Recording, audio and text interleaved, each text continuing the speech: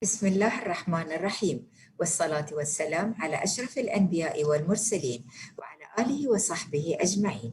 السلام عليكم ورحمة الله وبركاته. Good morning. On behalf of the UAE Internal Auditors Association, I welcome you to the second day of the 9th CAE 3D conference, which is held under the patronage of His Excellency UAE Minister of Economy. The chosen theme for the conference is Connecting Opportunities. I hope using the 3D platform was smooth, and during the breaks, you were able to visit the sponsors and exhibitors' booths. On behalf of the Board of Governors and the UAE Internal Auditors Association, we highly appreciate the support of our valued sponsors, Protiviti and Criston as platinum sponsors, and Crow and A&B as gold sponsors. Thanks and appreciation are also extended to the speakers who have taken the time off their busy schedule to add value to the conference. A gentle reminder to choose the language of your preference. Besides, please respond to the polling survey questions at the end of each session. Thank you. Ladies and gentlemen, as promised, we will be announcing the winners of the Leading Practices in an Internal Audit 2020.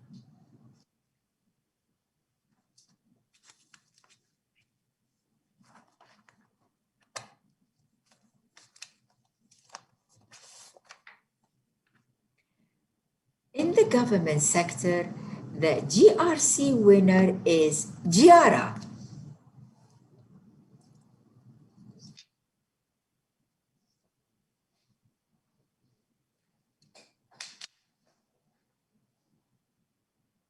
In the IT sector, it is also Giara. In fraud, it is Ministry of Human Resources and Emiratisation. And the overall winner is Giara.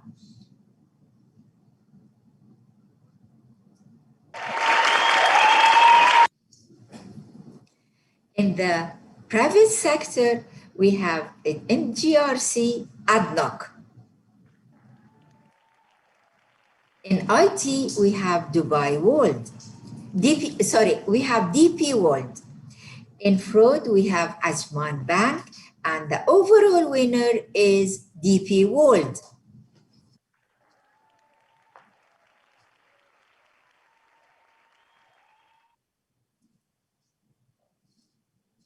Congratulations to the winners, and we hope that they keep up with the good deeds, and we are sure that they will be happy to share their expertise with any organization who would like to review their good practices.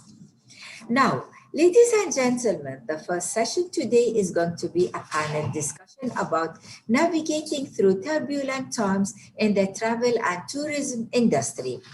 The panelists are Derek Blaney,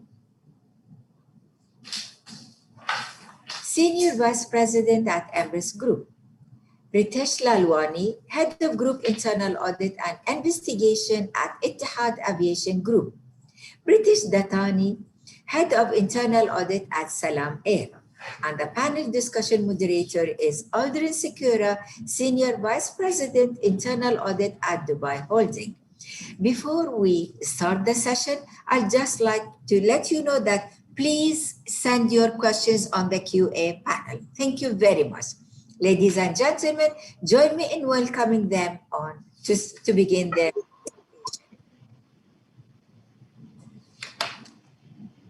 Thank you, Mrs. Samia.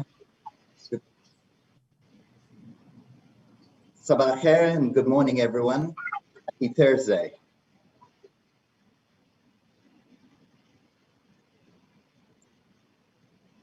Welcome to this morning's coffee panel session entitled Navigating Through Turbulent Times in the Travel and Tourism Industry. My name is Aldrin Sequeira. I will be your host and moderator for the session. Let me start by briefly introducing myself and three of the esteemed panelists I have here this morning.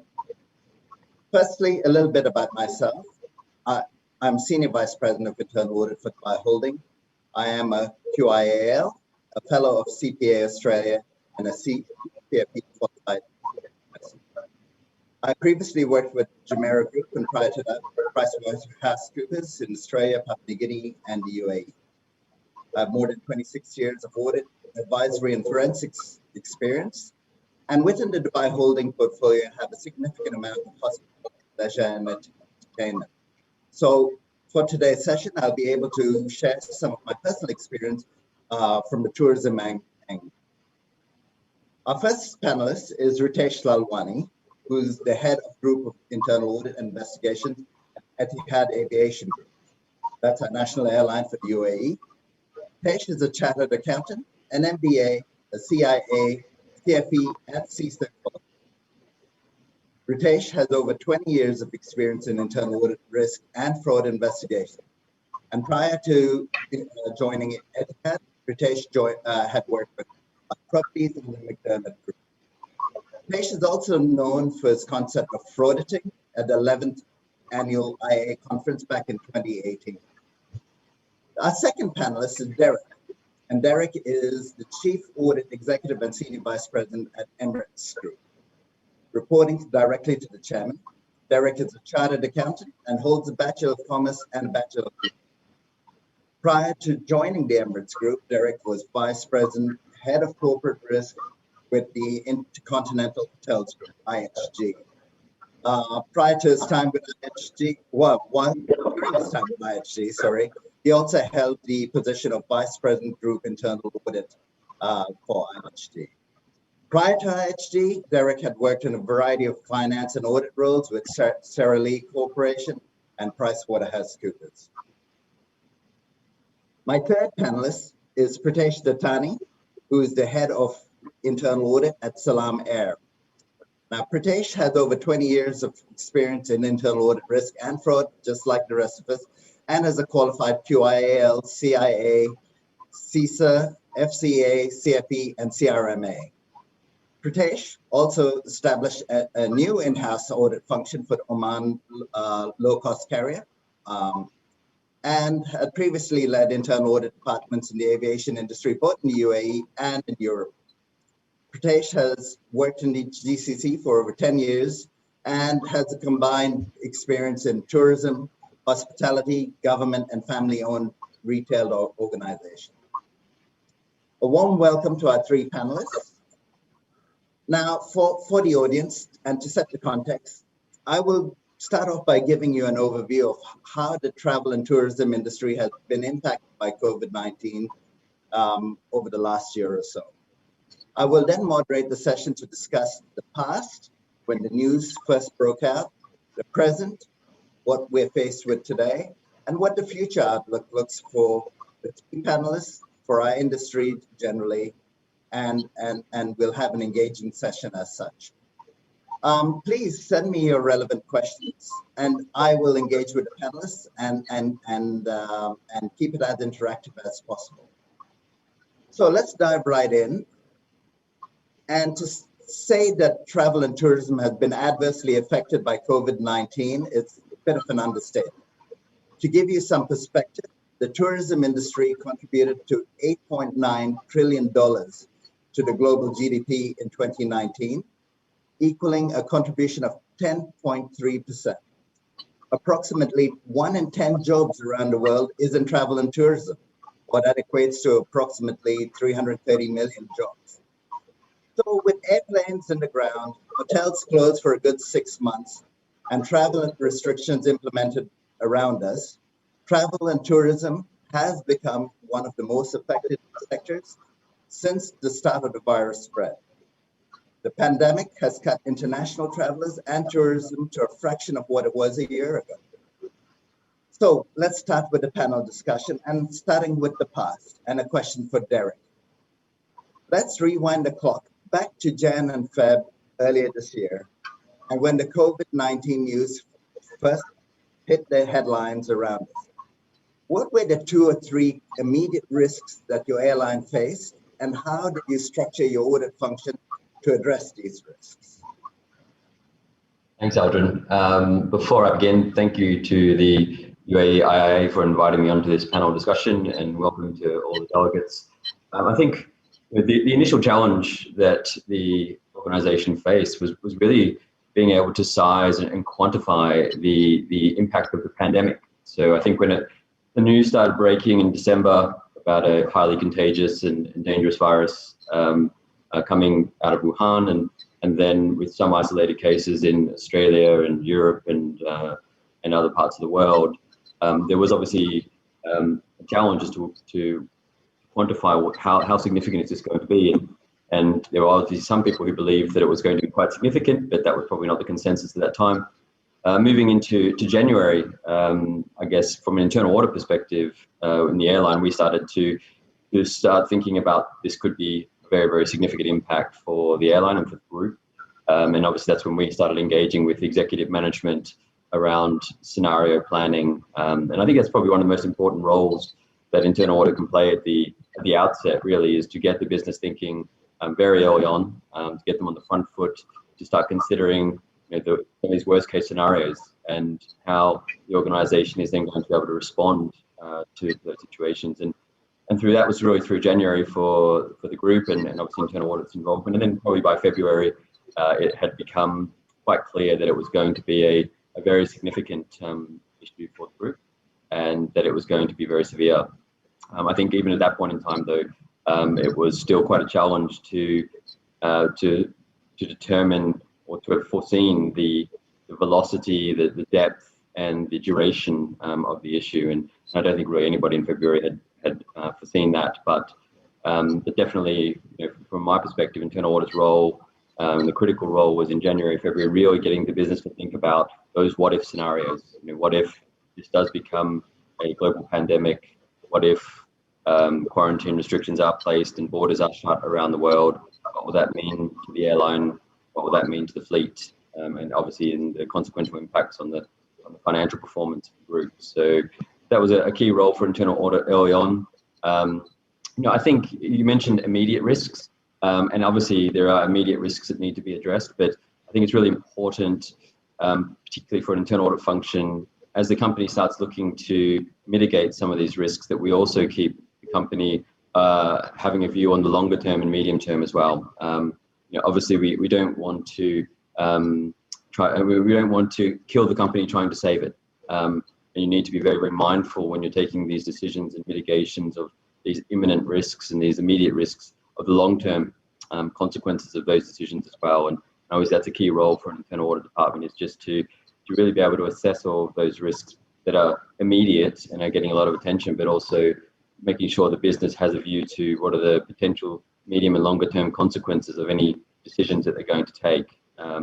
I guess specifically coming to your question, obviously probably not a surprise to people on the call, the most immediate concern for the airline and the most immediate risk to address was the safety, security and well-being of our passengers and of our staff. And again, probably unsurprisingly, the airline is very well equipped to do that. We have a lot of procedures and processes, and very, very quickly the airline executed against some of those procedures and processes to establish cross-functional committees to help manage the safety, security, well-being of our passengers and of our crew. And obviously that continues through to today.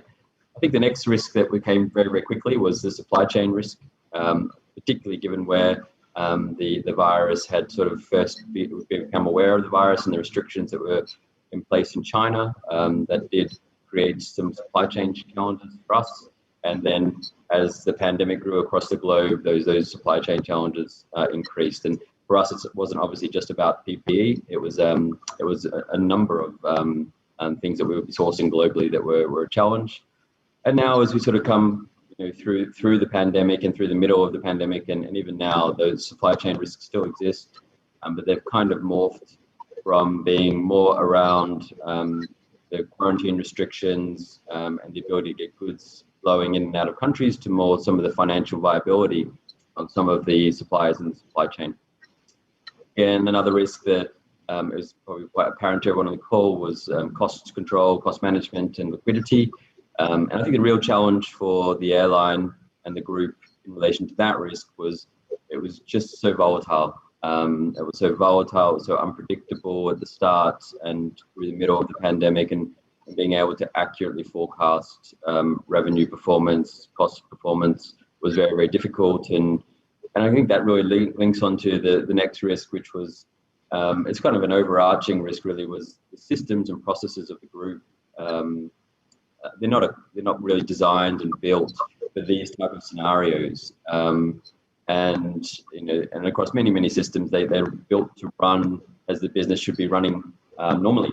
And obviously Emirates Group is an enormous organization, and most processes run through systems, and when all of a sudden the systems are not able to function as they've been intended, and there's a lot more manual intervention required in terms of fleet, the network, the fleet patterns, the crew rostering, all those things, it became much more complicated to manage the business operationally. And that's the same, was the same for forecasting systems, crew rostering systems, everything sort of required a lot more manual intervention. And then I think that as I mentioned earlier, I think the other key risk that was a focus throughout and sort of permeates all of those other risks was, obviously being able to protect the brand, to protect the reputation, to protect the product through all of those very, very difficult decisions that had to be taken along the journey. In terms of internal audits, so yeah, I think for most people on the call, it was very difficult to execute standard audits in the face of such a crisis and such a challenge for the organization. So we pivoted relatively quickly. And I guess before I go into how internal audit responded, I think probably what's really important, and particularly the audience here, is my view on the building blocks that enable you to respond as an internal audit function. And we put a lot of time and a lot of effort into building those sort of foundational elements. So a lot of time in making sure we recruit the right people, that we have the right processes in internal audit, we have the right procedures, we have great technology, we have a lot of training and development of all of the team members, to, not just on audit, but really a deep understanding of the business, and that spend a lot of time making sure the internal audit department is really well positioned to be able to support the business. And all that investment really comes to the fore in a crisis like this, when you need your department to be able to pivot very quickly and to have obviously the seat at the table, but also the capability in the team to be able to add value whilst it has a seat at the table. So specifically, we basically took our audit plan, our annual audit plan, and we brought it right down to a new plan, effectively a 3-month plan that was focused only on those really high impact areas. The scope, time, duration, budget we allocated to these assignments got shrunk dramatically, so that we could really be very, very targeted in what we did, so that we could deliver audit results very quickly and timely for the business. We spent a lot of time in more of an advisory capacity as well to the business, sitting on various forums and committees, doing a lot of decision analysis support, but there was obviously many decisions that were having to be taken. We did some direct secondments into areas of the business that were being heavily impacted, particularly our financial planning and analysis function, who were overwhelmed with the forecasting and reforecasting requirements. And I think generally, just to close this out, Eldrin, I think generally what was really important from the internal audit perspective, in my view, was that the mindset of the team shifted, that this was not standard audit environment anymore, and that they had to very quickly make sure that they became very pragmatic, very practical, very commercially aware, and to some extent have a much broader view of what risk really means. In these situations, the business is focused on extreme risks and very severe consequences, and it's very important. The internal audit department is able to shift gears to start understanding that in a lot of these decisions the business is taking, they're very difficult decisions, and there is no right answer. It is balancing sometimes very difficult risks that you have to balance, be that the brand and reputational risk versus maybe some more relaxed policies that we might have to implement to protect the brand, protect the reputation of the company.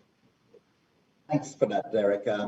I mean, still keeping with the past, and Ritesh, most of us would have had a pandemic or a black swan event at a risk register.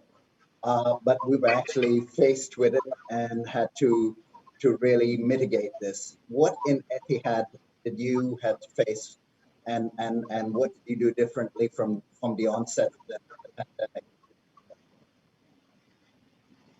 Right. Good morning, Alvin, and good morning, everybody. Before I start, let me thank the UAE Internal Audit Association for inviting me this panel discussion. I think Derek pretty much covered all the critical risks which a national airline faced during the initiation of this particular crisis. It started, in Wuhan. There was some news coming out, but the thing is, it rapidly grew worldwide. One of the things which happened was that there were changes in different regions of the world in terms of regulatory requirements almost on a daily basis. So that also added uh, sort of more complexity in managing this particular crisis. In terms of what we did as internal audit, similar to what Derek mentioned, we had a look at our audit plan. A lot of the planned audits, would then not apply because the business as usual situation didn't happen. We sort of then focused on providing support to management, more on advisory role, direct secondments in many areas of the business. Looking at what is more eminent risks and how those risks are being managed, and providing support to the management in various areas, helping them in close out prior audit matters. So this is how we responded to the crisis. In particular, what we also did was initiated a process once once things stabilized a bit. We initiated a process whereby we did a group-wide control risk assessment, whereby we basically identified all the critical controls, and especially in the new environment where business as usual was not working, with a lot of manual intervention, as Derek mentioned, and try to assess them, whether adequate controls do exist under these changed scenarios. Again, we also pivoted. We didn't really spend a lot of time thinking about the audit ratings. A lot of our reports were more on advisory capacity, working with the management.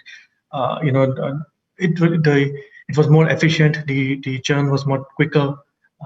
Because the risks were imminent and we didn't have the luxury of the time as we had earlier. Thanks for that, Ritesh. Okay, so we've talked about the past, and that was about good 12 months ago that we were all faced with that.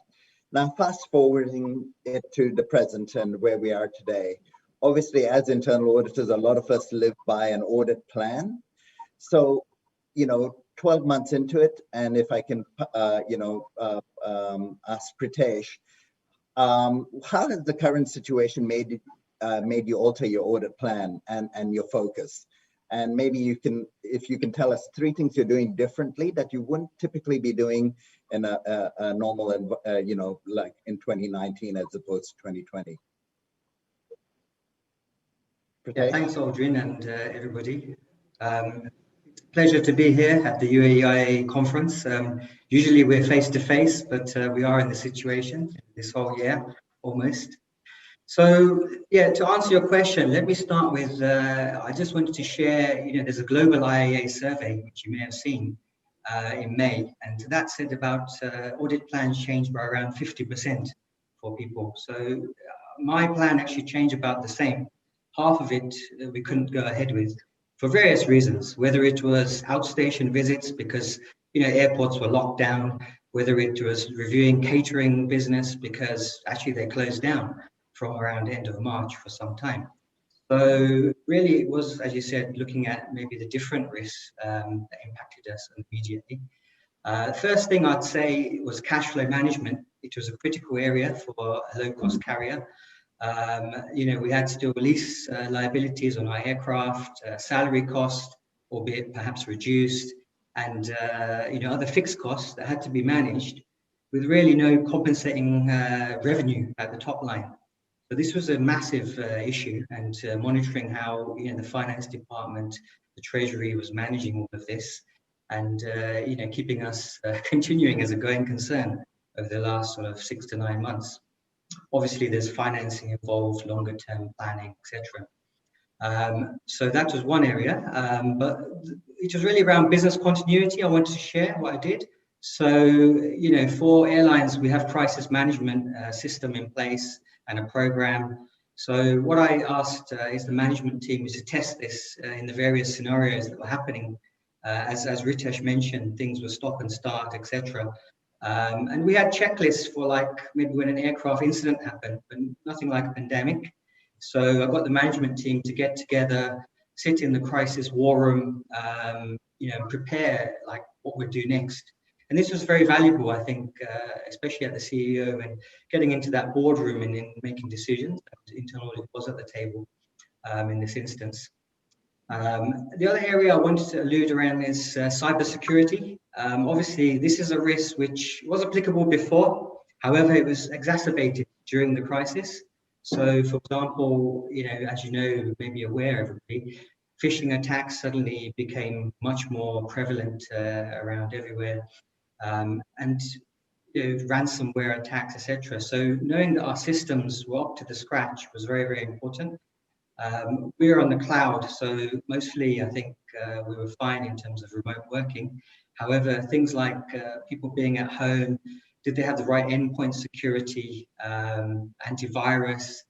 If they were using their own devices, things like mobile phones for work, you know, did that all, I guess, align with the company's landscape? So these were all questions I asked. I think whilst, you know, phishing and stuff has always been there, it's very important to have a training and security awareness program. So I helped make this happen by pushing some pressure. And also, I asked for a remote working policy because we didn't have one. You know, Salamir is only about 4 years old, so various policies maybe not there. So this was quite useful, and I was asked to actually help write it myself. So what I did is I got a panel together of HR, legal, and you know, the right people, IT, to kind of draft this together and cut out some of the risks. So, for example, people are working from home. Are they having what sort of conversations in front of their family? These are the sort of subtle things that we kind of tried to address. And maybe I know you said 3 areas, but one more area, I think fraud risk was very, very critical, especially where we had, I guess, less staff working, perhaps for various, you know, point in time from the office, and maybe delegations were reduced. The DOA maybe sort of slightly amended.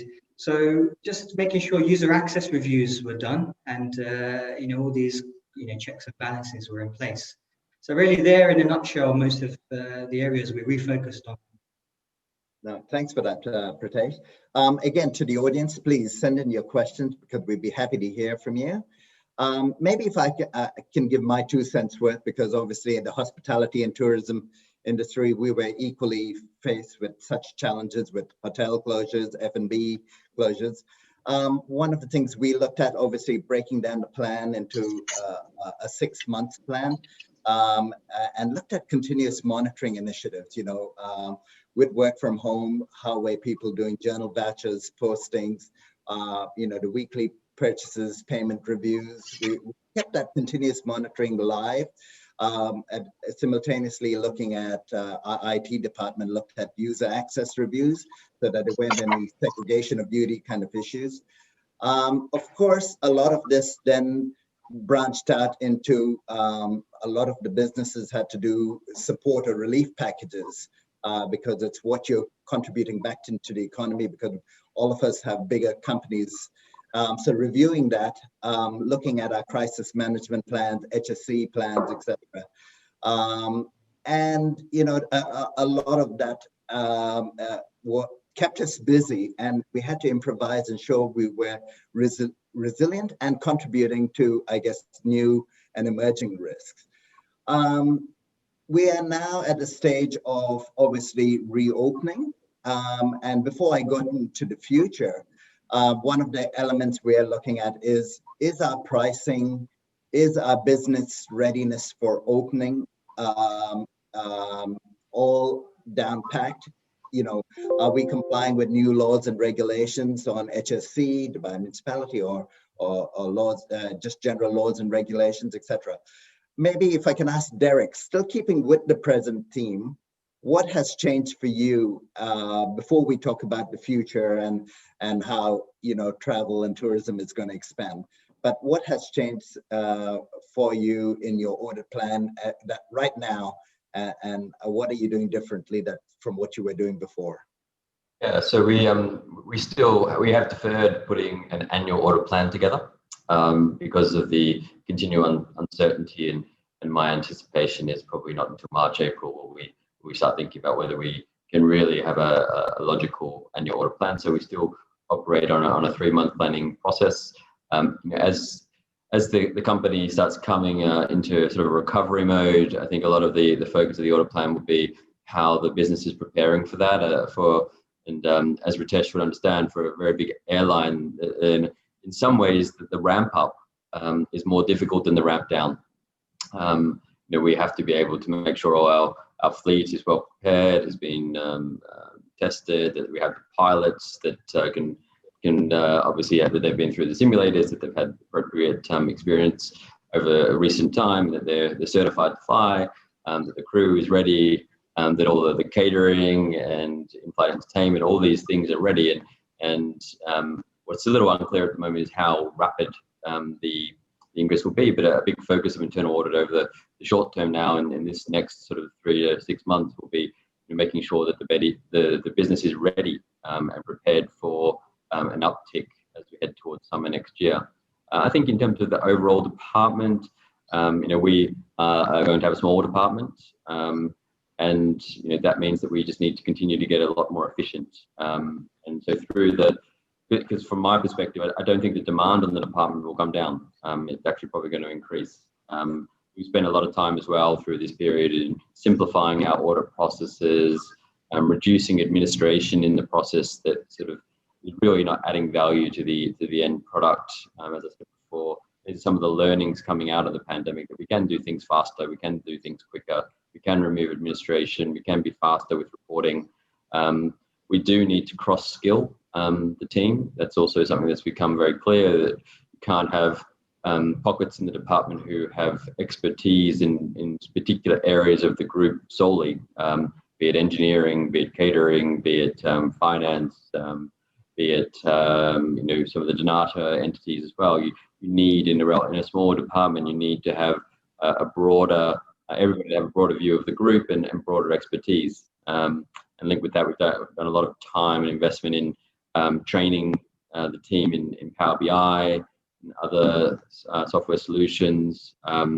Also training them all in how to audit IT systems. So in the internal audit in Emirates, we have a dedicated data analytics unit and we have a dedicated IT audit unit. But we have had them training the whole department repeatedly to make the whole department able to do those, at least at a certain level, to perform IT general controls reviews, to perform their own data analytics using Power BI and other tools, because the department being smaller, the ability of those two discrete units, the IT audit unit and the data analytics unit, to be able to support the whole department is lessened. So the whole department needs to be cross-skilled in not just the business knowledge, but also some of these audit skills. And we've also put a lot of time and effort, and this is also part of the, it's a side to the audit plan, but it's extremely important, is we spend a lot of time trying to build the capability of the second line functions in the group, whether that's quality assurance functions, whether that's finance functions, finance review functions that exist, and link with that, building out sort of control self-assessment capability. So we run control self-assessment through about 20 different departments, including engineering, cargo, security, outstation emergency response, finance, legal, so that we get and they get some more visibility as to their control environment. And so we worked through the pandemic, and I think that's probably where we are now, is just making sure with a small department that we can provide the same level of assurance. An interesting point there, Derek. The question along those lines is, how did you get, I know the cross-exposure that you gave everyone, but the mental state of mind of your individuals working in your team, how did you get get them stimulated while we were working from home? What was the secret to your success to keep everyone engaged? Yeah, and as you know, as everyone on the call, I believe, you know, as a leader of a department of people, you have to be motivating and giving them confidence and instilling that in them. And yes, there's uncertainty, and from my perspective, I obviously didn't shy away from that as well. There is uncertainty. It is a difficult time, but you know, we have a job to do, and you know, really just instilling in the team the confidence in their own capabilities, and also that. This will pass. It will pass at some point. It might not be in the 6 months, 9 months, 12 months, but it will pass. And that they need to look to the future and to better days. And to some extent, I think this is my sort of philosophy with my team, is you need to get them to sort of appreciate that they need to control that which is in their remit to control. Worrying about things that you can't control is somewhat futile. So really just instilling confidence in them, getting them to view that there will be better times in the future, and also focus on that which you can control. Yeah, fantastic. Now, Ritesh, we're going to the future, and we're fast forwarding maybe 6 to 9 months ahead of ourselves. With the vaccine trials and release imminent, new markets opening, UAE leading the way to be the vaccine global carrier. How will your business and audit department get ready for this rebound? One of the questions we've got is, hopefully you've got a crystal ball in front of you. When do you expect the full recovery of the GCC airlines and back to business as usual? Well, yeah, I mean, while uncertainty still prevails, things have settled down a bit. There was this announcement yesterday in Abu Dhabi that things would open up in a couple of weeks, so normalcy would return. Having said so, there are certain regions in the world where the second wave has come up big time. So I think all the organizations and all the governments are going to open up the travel and tourism and the respective economies in a cautious way. In 2 weeks from now, you know, depending on the details which would emerge from an Abu Dhabi perspective and from Etihad perspective, we do expect a lot of pent-up demand to show up. Again, to your point earlier and to what Derek mentioned, it's about the organization being ready to support the ramp up, to support the demand which would come in, considering the restructuring and other changes which has happened. And so also from an contributed to that, Ritesh, if you can maybe elaborate a little more on that. Right. So from an internal audit perspective, what we have looked at the readiness of the critical departments to ramp up the operations. So every time now we expand our network, as different sectors open up, we look at how ready are we, not just from our hub in Abu Dhabi, but also at the respective regions to support in terms of the different mechanisms. We are going to support our guests, making sure their well-being and the well-being of our staff, especially the flying crew, is taken at top priority. In terms of our audit plan, again, we would typically do a 3-year rolling plan, a more focused 1-year plan. But again, we are being flexible. It's more about 3 to 6 months. Still, a lot of our time goes in management support projects. In addition to the control self-assessment initiative, which we implemented, and we are right now in the sort of the first formal attestation phase, we are doing a lot of fraud risk assessments, dedicated fraud risk assessments in areas where there has been impact in terms of restructuring, in terms of changes in processes, manual processes. So this is how we continue to support business, but it's more about, I think a quick feedback loop is also important. I think, and I mentioned earlier that, we don't have the luxury of time, 2 months or 3 months to complete our work. I think it's more about going in there, trying to figure out the key risks have been identified, mitigation plan is in place. If not, then quick engagement, quick escalation, not necessarily wait for that formal audit report to go out. And that's how we're operating around this time. Okay. And Pritesh, I guess you'd have a similar kind of approach with being agile and responsive and ready as soon as tourism opens up. Is there anything that you're going to be doing differently? Yeah, so Aldrin, Oman opened up to all nationalities yesterday, I think 103 now. So that's great news. And to be honest, during even the pandemic, probably around September, we had quite a phenomenal time where we extended our charter business and cargo. Actually, this really boomed during that time where, you know, it's very profitable areas. And I think going forwards, we will have to look at that as well. But along with what Derek and Rich has said, it's a very much now an agile approach. There's no kind of annual plan anymore, if it was before. Even the risk management system, it needs an overhaul. And, you know, audit has been asked to help champion that, some safeguards. So coming up with a new sort of quarterly agile approach. Some of the topics that I'm looking at is going to be things like health and safety, like you mentioned, especially looking at the second line, how they're managing this risk. And we have new SOPs around this area, whether it's when you arrive at the airports or whether you're flying on the aircraft, and making sure this is all kind of COVID okay or vaccine okay when that happens. I think the pertinent risk also is around revenue management now, as pricing, as we mentioned, as also one of the panelists, because, you know, the airline industry now, the prices are at least double, if not triple, for most routes. Now, you know, it depends on demand and supply. What can the internal audit do with this? Probably we can look at the underlying processes that help determine this. Again, it's a bit of a finger in the air sometimes with data science, but we'll see how that progresses. And I think the third area is around digitalization. So, you know, in terms of profitability this year, we're going to be looking at rolling out new products based on the website, mobile app, etc. And, you know, audit is involved pre-rollout. So from a risk and control perspective, can we add something before, you know, any errors happen? And yeah, I think audit is looked at as an advisory at the moment. So even during the pandemic, we offer support to finance. Now we can't audit them, those areas, people doing that. And I think the other area I was asked to help with was refunds and vouchers, because we gave a lot of these out in the last 6 to 9 months, and this has been quite a critical area of cash flow. So they're the main areas that are changing for 2021. Okay.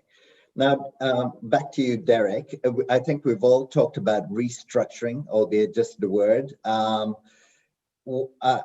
think 2020 has made us pause and reflect, either personally or as an organization, and think about what we could do differently, more efficiently, more effectively. And it could be restructuring in the organization or even in systems with an ERP, etc., better use of analytics, a more efficient systems architecture. What is something that internal audit participated in terms of restructuring activities with Emirates? Yeah, so there's obviously, it's a huge company, right? So there's many projects running in many departments, looking at optimizing our cost base and linked with that restructuring. And we're quite fortunate, I think, here that we tend to be engaged in pretty much most of those, or at least the material ones to give a view. Obviously, these are management decisions in the end, but to really give a risk view as to, you know, the potential consequences of some of those structures. And so that management can, you know, have a balanced perspective on, yes, there might be some optimization from a cost perspective, but that particular structure or that particular construct is going to change a particular risk. And so we've been engaged in most, I would say, of those sort of more material restructuring decisions, and also how those restructurings then are handled, and with a view to the well-being of staff and to the brand and to the product of the company as well, and also the ability of the company to recover when the recovery does come as well. So I think we're quite fortunate here to have a seat at the table in most of those discussions. And like I said earlier on, you know, what is obviously critically important is that, you know, if you are invited to the table, that you add value to that discussion. Otherwise, you'll probably not be invited back. So, and again, to me, that's all about investment in the team, and the team having, you know, a very, very good handle on the business and how the business operates, and you know, both at a macro level, but also at a micro level as well, so they can, you know, actively participate and also give me insights as well, so that I can be well informed when I'm sitting around the table. Okay. Ritesh, you mentioned the fraud risk assessment and control self-assessments are very hot topics and live with yourself and your team. How is something like that adding value to the organization right now? Because obviously, you know, fraud risk assessments are critical, but at the same time, in the current world we live in, could be a nice to have, given how we've had to improvise and do more with less. So how have you kind of won management's attention on these particular types of assignments? Right. So let me start with the control self-assessment first, Elrin. So obviously, you know, internal audit, we also went through restructuring. One of the things which the audit committee asked us to, you know, implement certain measures or certain initiatives to make sure that the control environment remains robust, you know, with the restructuring internal audit, as well as the, you know, the changes in the business itself. So what we did, we developed a tool whereby, you know, we implemented control self-assessment to identify critical controls only, and we put a, you know, a definition, a certain dollar amount, a certain reputation risk criteria, a certain health and safety risk criteria, whereby you know, a large number of people in the organization at certain levels were asked to think about the controls they exercise to prevent these risks, right? And then a database was created so that there is right now a list of all the critical controls. You know, even the restructuring which happened after this database was created, as an organization, we do have that list available. We tried to keep it very simple. It was, you know, we heavily engaged with them. We helped them to identify some of the controls they exercise. And then we did get a buy-in of our senior management and as well as of the audit committee, because the way CSA works is the line management would then give an assurance to their respective you know, senior management or VPs or SVPs that these are the controls in place and this is the status of the control. And we were very clear, and even the audit committee and the senior management were very clear that there is no expectation that all the controls will be working perfectly, because this is a very you know, a difficult situation. It is all about self-identifying and reporting areas of gaps, and then agreeing whether we as an organization accept the risk or put some mitigating controls, or, you know, move forward to close the risk. So far it has gone quite well. I think the fact that we were able to quickly develop a very simple tool using Microsoft Power Apps, you know, so instead of using Excel sheets and all those things, we digitalized the whole process. There was engagement when we went and facilitated these sessions. You know, we didn't go as a normal auditor's hat, so it was more open discussions. And you know, overall, it was also a learning experience for a lot of our team members, because they were then working with the management, asking them, you know, tell us what your critical controls are, rather than us, you know, thinking something from an audit perspective. So far it's been good. We are you know, going to run the first formal attestation cycle, so fingers crossed for that. Fraud risk assessments, it's something which we, you know, typically would do. It's just that, you know, with the change in processes, what Derek also mentioned earlier, a lot of standard controls were perhaps bypassed or potentially bypassed. So we just wanted to provide an assurance to the management and to the audit committee that the residual risks are mitigated. You know, again, it went well because there was more participation from the controls owners themselves. So I think in both of these initiatives, we ensure that the work product is a joint work product. In fact, it's more so it's their work product. They feel like these are the controls they've identified. So there's more ownership on the entire process rather than, you know, something being enforced by internal audit. Thank you, Pradeep. Maybe the last question that I've got for everyone before we close this session is probably name the one thing that you're most proud of that you've achieved over the last 12 months. It could be an assurance assignment, advisory, something that added value to management. Maybe if I start off with you, Pritesh, what's the one thing that you'd like to tell your fellow CAEs that you're most proud of that you achieved in this? Maybe they can take that on board and replicate that if they're not doing it already. I think, you know, the one thing that I would say is that, you know, the CAE Sure. I mean, to be honest, as I said to you, Salame is quite young, it's about 4 years old. And in the past, probably a year ago, I was pushing for ERM framework to be introduced. Really had no real incentive to management or anyone, but I think the pandemic seriously has taken this to another level in that, I've been asked to be the champion now for this and roll it out across the management team. And that's quite a big success, actually. And it's just starting off currently. And I think by sort of March, we'll have a full kind of start at least, though it is a journey and will take some time. I think that's quite a big success. And we'll see how we can mitigate things in the future. Obviously, we can't anticipate these black swans or even do anything about external risks sometimes. I think that's quite a big win. And if you haven't got ERM system in your organization, it's probably now the best time to roll it out.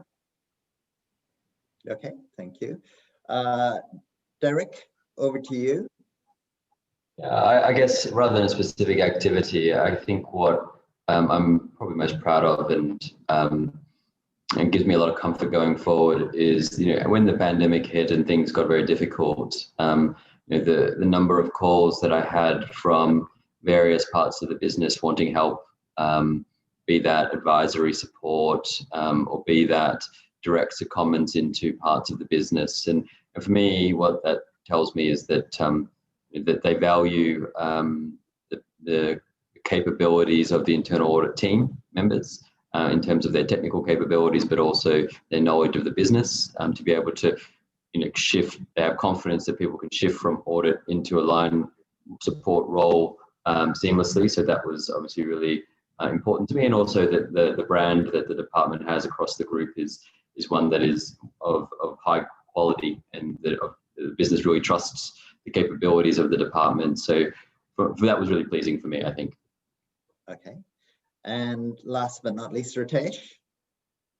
I guess from Etihad audit team perspective, we were always, going through this journey of making sure that the control owners take ownership of their controls. And audit is just an assurance activity which happens once every 2 years, or depending on the risk.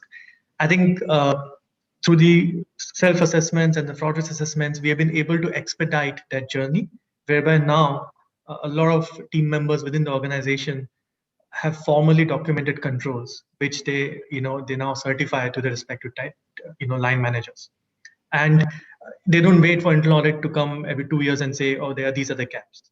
So I think it in a way helps the organization, because there's more open discussion at the management level that these are the gaps. Let's not wait for internal audit to come and tell them. So I would say that's a victory, other than the fact that we did also support management a lot of projects. So that was good as well. Okay.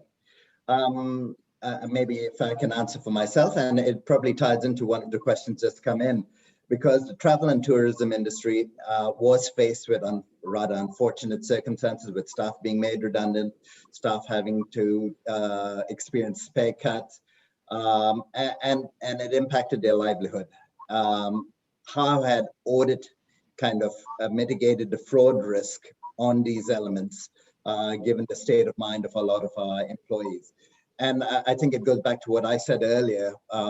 What we did, which I'm probably most proud of, was our continuous monitoring initiatives, where we actually looked at several elements on, who's posting the journal vouchers, are we still doing the month-end closing to the best that we could? Are we looking at purchases and payments on a weekly, monthly basis? Have we deactivated users that had admin access on critical systems and had left the business?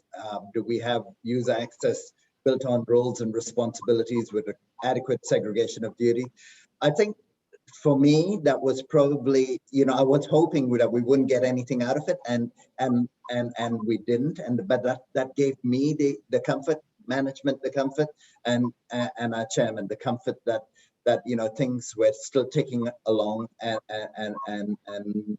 the discipline is still being followed.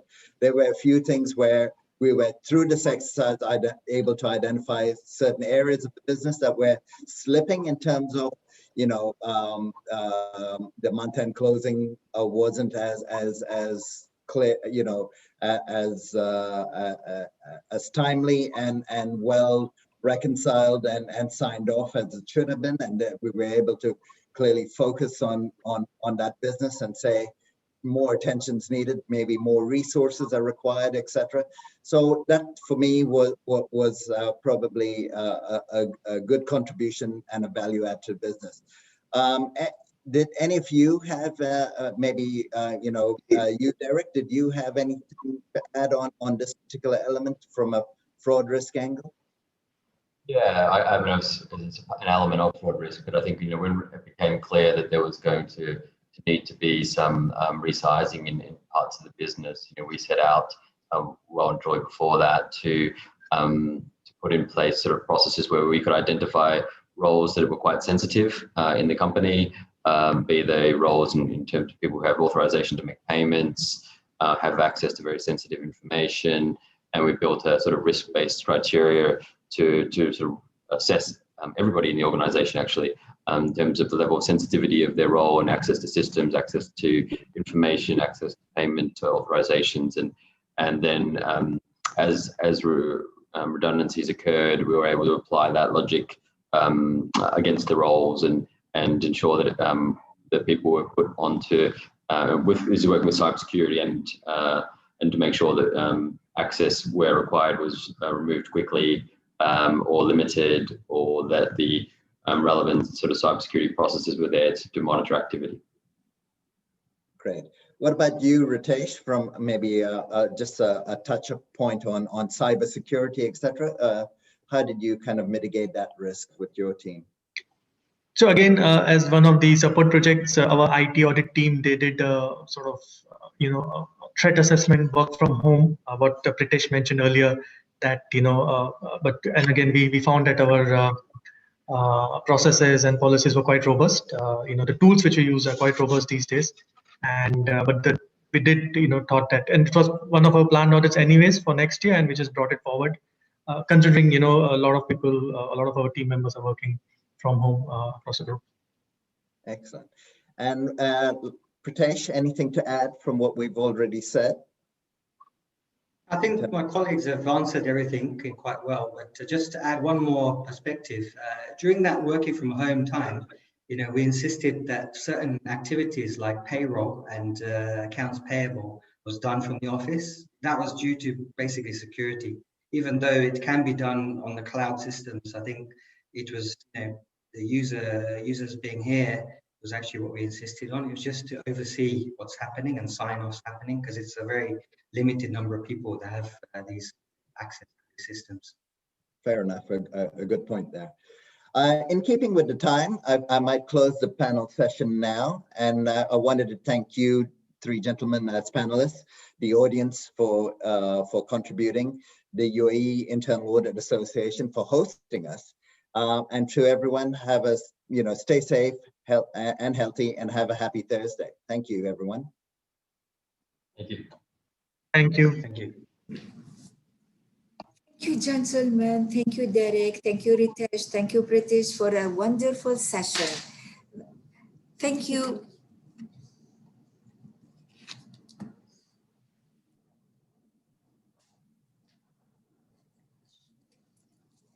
Thank you, Aldrin, for highlighting the risks and challenges that faced the travel and tourism industry during that pandemic and the way forward for that. Thank you very much. Wish you all the best. And as you said, happy Thursday and inshallah, very wonderful weekend to come. From whistleblower to court, Escape from Dubai is the title of the presentation that will be presented by the chairman of the UAE Internal Auditors Board of Governors. As a certified fraud examiner, he led around 500 fraud cases dealing with different agencies, including special cases in USA and Interpol.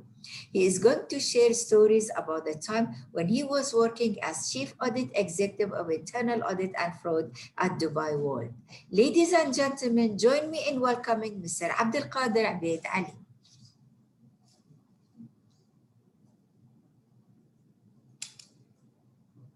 I hope you all can hear me. Can you all hear me okay?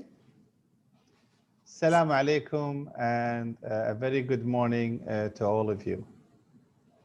I think what I just wanted to make sure that you can actually see my slides. Is that coming up or not yet?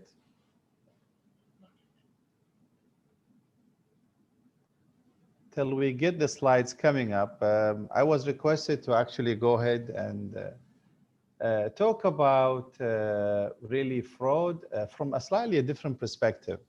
And that is to talk about really some of the stories that I went through, and I thought it will be really beneficial rather than talk about, just putting a slide and talking, you should be doing this and this and this. So I thought if it comes with a story, it would really, maybe it will become closer to heart and you would be able to try and really be very close to it. And before I really start, I really want to thank the IIA staff. I know they're doing a great job in making sure that all of you are actually getting the benefit, not only from the conference, but also from the free webinars that we are actually putting forward. And I hope that this presentation will be to your liking. This is not any kind of a textbook. It's all about my own personal experience.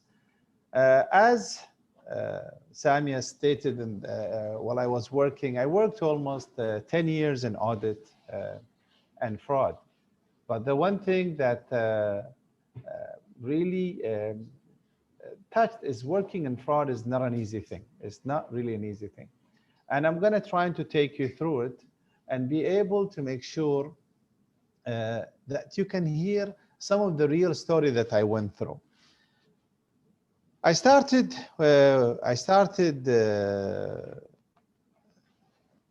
in internal audit in about, I think, 2005 as a newcomer coming to an internal audit. And I was looking at a department where we had about, I think, 18 or 20 people. And soon that department grew. And we were all, I saw that what internal audit can do to an organization is do one thing which I really very much a believer and I have a passion for. And that is to actually become an agent of change. And I really very much believe what auditors can do can change. And then the only way you can improve yourself if you can change. Because if I tell you 1 + 1 is equal to 2, there's no way you can tell me, 1 + 1 is going to be 3 unless you say it's 1 + 2 to make it 3. So change is something is within what we are doing as auditor, and this change will bring in benefit to the organization. When I was working in fraud, and we were really, I won't say at that time a very large department, and I received a call from the chairman. And the chairman told me that he said, look, we've heard about a story about a person who's not been very, very clean in the organization. So he came and reached to myself, being there the chief audit executive, and say, can you identify, I heard a lot of story about this person. Can you make sure, is he working in line of controls and good governance? And is he a clean person, the bottom line to it?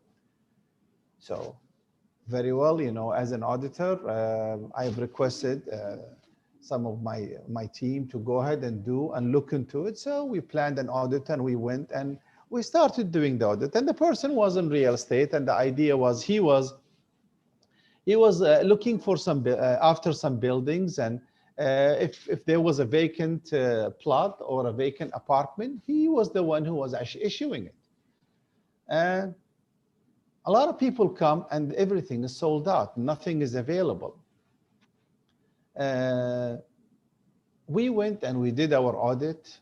Everything we looked into, it was absolutely clean and there is nothing into it at all. So, I went back to the chairman. I said, we've done our audit. Everything is clean. We can't find any single thing. Of course, the chairman was not satisfied. And I personally wasn't satisfied because nobody's going to go and talk to the chairman unless there is something in there. So I really sat down with my team and I said, guys, please, I need you to do your homework. Go and do your own investigation. Do your work. You need to be able to think out of the box and come up with a solution. And let me know. And things went week, 2 week, 3 weeks. And then I received a call from the head of the team. And he said, you know what? We have some good news. We really got this guy. I said, what do you mean you got this guy? Yes, exactly what the chairman was saying. He's actually doing it. Oh, this is good. So, we were very excited that we actually could satisfy the chairman, and we identified that we have a rotten apple in the organization. So I said, what did you do? Well, they really went and they did, and they found out that through one of the customers was able to come forward to the auditors and tell them that, yes, for me to get an apartment, I had to make 2 checks. And I said, he had to make what? 2 checks. One for the organization and one for the gentleman. So that was really surprising because, when he gave us copies of the check, it was a very clear-cut case. The guy has actually taken it. So when we sat down and we faced him and we said, excuse me, we would like to come and ask you some questions. Of course, the guy fell down in tears and he said, yes, but please, but, already, this is not the first time. And he admitted and said, okay, this is really a win for the internal audit that we actually got a person, because we had the guy, I do not know, he was stupid or something, but he actually wrote a check for the person. So, for us to go ahead and do what is right is we put a case, and the case went from the police, went to the court, and everything is great. Is it?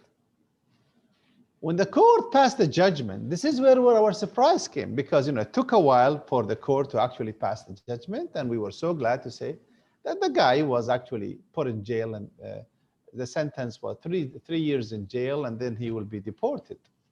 So it's a win for us. Was it a really win for us?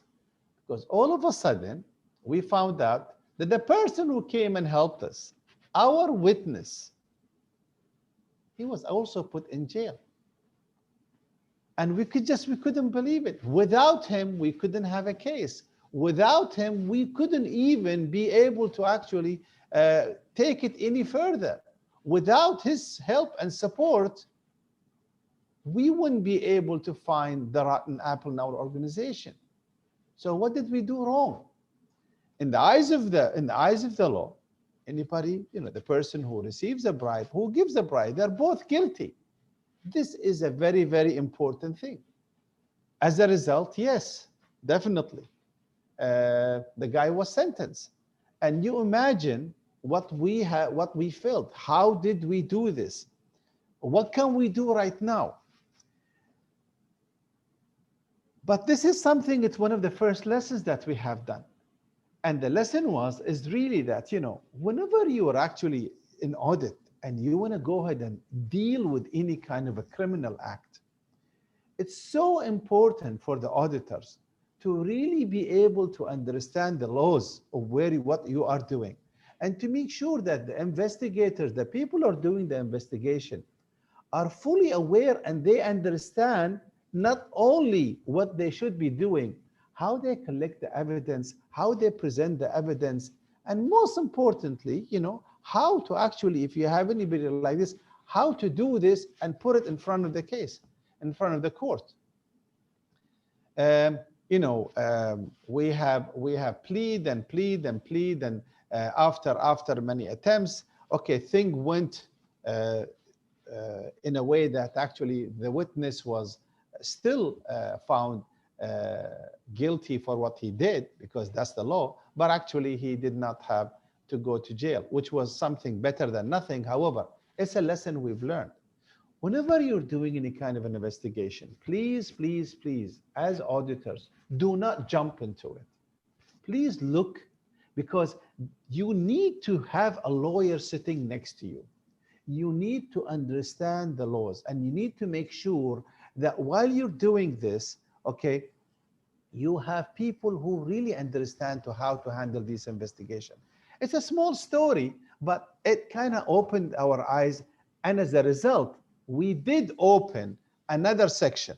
And this section, we brought in a criminal lawyer who understands the law, and we brought in investigators who actually, they understand how to investigate and how to make sure that all evidence collected against any person must be done properly.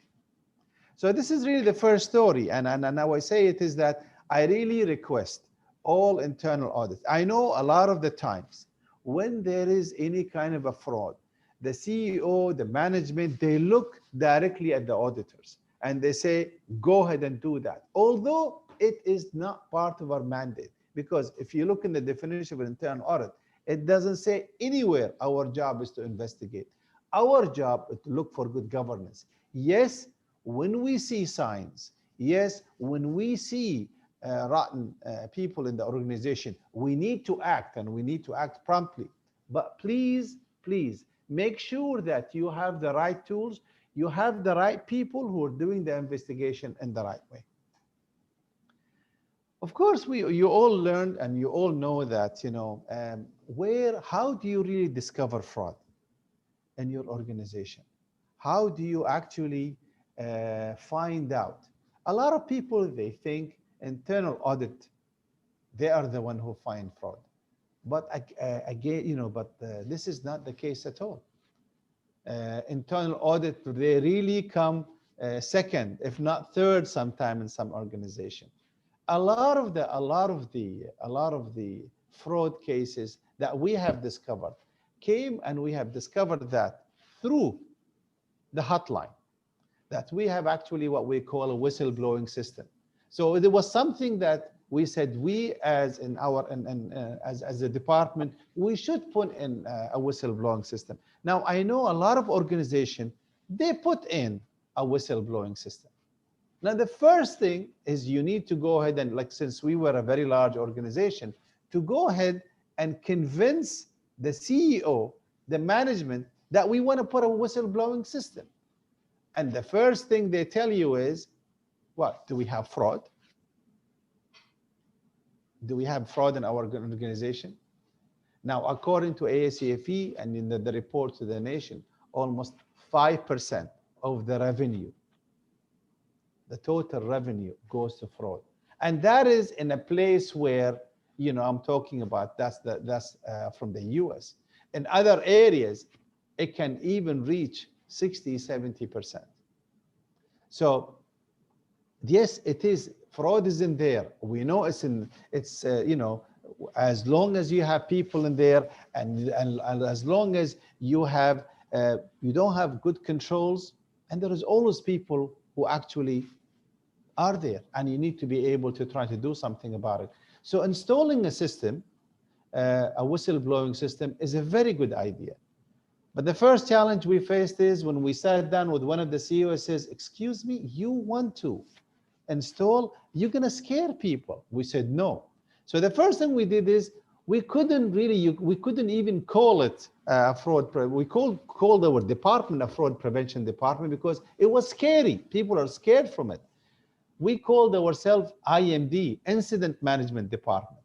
So a lot of people didn't even know that because it was new to the organization. And these people, when they go and introduce themselves, say that we are from the incident management, just to make sure people, till you have the maturity in the organization to accept this.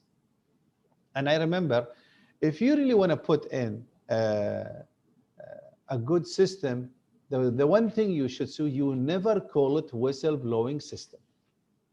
Don't ever call your whistleblowing, because nobody is going to use that line, because it doesn't have a very positive. You have to change the name. We used to call it ACT, or act without delay. Something positive that people will pick up the phone and call. Otherwise, people are not going to be using it. And this is really a fact. And then, of course, when you really put a system, I'll give you a small story what happened to us. We say that, you know, we are going to protect the people who actually can come and give you tips. Is your manager convinced that they really can actually protect those people who come and whistleblow? Because if one of them did not get that comfort, nobody's going to use that system. I'll give you a small story to that. One of the ladies who came to us and came and reported to us saying that, you know what, there is this thing going in my organization, because we had so many companies. This thing that's going in my organization, and I felt that I need to report this. And she came and reported that to us, and we said, okay, fine, we've taken all the information, we've recorded that, we've documented that. And 3 weeks after that, you know, we found something. This lady was fired. So what do you do? This lady came and she was fired. All of a sudden, she got fired. So when we went and we investigated and we sat down and we went to the organizations, we just wanted to know what's going on. They gave us a list, a long list, why she was fired. And of course, they would never say that she came forward and talked about fraud. They said she did not attend very well. Her performance is not very good. She had this, she had this, she had this, she had this. You being in the audit, or you are in the fraud department, what can you do in this situation? You cannot go against, because the evidence which actually was in there, the evidence say that she's actually was not a good employee, and as such she was fired. But you know, internally, the only reason she was fired because she came forward and told us the truth. So what do you do? And this is where I was saying, when you put in a whistleblowing system, you need to make sure that you have the full management, the top person in the organization, really supporting you, otherwise it's not going to work. In our policy, we said we will protect you. And how are you going to protect that person? We took the person in our payroll. We had a mandate from our chairman that anybody comes forward, that if something happens to them, we protected this person. That person was staying at home and he was getting paid. She was actually getting paid.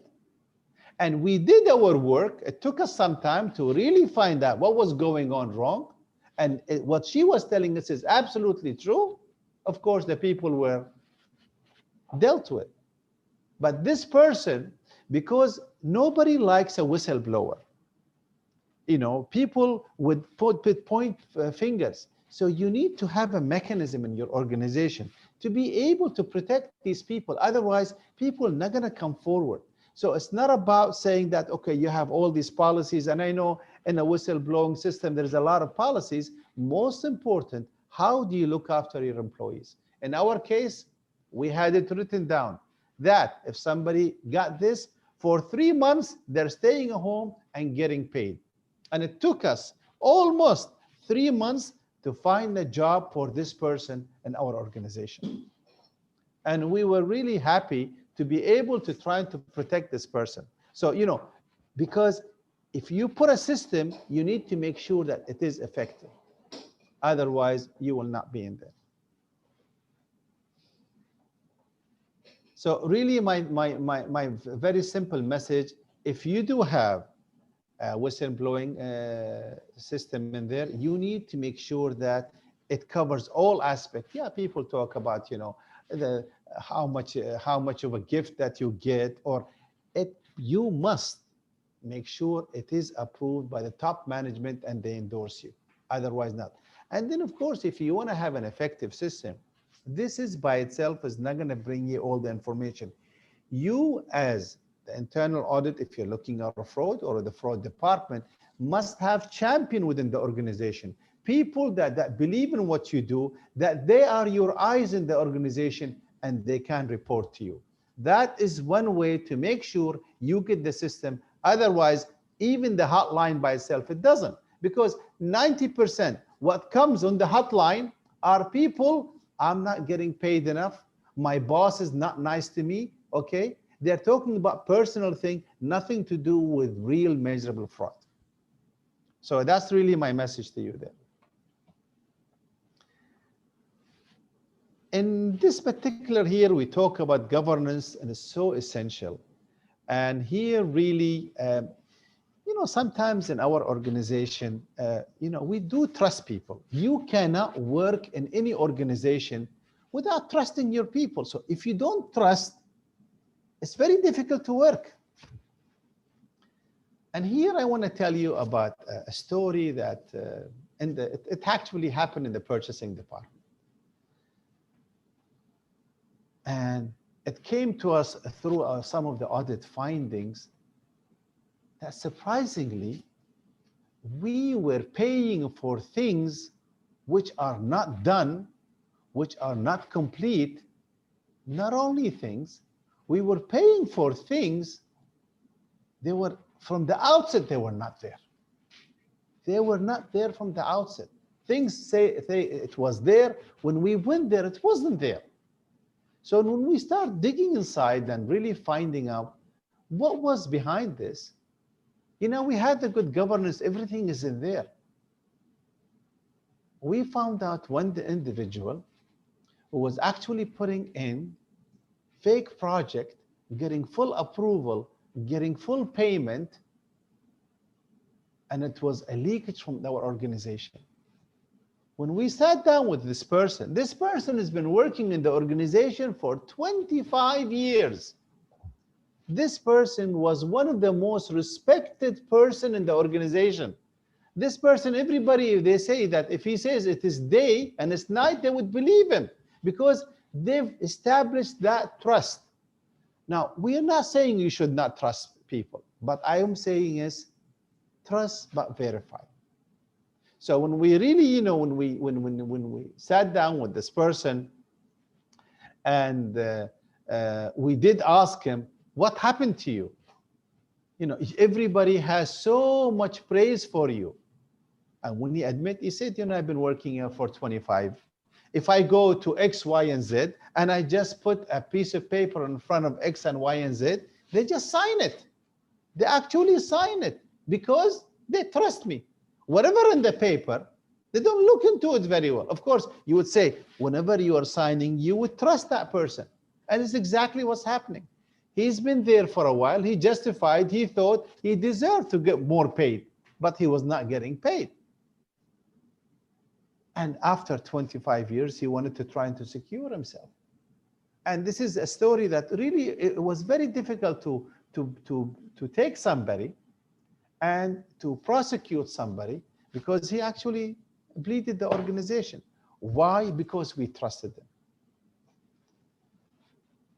Going forward, you know, we always say what matters is tone at the top. It's very important that we in the top management, we must prosecute and we have zero tolerance for fraud. Isn't that right? Most organization and most anybody you go and talk to, they say, yes, we have zero tolerance for fraud. Yes, you have zero tolerance for fraud, which means we as an organization must treat everybody equally.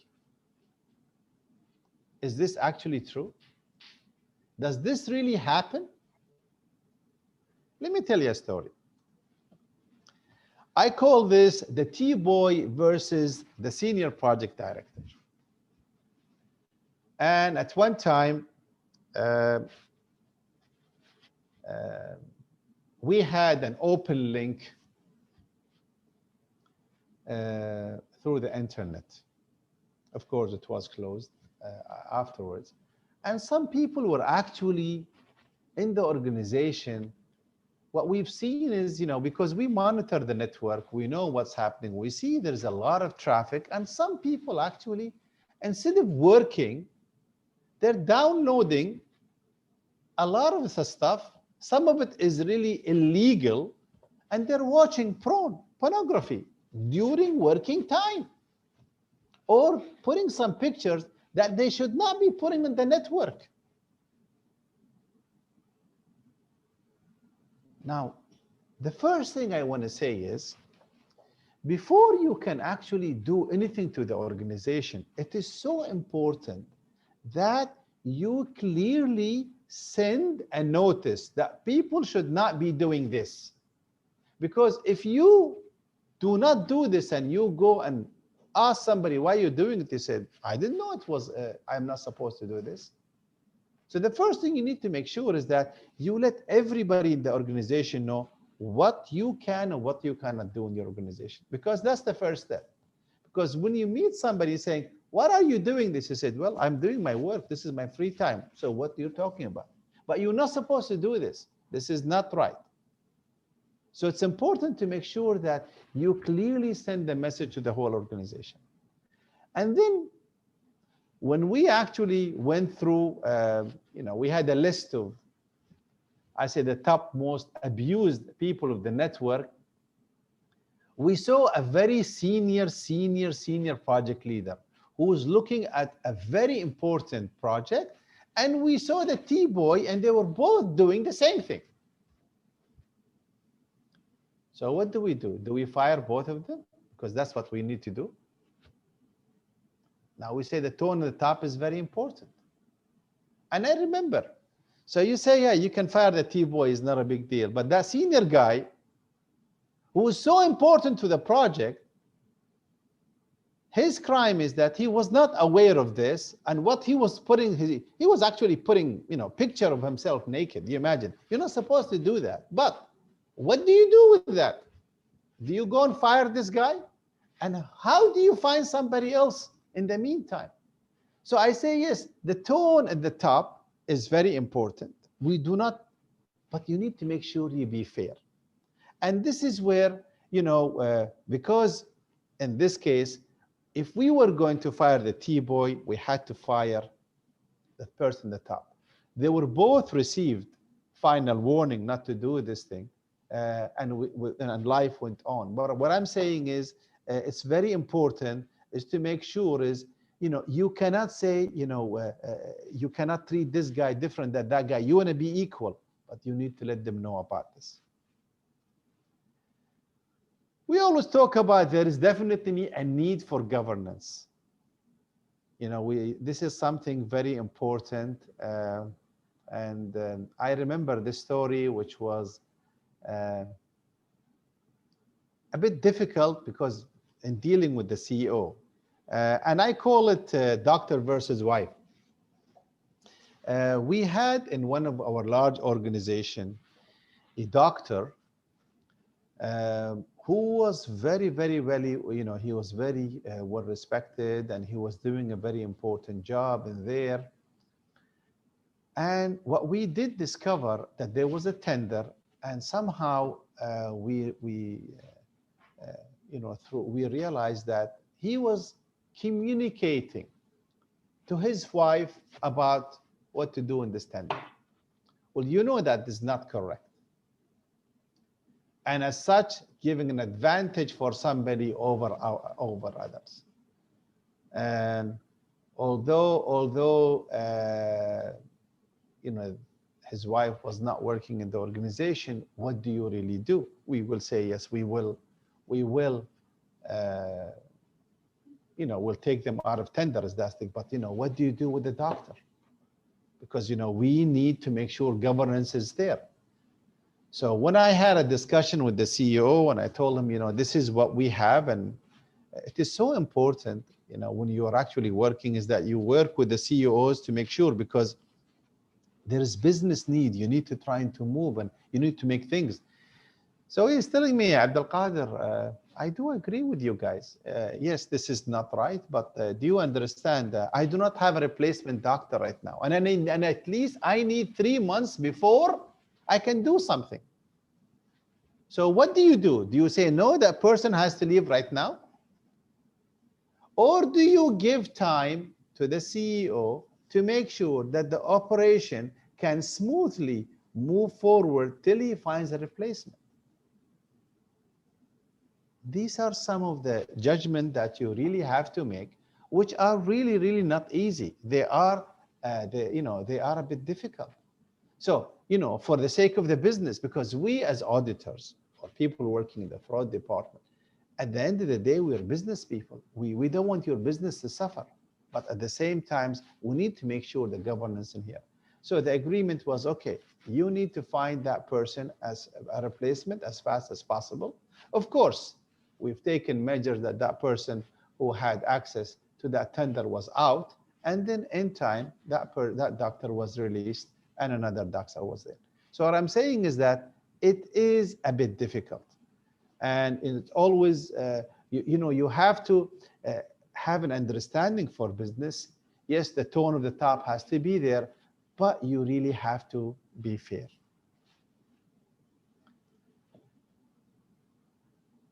Okay, I'm not here to try to talk to you about the fraud triangle. I think I do not need to even mention it. Everybody really knows about this, and every person talks about this. I am not here about talking about this.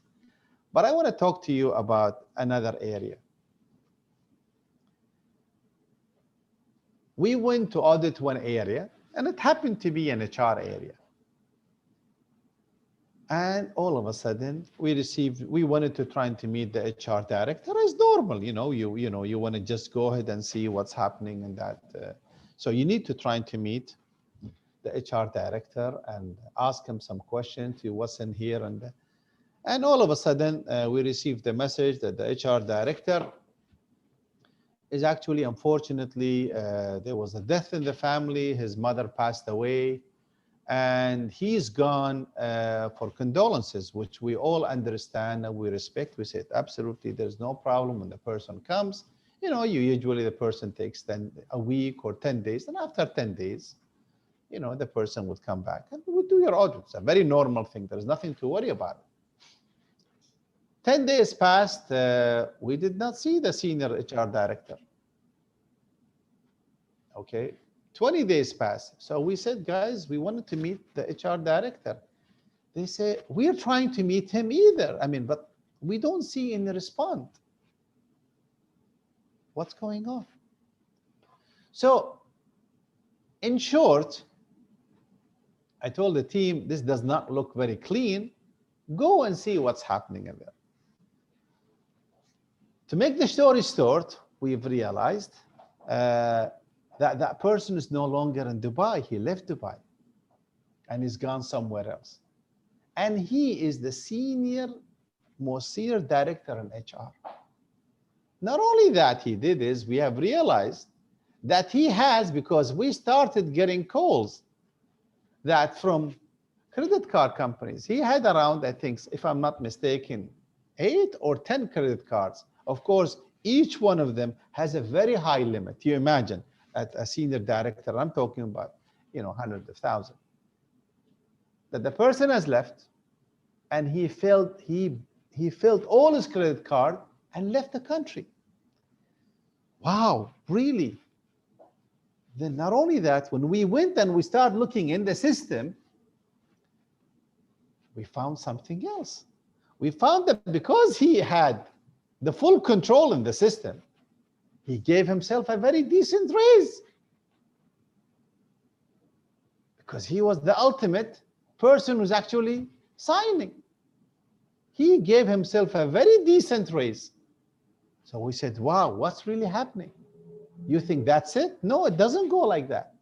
When we did some more investigation, him being in HR, he had actually a recruiting agent in his name. The name was, all people who came through recruitment came to his company. And of course, you have to pay a fee for each person you hire. So you imagine. So 1, 2, 3. You think that's enough? No. He even created a ghost employee, another ghost employee in the organization to make sure not only he gets paid, he gets double paid. To the point that when we sat down with the CEO said, please guys, I trusted this guy. He was my HR director. And really, please find him for me. You know, excuse me, we are here in the UAE. Where can I find this guy? He left the country. And surprisingly, he did not go to his country. So when we did look more and more, and all we had to do was, we just had to Google his name. And we found out that this person was wanted in his country. We have hired a senior HR director that we did not do a proper back check on him. He was wanted in his country. That's why he couldn't go back to his country. He went to Thailand. Now, how did we find out to Thailand? Because the CEO came and said, please, please, please, let's find this person. And of course, you know, you always have limitation. This is where we used one of the big firms. I am not here to trying to really give propaganda about some of the big names, but there are established, you know, companies who actually that is their business, that they don't only look here, they look worldwide. And soon enough, after almost 4 to 5 months, we found out that this guy was in Thailand. So when I told the CEO that this guy is in Thailand, he said, okay, let's arrest him. How? It's not an easy job. Yes, we went, we filed the case, and we had big support from the Dubai police in here. They fully understand. You know, they went through Interpol, because this is now country to country. They put what they call the red notice on him and over there. However, with another country, it's a totally different story. It took almost a year or a year and a half before an arrest can be made in Thailand. So the guy was happy, we've arrested him. So can we bring him back? No, it doesn't work like this. There are a lot of treaties how you can do this, and it's not easy. So that's what I'm saying. As auditors, please understand, when it talks about fraud, that's a totally different line of work. We had some of our investigators. I know one of them actually went to Thailand over there because we're so eager just to trying to make sure, you know, we prosecute this guy. And with the authority, we had some exchanges. And at the end of the day, the guy was actually put in jail for 2 years, and then he was brought to the UAE to be prosecuted in here because he couldn't go to his country because he was really wanted.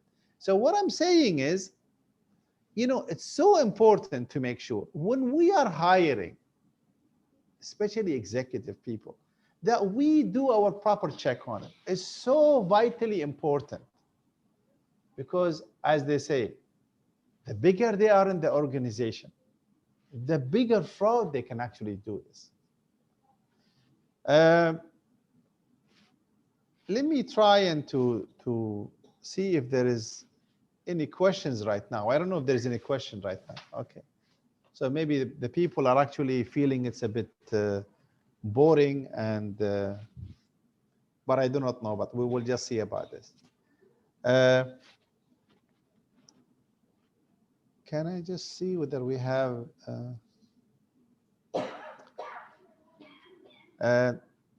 of course, you all know CPI.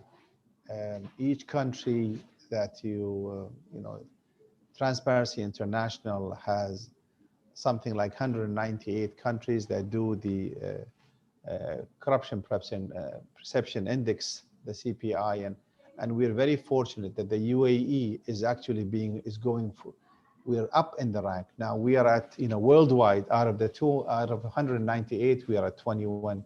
We're number 21, tied with Japan. And this is really, we owe this to basically to our leadership, because, you know, when you have leadership who is very focused, who are actually, when they say they have zero tolerance for fraud, you see yourself moving up. And this is, we are very fortunate. in the Middle East. UAE is ranked #1, and we're very proud of it. And we want to make sure that we move forward to be one of the top 10 in the world. I hear with this one in here, some people mentioned that you mentioned what is escape from Dubai. So what do you really mean escape from Dubai? So I'm going to tell you another story in here, and this is really a special story. Okay, I've just received a question in here, but let me tell the story here about escape from Dubai. Our chairman was actually traveling worldwide, and he saw an idea that was one of the, I think, really genuine ideas that actually can be put forward. And he saw the person over there. We said, we would like to try to take that idea and have it done in here and be able to really get the benefit out of it. So we brought that person in here. He had a company which we had no problem. He came in here, settled in here, and he came the CEO of one of the companies that we really had a lot of potential for. And he did work. But after a business is actually moved in there and company put money into it, we saw that there is no real output. Your real output is that when you have a product or a service that people are willing to buy. As simple as that. What we have really seen is the company's been operating, but we do not see any real sale. Nothing is real sale. The company is putting a lot of money in this venture, but we do not see any kind of success at all. Okay, and we were really wondering what's going on. So we were requested to go ahead and do an audit. So we went and we did our audit. And everything, okay, you cannot, as an auditor or as in the fraud, you cannot talk about what you see in terms of an output, because that's management issue. But you look at the process, you see things, and we've noticed something which was very surprising. We've noticed that the person still has his own company. And more importantly, when he was buying something from that country he was actually in the US. If he buys something for 50, by the time it comes to us here, it becomes 500. So that kind of doesn't make sense to us. And when we sat down and we discussed with him, and we further discussed with him, he said, well, listen, I have the approval of the chairman. So when somebody comes and tells you, I have the approval of the chairman actually approved it. Who are you as auditor to tell me? I reported the chairman approved it. It's there. And this is really something that actually bothered us. And this is where I'm putting is that, when management trusts people, they trust them because they know they would do the right thing. They are endorsing them. But sometimes, unfortunately, some people misuse that trust and they abuse it. And in this case, this is what really was happening. This person was getting things. If it was cost 1, he would charge 10 dirhams. If we were actually, we also find out when he moved from the US to here, when he brought all his stuff, he brought all of his personal stuff. He brought it, and guess what? As if it's part of the company's. To what? To avoid paying that 5%. And for example, like he brought his cars in here, bought other things, just to trying to avoid paying that. So you can tell what kind of a person. Of course, to trying to make the story short, we did find during our audit and finding that no, he did really took the company for a clean, and we did ask him to try to repay, where we say this is the amount that needs to be paid. And then what we also did find when we went into the organization, and this is something I would like to allude in here, that we found some live ammunition. You know, there were bullets about, 20, 25 centimeter long. I mean, these are sniper bullets. So when you as an audit, or in this case, our fraud department, when we go and we discover something like this is beyond the scope of what you do as an audit department or even a fraud department, where you need to you have to stop, bring in the right authorities to take in the right action. And this is something that we actually did. The guy was I think he was upset because of what we have done, because we have no other choice. When you find some live ammunition, this is not a joke. We've taken it to the authority, and the authority dealt with it. But all of a sudden, the person, he had, one day we told me that the person is no longer in here, and we found out that he actually escaped and went. And from him, he put a big story because we didn't know where he was. He ended up being in Florida, and he put a case against us. After doing all this to us, he had the the guts to go ahead and put a case against us over there, against us, where we actually have taken good care of him. And he was trying to abuse. Not only that, he actually went and wrote a book about the practices. And he was planning to take this book and make it into a movie. And you imagine, for us, we've treated this person, we've given him all the thing, but because he had the guts to do this. Anyway, to make it short, he put a case, and we had to actually go and defend this case.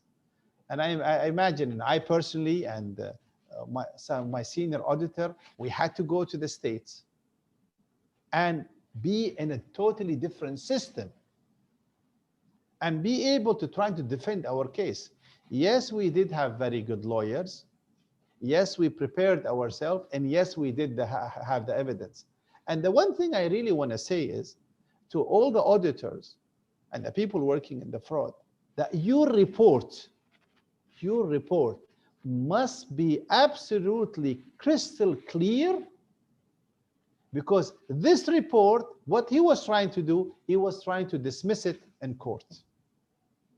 However, because how the report was written with the evidence and everything in there, the court in the US accepted this report. And because of that's one of the elements and all the evidence we have, the person was found guilty, and he was stopped publishing his book, and he was stopped making a move. But what I'm saying is there are so much dimension that, through this, that I just wanted to try to conclude before I take any questions, is that fraud and audit are two different streams. People working in audit in general, if you're working to produce an audit report, the report, how long it will take. It will take 2 weeks, 3 weeks, 2 months, 3 months, 6 months, but your report will finish. But if you're dealing with a case in court, that can take years. That's why you need to be able to have the right tools, the right people to be able to prosecute. In audit, you talk about governance, about control, about systems. In fraud, you are dealing with all respect, crooks or a group of crooks, individuals. So different things. In auditors, the audit peoples, all of them, when they do, the way they do their work, very honestly, very truthfully, they don't lie. People working in investigation, it's a totally different story. They have a special talent. They don't come and say, can you please convince? Can you please say, yeah, you did this, is that right? They have other ways and other means. I had some of the, if anybody wants my advice, I say, listen, if you want to really find good investigator, and don't just because you are a certified fraud examiner, you know it all. No, you need the experience. And I think where we saw it is that there is a lot of retired policemen who actually have that experience. Use them.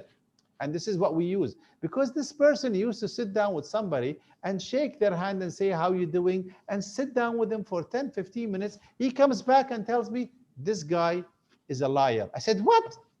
I couldn't believe him. He said, this guy is a liar. I said, how did you know this? He says, I'm telling you. These guys are trained. They can understand from the way you're talking, the way you're shaking your hand, the way they're behaving. They can tell if the guy is telling the truth or not. And then the evidence with it. And don't ever bring anybody and put that person on the chair of accusation if you do not have solid evidence. You are not a judge. As an auditor, you are not a judge. You are there to collect the evidence in the right way, and only in a court of law where this will happen. We do not have that right. So really, I'd like to stop in here and just trying to take some question in the remaining time. I got two questions.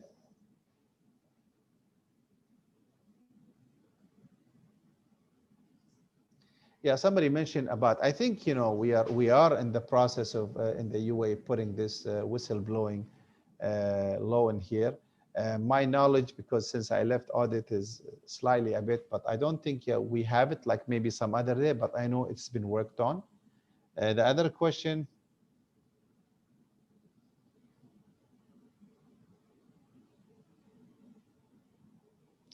Yeah, when you're dealing with when you're dealing with cases across country, you really have to realize that what prevails is the law of the land in that country. With limited experience, I'm telling you, for example, is, you know, there is a lot of international treaties which, you know, you have to respect, and there is a lot of authorities, because just for your information, for us to, for example, the case that we had in Thailand, we couldn't go directly. You had to go through certain channels, and you have to respect these channels. You have to go all the way, you know, through the Ministry of Foreign Affairs, Interpol. You have to go to the embassies on the other side. The chain is so long that you really need specialized people to try to work with this. And you need specialized lawyers who understand the law of the land, and you need to take their advice. We are in an audit. We look after governance. When it comes to these things, please, please get professional help, because that's how you can actually do it.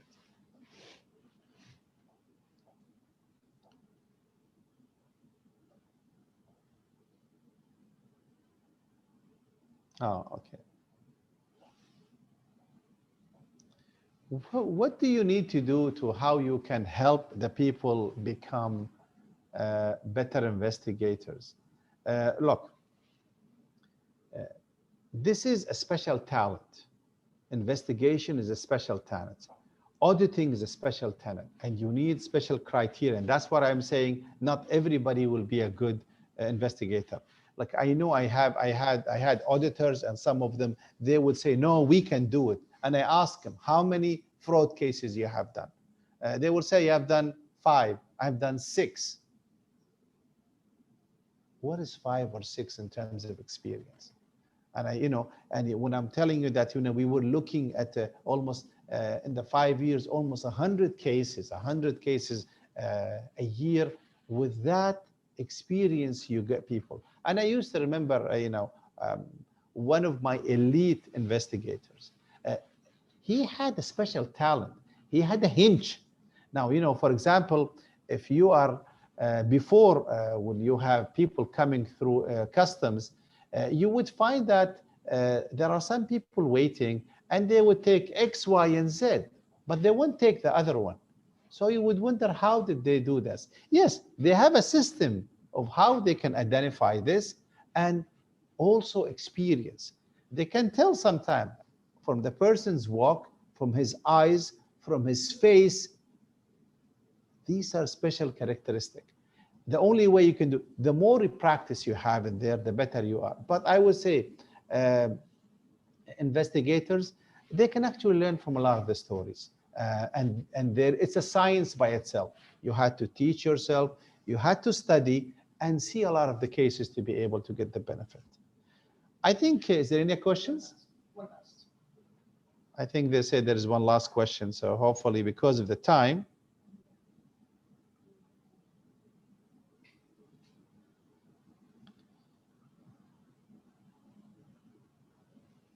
Okay, so what are the pros and the cons of auditing and investigation? Believe me, guys, when I was working in this role, I did ask the chairman to separate the audit from the fraud investigation, because they are two different fields. The one thing I can tell you that it is so important to make sure that the link between the investigation and the audit is very close in the organization, because that line should be solid in the bottom, where at the level of the head there is, so when they identify a control failure from an investigation point of view, they need to make sure the auditors actually put that recommendation and do it, because that's how you can fix. I would say, look, if you really like investigation, I'll share a small story with you. You imagine getting a phone call at 11 o'clock at night, and somebody on the other side is saying, you know what, please stop your investigation. Otherwise, I know where your kids are going to school. Investigation is not a simple thing. So I would say, unless you have the heart for it, unless you're willing to go into that line, as an auditor, you really have an enough job that you can take care of. So yeah, there is pros in the audit, and I sincerely, with passion, I believe audit is an agent of change to improve the organization. Fraud, on the other side, is a very important department, and you should have it if you have a very large organization. If you have a very small organization, please try to outsource to professional people, because you're going to waste a lot of your time. It is so important to make sure that your organization stayed in good. We can take care of all those bad, rotten apples. The one advice I would like to end, and some people say that, what is the one advice during the 10 years I worked, especially in the time that I worked in fraud? I would say one thing. As internal auditors, please make sure, in support of HR, you bring the right people into your organization. When I would say two very important characteristics of the people you choose. First, you have to bring people who are actually very competent. It is so important. But at the same time, bring people with integrity. Because if you do not have one of those, you have a problem. If you have people with competency, but without integrity, they can take you to the cleaners. At the same time, you don't want people just with integrity, they do not know how to do the job. So you need to make sure you do that. And please, for top management, make sure you do proper background check. Thank you very much. Thank you, Mr. Abdul Qadir, for such an enjoyable and interesting session, full of suspense and thrill. We really enjoyed it. And the best message that you have given is that the global system has to be fully supported by the top management. It should cover all aspects of the organization. Policies must be approved by the management. Thank you very much. Ladies and gentlemen, I think it is about time to relax and freshen up. So we will have a networking break for 10 minutes. Please spare time to visit the sponsors and exhibitors' booths. Thank you and see you later. Ladies and gentlemen, good morning. Assalamu alaikum wa rahmatullahi wa barakatuh.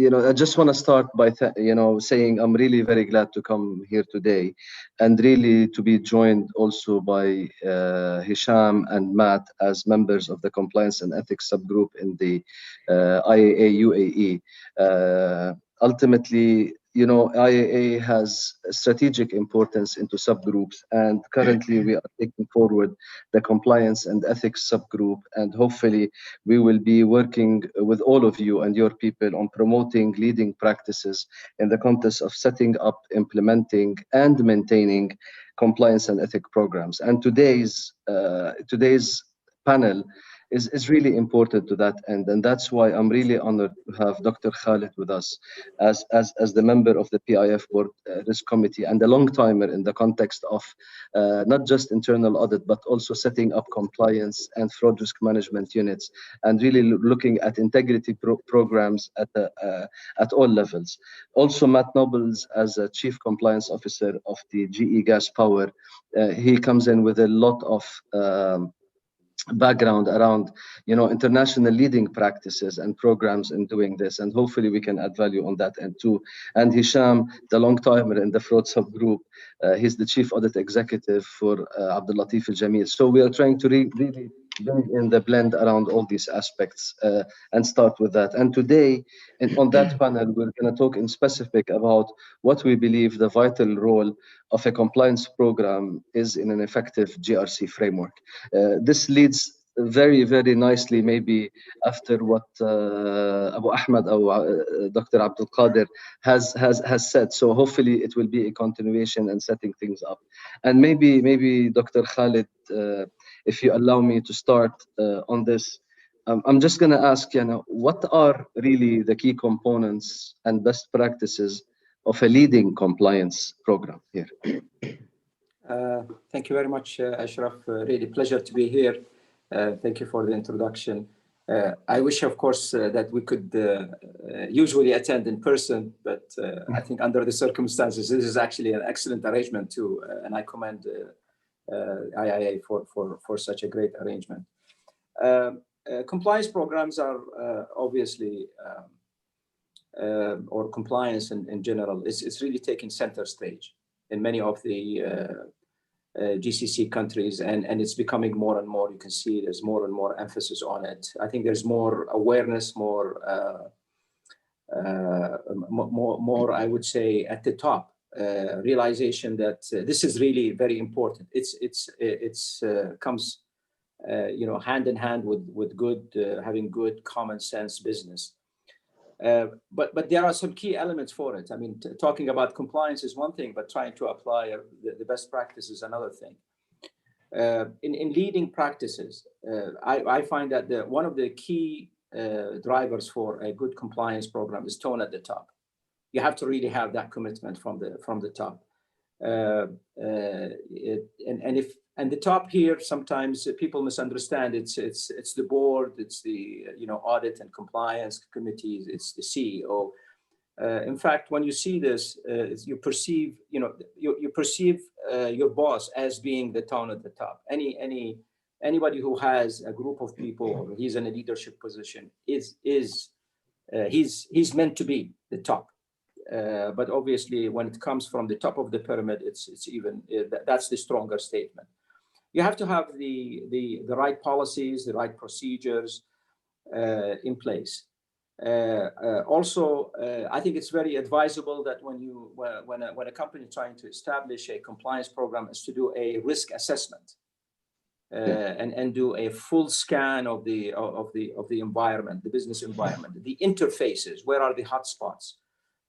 Especially, I call them the touch points with let's say contractors, third parties. These are the areas that need to be. Of course, this is external and also internal. And the thing that comes with it also very important is the I call it's a full process. You have to have a reporting, the hotline, the reporting, which is the whistleblower, and you have an investigation process. In my opinion, this is an integrated system that you have to establish. You have to have the independence of that whistleblower reporting. it has to have also with it the right policy of non-retaliation, because you set up a hotline, and if people feel that, well, they will be retaliated, I can assure you nobody will send anything through the hotline. So the non-retaliation policy, and also and the credibility of the system when you investigate, how you investigate, it has to be very transparent, and also toward the tail end when the reports coming out, how are they being treated? Is all these cases are being looked at through the same filter, the same eye, and then the consistency, and there is an action that relates to it. That I think it is really very and the corrective action. People have to see that there is visibility. Training and education is no doubt is a key element in here, because many of, unfortunately, some of these unethical conducts and sometimes mishaps happen because people say, well, I didn't know that. I didn't know that this was supposed to be the policy, or I'm supposed to do this. So training, education is very, very key. And then, of course, the overall monitoring. I mean, you have a subcommittee of the board that has whether it's through with the audit committee, or there's sometimes some companies have like a compliance risk committees to get that has the oversight responsibility. And toward the end, you also have to audit the system. You really need to put the system through an audit, maybe a yearly or every 2 years, to make sure that what's been promised is there, at least consistency of the decisions, how the whistleblower, and of course there are some other leading practices that can come out of the compliance program, how you treat the data, how you present the data, and I think we can maybe talk about that later. Thank you. Yeah, thank you, Dr. Khalid, and maybe here, also Matt, from your end, what about also some of the items here on leading practices, including compliance monitoring, if you can shed maybe a light on that end. 100%, yeah. And again, I'm pleased to be here with everybody today. Thank you to the IIA and to the group. I'm glad to be part of the panel. To briefly introduce myself just a little bit more, I've been part of GE for 15 years. I came up actually through the finance background, and I was also part of the corporate audit staff, CAS, for several years. I'm a certified internal auditor and also certified fraud examiner. And now I'm leading the compliance function for the region for gas power. And now, being part of the second line of defense and a business partner to the leadership, I've seen firsthand exactly what Dr. Khalid was explaining about in terms of all those components of a good compliance program and how we can continue to improve them over time. I just quickly, a story from yesterday. We had a compliance town hall for all hands for our multiple thousands of employees across the region. And regarding tone at the top, we had our CEO for the region helping to lead that discussion and giving his perspective, and he's been with the company for over 20 years, of real life scenarios that he has seen, issues of compliance problems, ethical misses, regulatory challenges. And he gave his personal experience in a very informal way, a private conversation within the company. And immediately after this town hall, I can tell you, I got multiple emails from the team saying, Matt, thank you for organizing this. Thank you for having our CEO lead with these kind of stories, this tone at the top from a compliance program perspective. So that was incredibly effective. And I just wanted to resonate with what Dr. Khalid was saying. Regarding monitoring, you asked specifically about that. It's absolutely critical. And we can get smart about data analytics and then future AI and things like that. And perhaps we can talk about that. But without monitoring the metrics, you measure what matters and you manage what you measure, right? And so these are the kinds of things that we have to tackle. And earlier, Dr. Khalid was talking about the open reporting and the whistleblowing hotline. That's incredibly important to me as the compliance leader for the region, those metrics. And when I talk about those metrics, the number of cases raised per 100 or per 1,000 employees to get a sense of the penetration, the number being raised, the average days to close, the confirmation rate, the anonymous rate, all these things are absolutely critical. And then we break it down by geography and by subtype. So that's one thing that we can take a look at. And then, of course, there's a host of things that we do with sourcing and supply chain, finance, vendor management, et cetera. So a lot of analytics that we're pulling into our compliance and risk management. Yeah, and Matt, maybe I'll follow. Thank you very much. It's really important, as you all saying. It's putting together the structure about it, and then putting the training, and then encouraging people, protecting, feeds into the compliance program, and all these other really best leading practices that are available there to really have that ultimately a compliance culture within the organization. But ultimately, also as a business, how can compliance be partner to the business and not some sort of that bottleneck? Abdul Qadir was talking, people, when they hear forensics, when they hear investigation, when they hear whistleblowing, it's a police work and whatever. And these are not partners to the business. These are guys who are coming here to really, police us or take us into jail, for that. And Yes. and culturally within so how do you see that? 100%. I mean, my view is that compliance should be a business partner as a function, and really it should add competitive advantage to your company. And in a couple specific ways, let me give examples.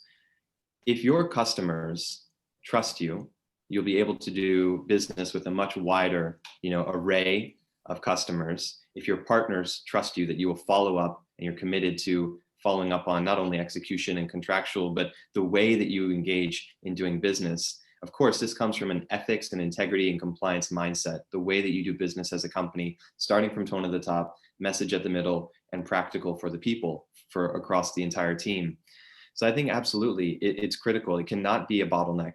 It cannot be, we cannot add so many controls and administrative bureaucracy that it reduces the speed of going to market and working at the speed of customers, right? We've got to be quick and efficient with our due diligence. We've got to be ready on the ball to support legal in terms of contractual review and preparing to sign a contract. We've got to be ready in terms of engaging with specific matters of compliance at a project site, for example, to support ongoing execution. We have to be quick, efficient. We have to be well-trained and ready to tackle issues as they come up. And then you can be a business partner. One more quick thing that comes to mind. Now, these days, people want to work for ethical companies. We're going up the maturity cycle, I believe, and people are choosing to work for companies that have a positive impact on the world. And companies which have a perhaps negative reputation for one reason or another, employees are actually choosing not to work for those companies. I think this whole concept of both GRC and ESG, these are super important. And companies that have this compliance culture, the young millennials and those after them, they want to work for these companies. And I think it will be an asset to a company from attracting good talent, retaining the best talent, and ensuring that, culture inside the company. Yeah, exactly. Maybe I'll talk about it even with food. I remember myself previously when I was young, I didn't even think about what is this a healthy meal that I'm taking or what is going on. While my kids today do not accept to eat meals that are not healthy in their own standards. And I totally agree with you that the ESG and GRC models are really not just important for the healthiness of the company, the culture inside the company, but the attractiveness of, this is one consideration on that matter. But maybe I'll go to Dr. Khalid and then maybe to you, Hisham, on if we didn't have that compliance function, what are the consequences for not having that? Other maybe ESG and GRC is one aspect, but what are the other considerations that we need to take? Well, there's no doubt the consequences are serious. Obviously, you can tell you can tell that, you can make those statements, but again through education. And what I also find very important, when you talk about consequences, it's actually education at a board level, even. A board level, at a subcommittees level, because there is a misunderstanding of why do you have the compliance function? Well, especially for companies, and this is really an advice from experience, a company that has a global span, a compliance function that understand the jurisdictions that you are working under. Because if you're for example in Saudi Arabia, or if you're in the UAE and you have branches, let's say you say, well, I'm in Asia. Well, okay, the fact that you are dealing, your contracts are in US dollar puts you in a US jurisdiction. So that's how now complicated the issue is. So in terms of consequences, I've seen companies that focus on growth. Let's build, and then they go into these countries that are not so high on the Transparency International. The kind of the below average, and some certain dealings are there. And trust me, when you start getting into what are they doing in there and how are they dealing with business, and it's mind-boggling. I mean, it's sometimes so scary, especially when you are, let's say, have an oversight responsibility, like if you're an audit committee or you have the compliance function, and you start seeing these things and saying, okay, so what's going on? Well, you have to have that, the bedrock of all that is really a compliance program. When you are moving into these countries, when you're functioning in there, you really have to have your people, choose your people. You have to educate them, have your compliance function, have an oversight, have the process, have the controls in there. Otherwise, it's just a matter of time, and then and unfortunately, you will get a certain snag in there. Now, whether it's even a minor thing or a bigger thing, it has a huge reputation risk.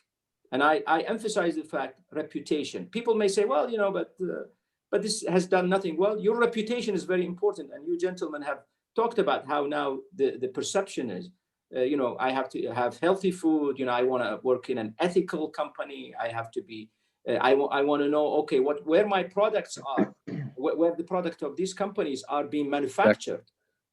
The last thing I want to make also is that the compliance regime is getting also complicated. For example, compliance is not only about, let's say, ethical conduct, but also relate to the data privacy, which is now becoming a center stage, the GDPR. And there's a misunderstanding about that. And I think that is really the part that really need more work as things. See, the regulations are moving forward. You need to make sure that your compliance program is consistent with that, and the education is consistent. Start from the top. You have to start educating the board members and the subcommittees member and also the company. Yeah, thank you, Dr. Khalid. This is really very important and very strategic aspect in how looking at it and looking from the top down and creating that whole culture in the context of understanding why do we need a compliance function? How is it different from other functions in the organization? And what is it, the consequences of not having such a, leading compliance practice? But maybe here I'll go to Hisham and really speak to him about, Hisham, you're a current chief audit executive. You are dealing with that on a day-to-day basis. You sit on the boards of entities, even in other regulations, as Dr. Khalid was saying, like in Europe and so on. How do you see those consequences, and what are your take on this? Yeah. Good morning, everybody. Thank you for your nice introduction, and thank you for UAE IIA for allowing us to be another time together, and together with professional people, with CAEs around the world. So before actually, Ashraf, before I move to my say practical chapter, I would like to just start with reminding of what the internal audit standards require from internal auditors. Actually, in those standards, 2120 and 2130, mainly on the risk management and on the controls, they said that we must evaluate the risk management process and evaluate the risk exposures. Same, we have to, or we must to evaluate the adequacy and effectiveness of the company's controls. And controls and risk are from top to down, left and right, it's everywhere. We have controls and we have risks. But what is important in those guidances or standards, mandatory standards, are they are touching on the compliance. Yes, you have to evaluate, but within your evaluation, you need to evaluate the compliance with laws, regulations, policies, procedures, and last, contracts. So we can now know that the array of compliance is so huge. It's not only policies and procedures which are internal, it is not only third-party dealings and relationship which are mainly contracts, but the regulatory compliance. Regulatory compliance is huge, and internal auditors have to evaluate the company compliance programs. Now, from the internal audit, say responsibilities and must. Now we come to the company actually responsibility. Definitely, Dr. Khalid shed the light on the on the requirements, on the tone at the top, and we have been discussing this before. Tone at the top is leading.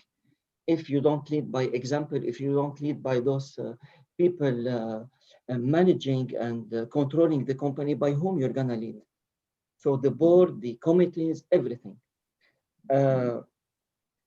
So we said that management, they have a responsibility toward managing the compliance risk and putting and mitigating this risk. Yes, sure, they have to go into compliance programs, and here compliance programs, they differ from a company to another. We have now chief audit executives with small companies, with medium company, medium size. We have with international, with big size, multi-business, multi-geos. And then the sectors, if we're on the financial institution sector, if we are on the pharma or the medical sector, this is totally different from being in other, say, less requiring, less, I wouldn't say less important. Every sector is important, but the requirements and the regulatory, let's say, agenda is totally different. So now we have this compliance program, and compliance program is, you cannot define it sometimes because it's full of do and don't and full of roles, responsibilities, accountabilities, policies and procedures. Dr. Abdul Qadir Abu Ahmed was shedding the light this morning on the policies and procedure. Did we tell our people not to post this picture on the web? Did we tell them not to do? Yes, this is very important. Before blaming people, no, set it up, set your clear policies and procedure, make people aware of the risk of the compliance requirements, let them be accountable in case, yes, you don't follow, you will be penalized, you will be out of the company. At the same time, from a CAE perspective, always we said, we don't want to act as a policeman that will stop and penalize and give you this ticket. Yeah. We don't want you to reach this stage. We want to help you fixing things, because Matt shed light on the importance of this second line of defense. Yes, all those processes into this second line of defense are strategic partners. I cannot say that finance, HR, IT, security, health, compliance, they are all into one direction to support the first line of defense. On the other side, provide some level of assurance. Dr. Khalid said, yes, we have to audit. Definitely, we have to audit the second and the first line of defense. But auditing everything and auditing from scratch is something, and auditing with a complete setup of compliance, of confidence into the system, of confidence into your products, your management, your specs. Yes, this is rather than auditing without a system. So now we said one more point. We said management responsibility. We have to go into how to mitigate and how to put this risk at a minimum. And this is the responsibility of everybody. We have to manage the system. We have to monitor. This is what Matthew stressed on monitoring before reporting. Because if you leave the system working and you fit in the data and you input everything and you don't say where I am, where is my dashboard now in a certain country and a certain compliance rate and level? Yeah. Nowadays, I can, throughout my audit everywhere, where we stretch everywhere over the world, yes, I can see compliance officers with Excel sheets. I can see compliance officers with a, let's say, web based solution. I can see them with a Word document. So definitely now we cannot ask everybody to be on the AI on that level, but and here depend on the size actually, and on the size and on the exposure. If you're dealing with thousands of rows of compliance requirements, if you are a financial institution, an insurance company, with different locations, with different products, definitely you have different set of requirements, and we will be dealing with thousands of rows of and on an Excel sheet that you need to maintain, that you need to input with errors. It's gonna be very hard, and it's gonna lead to no result. So nowadays, Hisham, maybe on that end, and especially in the context of industries, Dr. Khalid has mentioned something that sometimes we may not feel that we are in a very regulated environment, and we miss certain regulations. But sometimes we deal with even dollar banknotes, and that dollar banknote, and dealing with that on a certain transaction would put that transaction under U.S. jurisdiction. And ultimately, we will then be under the US laws and regulations. So that is really important. And accordingly, really having that structure and people, you put it ultimately, you put compliance as a second line of defense rather than a first or a third line or whatever. And then you spoke about audit. So what do you think about, so then we're talking about compliance and second line of defense, and then audit as being the guys who, ultimately the organization who comes in and really looks at it. So what are your thoughts about latest developments as an auditor in auditing compliance functions? Definitely auditing compliance doesn't end, because auditing finance, maybe it will end. One day you audit, one day you have your balances, your controls, okay. Compliance is evolving every day. We have new regulations, we hear about new sanctions, about new penalties, about reputational damages, okay, that will, the company will vanish. So here we have to put our hand with the compliance, really with the compliance officers, that they one day, and this is a recommendation, that they have to put a system.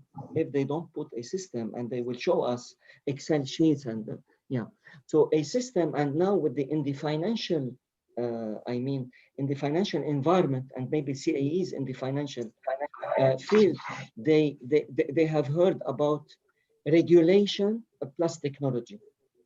So RegTech, which is different from FinTech and financial technology.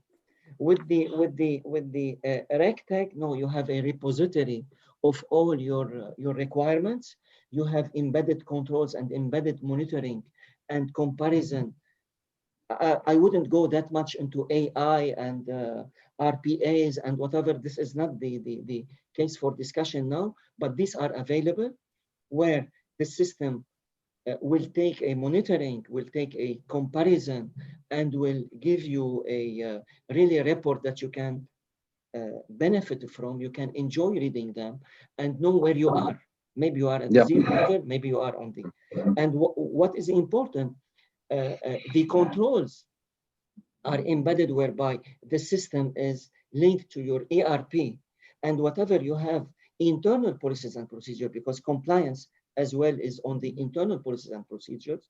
not only on the external requirements, yes, it will provide you with the good solution. So I advise the CAEs in the big financial institutions to go into this RegTech environment, be aware of it, learn out of it, and maybe bring part of it to their company. I wouldn't say bring the AI. I wouldn't say bringing that high-level technology, but at least within their digital strategy, they have to think about having a proper solution that will end up with some positive results. And by the way, all the compliance officers, yes, are taken by sometimes by the gifts and travel and entertainment.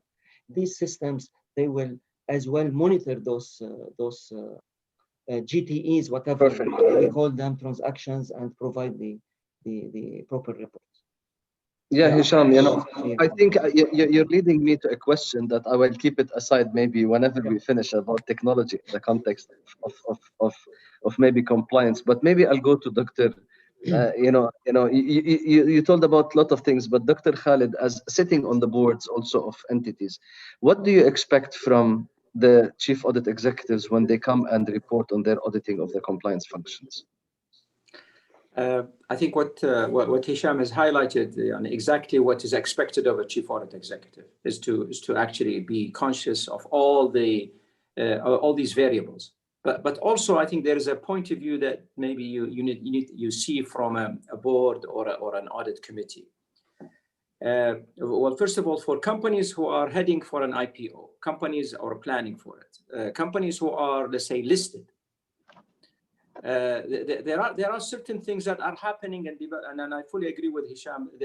These regulations are changing all the time, and you really need to have a very good, a system that feeds into your compliance program to make sure that you're in compliance. What are the regulators' latest things that they're looking for? For example, and that's really where the audit committee, and I put this as a point, is that the oversight is so critical, and also directing what are the areas that are of concern to, let's say, a board or an audit committee.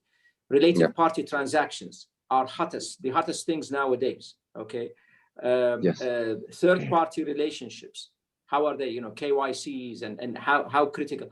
It's not really the tick box, but it's really understanding the risks associated with dealing with those third parties. Now, for example, some companies have even instituted a code of ethics that they have to attest to, so they have to sign for, and they have to understand that these are the things expected of you in case you're dealing with small companies, medium-sized companies.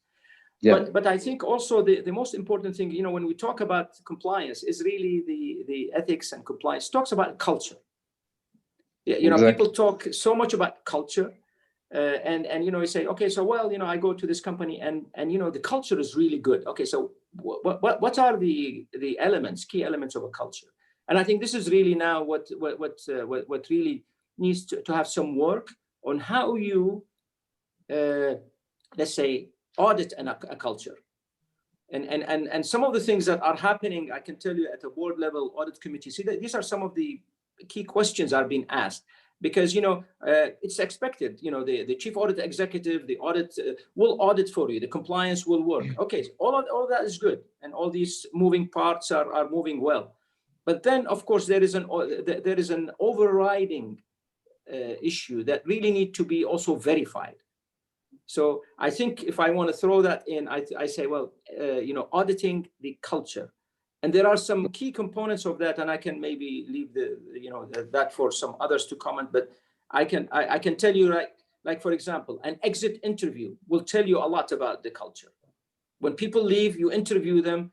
That input that you get tells you a lot about how the people felt, because they'll tell you the truth, because they're on their way out. Auditing the full process, which I called it the whistleblower investigation process, and also the what happens, the consequences. Is it consistent? Is every allegation coming in be treated the same way? Okay, And I think there are some supporting issues that for understanding the culture is that what are the lessons learned? Do we have data that tells us what are the lessons learned from all the frequency of all these, let's say, allegations and the cases that come in? What are we learning?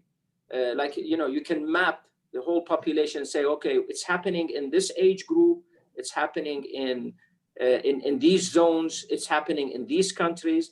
And I think that gives you an overall, let's say, assessment. And that is that important. That information is more important at a board level, at an audit committee and a compliance oversight than, just getting into the granularity of things. Okay, we assume the process is working. That's given. But then what are the things that are on top of it that helps us also make a real assessment? Yeah, very interesting, Hisham and Dr. Khalid. Really, really around, ultimately when we have a compliance function, how do you audit it? We've spoken about the components of a compliance, of a really leading compliance functions. We talk about how can that compliance function be partner to the business and making sure ultimately that, it's not a, road blocker and additional procedures that are done, but really an integral part of the success of the business and the ESGs and the GRCs of this time now, and how things are happening, and then what are the consequences of not having such a compliance function or not working in such a situation. And then we spoke about auditing that and overarching, and everybody now talks about digital, and Hisham alluded to it. I'll leave it up to the three of you, but ultimately, what have you seen as latest developments in technology in that area? I think Matt is in a very good position to comment on that. Sure, I'm happy to share my experience. I mean, you may be aware GE is a very large organization. So I'm part of the gas power team, but we also have the corporate kind of IT team, which has a component and leg within legal and compliance. And so they are part of developing the ERP systems, et cetera. So I wouldn't speak so much about AI and all of that, but what I can speak effectively about from my personal experience is ensuring we have wing-to-wing platforms which enable us to work at the speed of business in terms of our customers and opportunities in the marketplace. So let me give you a quick example. Starting with an opportunity KYC, we have our system for onboarding. All the due diligence is done digitally and effectively and quickly. All of the delegation of authority is quick. People can do it online. There's no meetings, no emails required.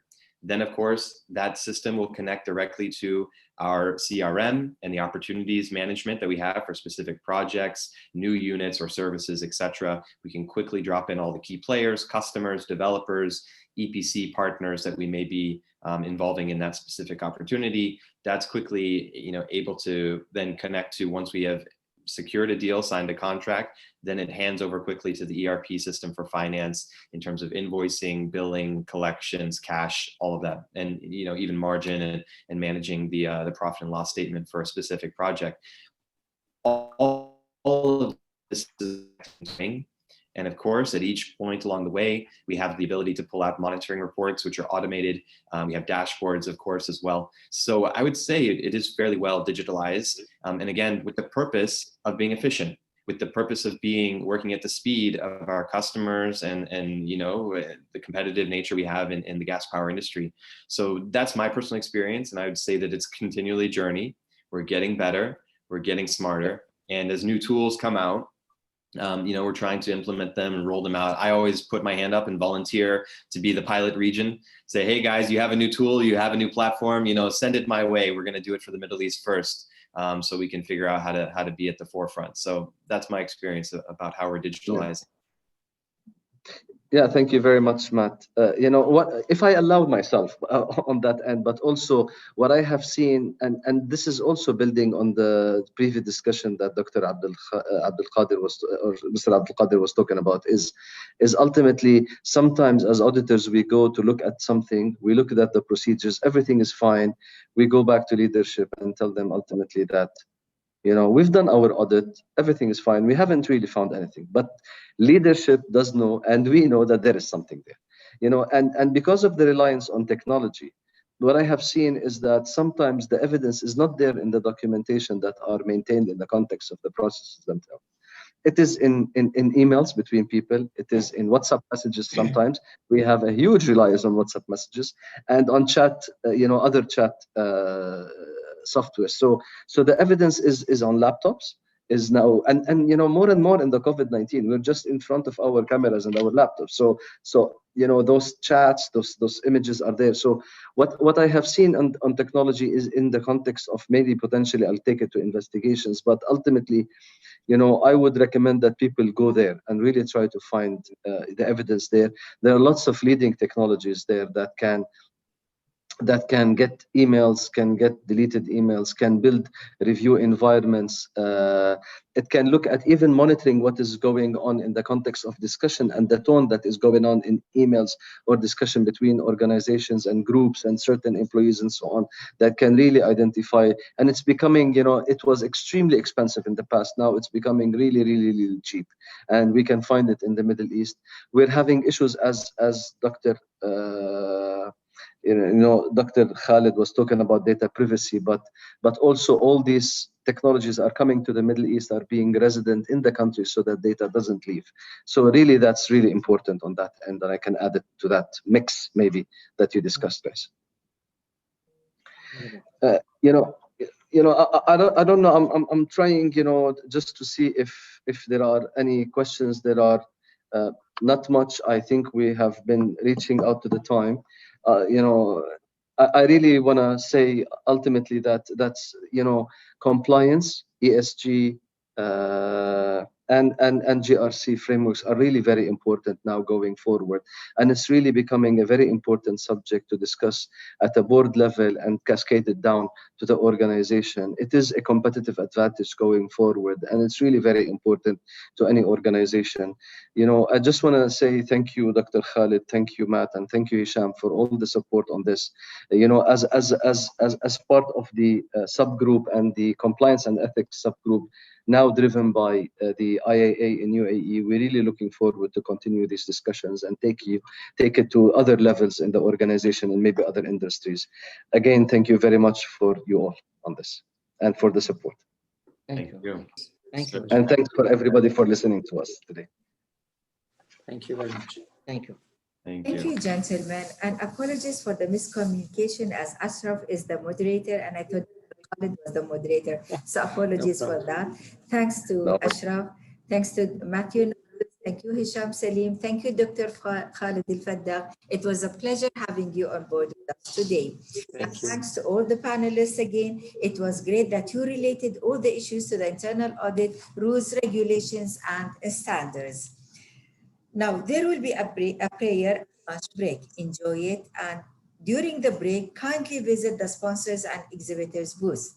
Please respond to the polling survey questions. Thank you and see you later. Welcome back. I hope you enjoyed your break. The next session is about the Toxic Chief Audit Executive. It will be presented by Mohammed Qaisi, who is a public speaker and consultant. Ladies and gentlemen, join me in welcoming Mohammed Qaisi from Lebanon. Mohammed, the floor is all yours.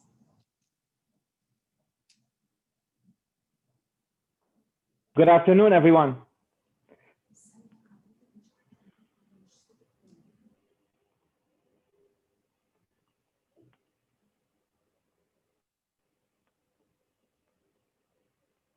Good afternoon, everyone. I hope you had a nice break and a nice lunch, and I hope that you are also enjoying the conference. I look forward for a very fruitful and interesting presentation on the Toxic Chief Audit Executive, avoiding toxicity in internal audit. Now, just to give you a small background as to why I chose this topic. Actually, this started out maybe a few months back, where I wrote an article on toxicity in internal audit. I believe that this is a topic that is very important for us to discuss because it will help us become better. If it's all opinionated, the whole presentation is about ideas that I have in my mind about certain traits that can cause us to become toxic and will make us lose track of the main objective behind IA. Therefore, I look forward at the end of the presentation for your feedback relating to this topic. Before we start, first, all the opinions here are those represented by myself and do not present any of the organizations that I work for or I present at the same time. Okay, so we're going to have, the presentation is going to be into 4 sections. Basically, we will first talk about the organizational challenges that chief audit executives face. And it's going to be really interesting to have these discussions to see whether all these conflicting pressures that we go through may actually push us towards toxicity in a certain way. Therefore, we will talk about these challenges that we always face as chief audit executives. Then the main topic, which is the key toxic traits that chief audit executives could actually gain or actually have, how we can avoid toxicity in internal audit. And then I will conclude with a message to my fellow colleagues on a personal message that I have to all my fellow heads of internal audits and internal audit directors who are working in this very amazing and wonderful profession of ours. First, before I start, since the discussion is going to be all about toxicity, I would like first to send out my best to those great chief audit executives who are living up to the IIA standards, are living up by the code of ethical conduct, and who are really helping their organizations become better at what they do. I want to send you my best, and I'm sure all of you make us better auditors and better at what we do.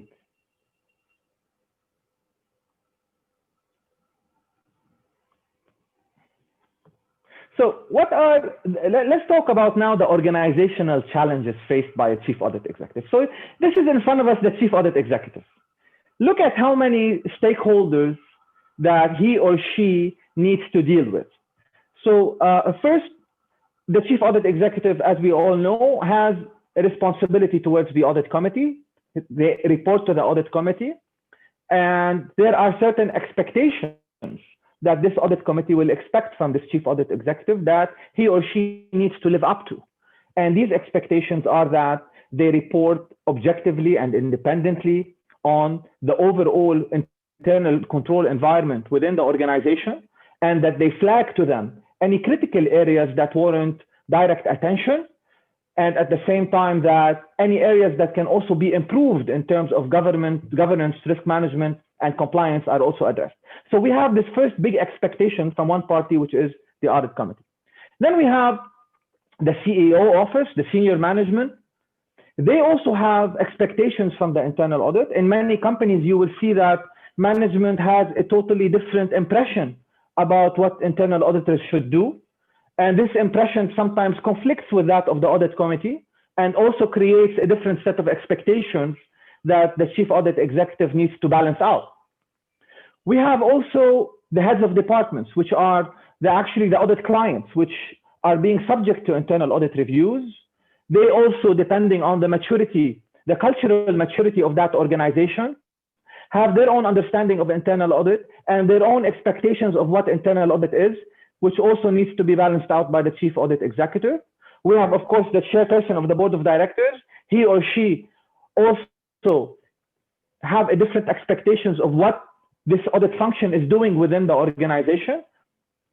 We have the internal audit team and the deputy head of internal audit. They also have this aggressive, maybe, approach to internal audit. They want to get everything done very quickly, and they put extra pressure on the chief audit executive to also live up to the practical challenges that are facing the department in the organization. We have the regulators and the external auditors watching on the chief audit executive, also having their own different set of expectations of what he or she should be doing. And then we have the overall impression that the employees in the organizations have about the audit function and what they should do. Of course, we will have the other monitoring functions, which are the risk and compliance, and we have also who should do what, where, how, and when debates all the time. So you can see that this chief audit executive really is under a lot of pressure. There are too many different types of expectations. There are conflicting expectations in sometimes, and he or she needs to always live up to these expectations and try to meet them all the time, while maintaining the IIA standards, maintaining independence, and maintaining objectivity. So this could, in some ways, push certain chief audit executives into certain toxic traits, which we will talk about. Because we have to remember that this chief audit executive also is a person, career-oriented. He might or she might have plans to go into the business or to make extra remuneration. This also is an interpersonal pressure that we need to address. So let us move forward now and see, based on these different types of pressures, what could be impacted. So contradicting expectations, auditee acceptance of reports. We need to have them accept our recommendations. We need the CEO to take over and say, okay, I will take ownership and seek implementation of these recommendations. At the same time, we want the audit committee support. As I mentioned, we have remuneration, benefits, and the career path that needs to be met. We have a general organizational perception of internal audit that we need to work on. We need to have people to actually trust the audit function. And I need the audit team to be satisfied, motivated, to move forward. We all know and understand that it's not all the time that we win our small battles in the organizations as internal audit, and this could result in demotivation for employees. And as I mentioned, we have third-party expectations and support. So now, one of my friends, when I wrote the article, he said, Muhammad, can you really say, Muhammad, that all of these are toxic traits? I mean, sometimes people do these mistakes or fall into these traps, but they're not really toxic people. So how come you're coming and telling us whoever is doing this is a toxic person? So I clearly answered my friend saying that, no, I'm not saying that anyone who falls into the trap of these traits is a toxic internal auditor. No. However, there's a key differentiator here, which is intent. We all make mistakes. And working in our profession as internal audit, which requires many times a certain set of judgment, we are prone to make mistakes or to have errors in judgment. What is differentiating between putting us into toxicity or whether pure error or even incompetence is intent. Intention is a key part of our job. What we recommend and the way we address our different clients, it's all about intention. If our intention goes down to the basic founding principles of our job, which is to assist our organization in achieving its strategic objectives, in assisting the departments throughout the organization achieving their objectives, ensure that I have a sound system of governance, I have a good risk management framework that enables the organization to identify and treat its risks. If my intention as a chief audit executive is always based on assisting my organization in living up to these founding principles, then I'm okay. But if my intentions are otherwise, if I have a different agenda, if, in other words, and excuse me for being blunt, if I have a different game plan, okay, this is where I start to venture into the world of toxicity. And therefore, we always need to ask ourselves, what is the true intention behind our actions, our recommendations, and our consultations? So what are these toxic traits that I came up with? And I know many will criticize, some will add, some will take out, and I welcome that.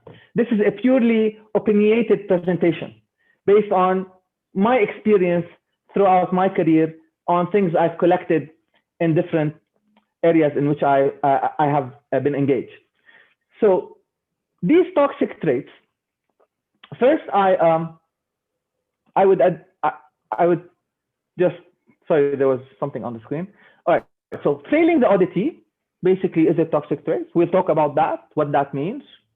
Wishful blindness, I believe this is a toxic trait that I have noticed not only among internal auditors, I have seen it with compliance professionals, I have seen it with risk management professionals, and we will talk about the act of wishful blindness and how can that be detrimental to the internal audit objectives. And always seeking ambiguity. This is gray areas are always exist in our job. We need to make sure that it is very clear what we are trying to tell our clients. Rationalizing incompetency. We encounter a lot of ineffective processes.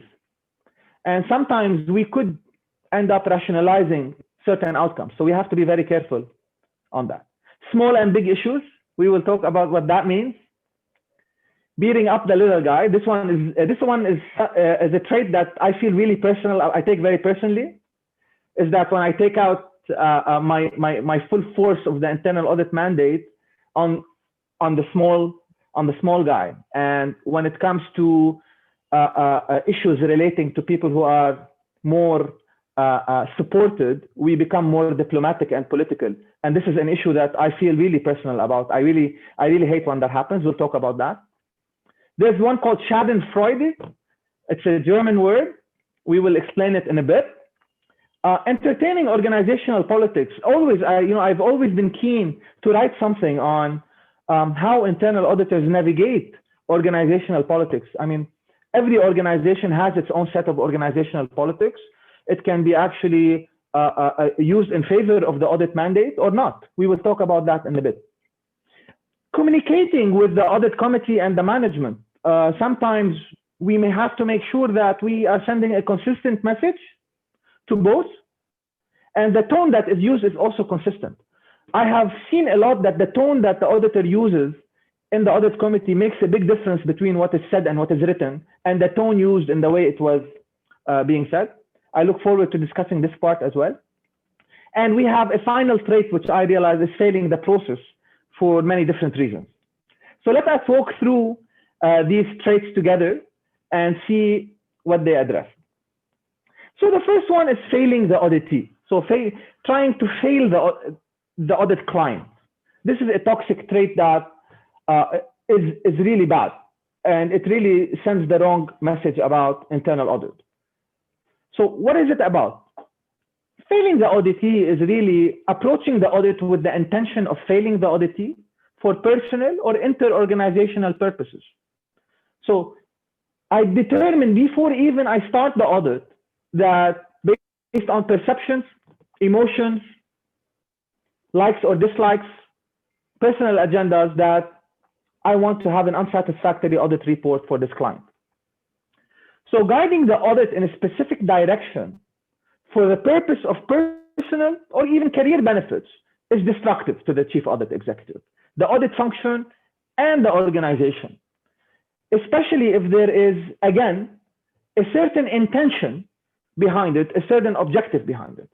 Our job is to help and to serve. We will talk about that in further detail in the other traits. So this is the first trait which I like to start out with, is that we have to always be objective in starting our jobs. We don't have any preconceived impressions about what the result of the audit needs to be. Even if that person that we are auditing is hated in the organization, we have to be as objective as possible. Wishful blindness.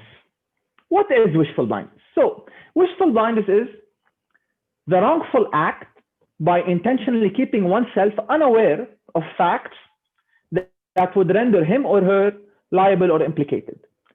The deliberate avoidance of knowledge. So this is a case where I hear about something happening wrong in the organization,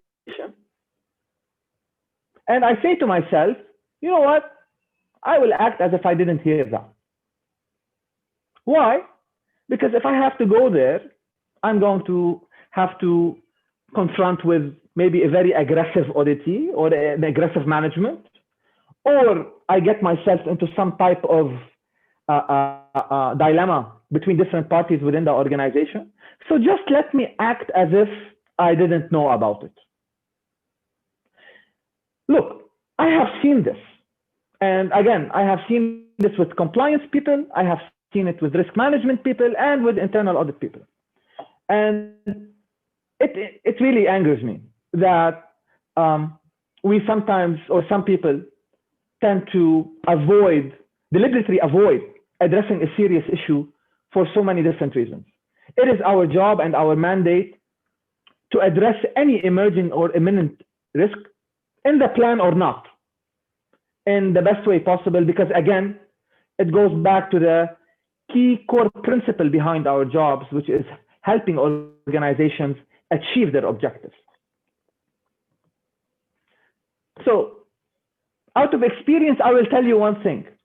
What we ignore today will come back tomorrow, uglier, costlier, and much more damaging. What I'm meaning to say, if we are inclined to ignore an imminent risk or a major issue, it will get us by for a while. But eventually, people will change. New people will come. New events will happen. And what you thought was under the rugs will come back. Therefore, please, any issue that needs to be addressed is addressed directly. Always remember, it's a cycle. Address the critical issues now.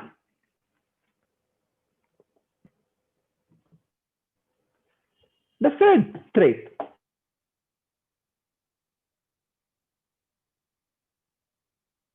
We all know that organizational politics exists in every organization. We will have people with and people against. We have two parties against each other, three parties. Sometimes it's very healthy for the organization. Sometimes it's not. Sometimes it creates a toxic culture. And you know what? We have this chief audit executive and the audit department in the midst of all this politics.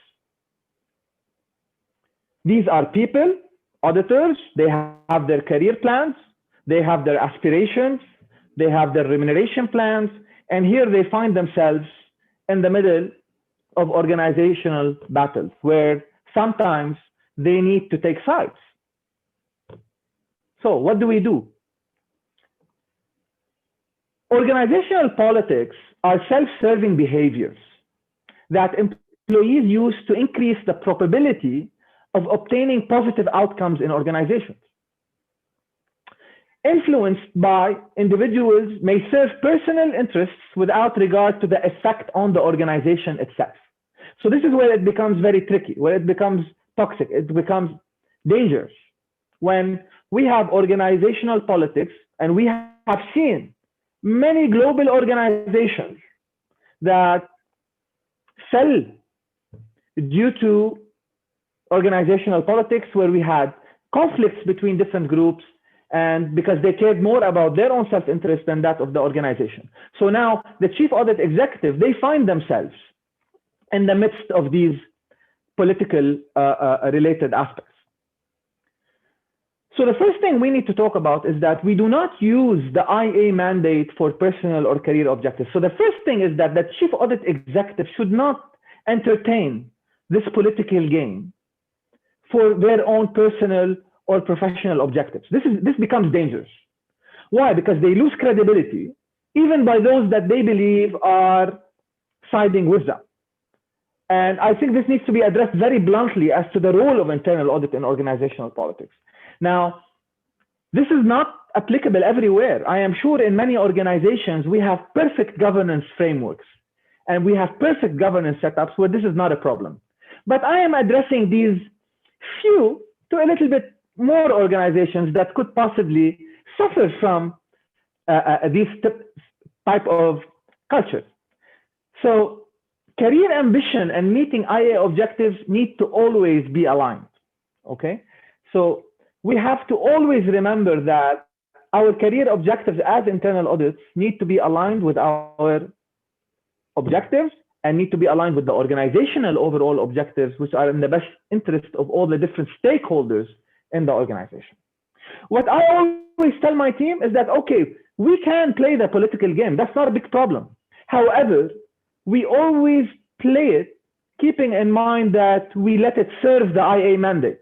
So as long as it is serving the IA mandate, it is helping us achieve our audit objectives, it is helping us help our organizations achieve their objectives, then that's perfect. We have to play the game at the end of the day. It becomes dangerous when we play the game for other purposes and objectives. So navigate that game without becoming part of it. Because the moment we become part of it, we are no longer capable of giving objective opinions in our audit reports. And once credibility is lost as to whether our recommendations and our findings truly represent the issues impacting this process, this organization, or this incident, we are out. So as hard as it is to maintain that middle line, it is proven that this will serve us the best in the long run. So the fourth toxic trait I would like to talk about, which is Schadenfreude. Schadenfreude is a German word, and what it means, and actually I found this word while I was looking for a meaning for that understanding I had. So I had this understanding of something I wanted to explain, and I started Googling it, and I came across this German word called Schadenfreude. And what it means is pleasure derived by someone from another person's misfortune. Now, some of you are criticizing, probably saying, you know, what is he talking about? We have the best intention for everyone. Well, yes, most of us do. We have very good intentions, but some of us may not. And this is a message for all of us that we have to keep these personal feelings aside while we do our audits. We shouldn't be happy if we see someone failing an audit. We shouldn't be happy if we see someone not surviving an audit, and we shouldn't definitely not take pleasure in other people's misfortune. So, and this is where I want to open a very important topic about our role that has been maturing for so long over the years. You know, many of the previous presentations and in other conferences have always talked about the evolution of the internal audit role, where we went from a policeman to a control function to a risk function, now to a consultancy function, so on and so forth. We are maturing as we go along. And the reason we are making these leaps in maturity, because we are also changing as auditors, the way we think, the way we address complex issues. And therefore, we have to always remember that we are in a situation where we can influence the perception of the board of directors and senior management about other departments' performance. So what we speak in that audit committee about a specific department's performance is really a privilege and a responsibility for the internal auditor. We have to use it wisely to enable positive change in the organization, not destructive change in the organization. And this is where I always say that we have a key role, we have a key role to serve. We serve our auditees by helping them achieve their objectives. We help them succeed. We should be happy that they succeed. We need to influence the achievement of objectives. We need to go to that department and see how can we help them. Systems, processes, people, policies, procedures, so on and so forth, to help them achieve that objective. Not to be happy that we have an unsatisfactory report. Personally, as a chief audit executive, it usually upsets me when I had to issue an unsatisfactory audit report, because it made me believe that this department failed to achieve its objectives, and somewhere it's impacting the achievement of my organization's objective. And therefore, my key role is to serve these auditees in a way where I show them the path to achieve these objectives through instilling these much necessitated controls that mitigate those risks that impact the achievement of those objectives.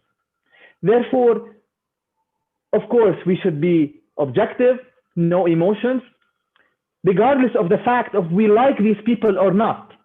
So if we like a certain client, we don't take it easy on them. And if we don't like them on a personal basis, we actually take pleasure that they are not operating in the right manner.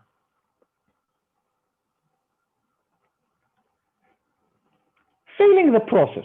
This is the fifth trait I would like to talk about. And what does that mean? Excuse me. Failing the process is that they do not provide constructive recommendations with the intent of keeping processes ineffective so they can keep uncovering errors. So what does that really mean? What am I really trying to say? First, we need to differentiate between two things. We need to differentiate between the failure of internal audit to find the root causes of the problems and address the real root cause recommendations that address the errors or the elements in that process. So let's put that aside. So I am assuming here that no, we know exactly what needs to be done, but we don't really give these constructive recommendations. Why? Because we want the process to remain vague. Why would we want the process to remain vague? Internal audit is an evolutionary process that matures with process maturity. We need to understand that. Our role does not diminish as our organizations become better. On the contrary, our role transforms into something better. And history has proven that. If something in our internal audit professional history has proven is that as our organizations become better at what they do, they have more effective processes, better strategies, the internal audit function matures. Therefore, intentionally keeping recommendations vague for the objective of always keep uncovering issues to provide us with relevance is a no-no. It's not acceptable. We shouldn't believe that our core existence as internal audit is based on the number of recommendations that we provide or the thickness of our audit reports. On the contrary, the measure of the true IA performance is, in my opinion, to what extent, again, are we achieving stakeholder objectives? So as our role becomes more strategic and industry disruptions impact operations, our focus purely on internal control will decrease. We are seeing now in the post-COVID era how the IA role will further transform into other areas. We are seeing now how internal auditors are requiring so many different set of skills in the technology area and the governance area and the risk management and the governance and the compliance, so on and so forth. Therefore, we do not measure IA success by the number of observations, definitely, as I said, but purely by achievement of audit objectives. Therefore, we should strive to make that process succeed. We need to strive to make these controls work. We need to make sure that we give the root cause recommendations that eliminate, to a large extent or to an extent possible, the possibility of these risks materializing as much as possible. So the sixth one, which is small and big issues. And I have seen this. I have seen this among junior auditors. I've seen it among audit managers, and I have also seen it among chief audit executives. What do we mean by that? So what I mean by small and big issues really is turning small issues into big ones and big issues into small ones, depending on the auditee and other personal and professional objectives. So basically, if I find this, once I was watching the Wells Fargo scandal, and Elizabeth Warren was talking in the Senate, and she was telling the chairman of the board of the bank, telling him that if you caught a teller stealing a $100 bill, you'd put him in jail for 3 years. But if an executive indirectly cheats and makes millions of dollars of bonuses, we give them a retirement package. So this is really what I'm talking about, is showing the full force of the internal audit powers on the small guys, while we tend to take it a lot more easier when it comes to those that are more powerful in the organization or have, or maybe the bullies in the organization. So positive impact is made through assisting in the achievement of departmental objectives. I have said that many times. It is easier to make a big issue about a small incident that all stakeholders will agree on. So basically, when I find a small issue, I can make a big issue about it, and then suddenly everyone will be even congratulating me. Yes, you, Mr. Internal Auditor, good job. We agree with you because it's really impacting no one. So suddenly everyone feels the need to congratulate the audit on their beautiful role. But when it comes to the more difficult issues, the critical ones, the big ones, it becomes debatable as to what extent we need to make a big deal out of it or escalate it in the right manner. So marginalizing serious deficiencies will save the headache of confronting critical stakeholders. However, will eventually damage the CAE reputation. So even if they do congratulate the audit function for addressing these small issues, deep down, they know that they are basically taking the auditor for a ride. And it doesn't mean that you are really getting that gratification that you need. Our job is to address all types of issues in the same manner, in the same, depending on their seriousness, in the same escalative procedures that we always adapt. So small issues made big don't provide relevance to the chief audit executive. They just provide you with existence. Okay, and I believe most of us, we are not in this profession just to exist. We're in this profession to make a difference, or at least I hope so. And this is why we need to make sure we don't go down that track of just making noise to sound relevant. So tackling the major obstacles that impede the achievement of objectives is really what really matters to us. So we need to make sure that we tackle these major issues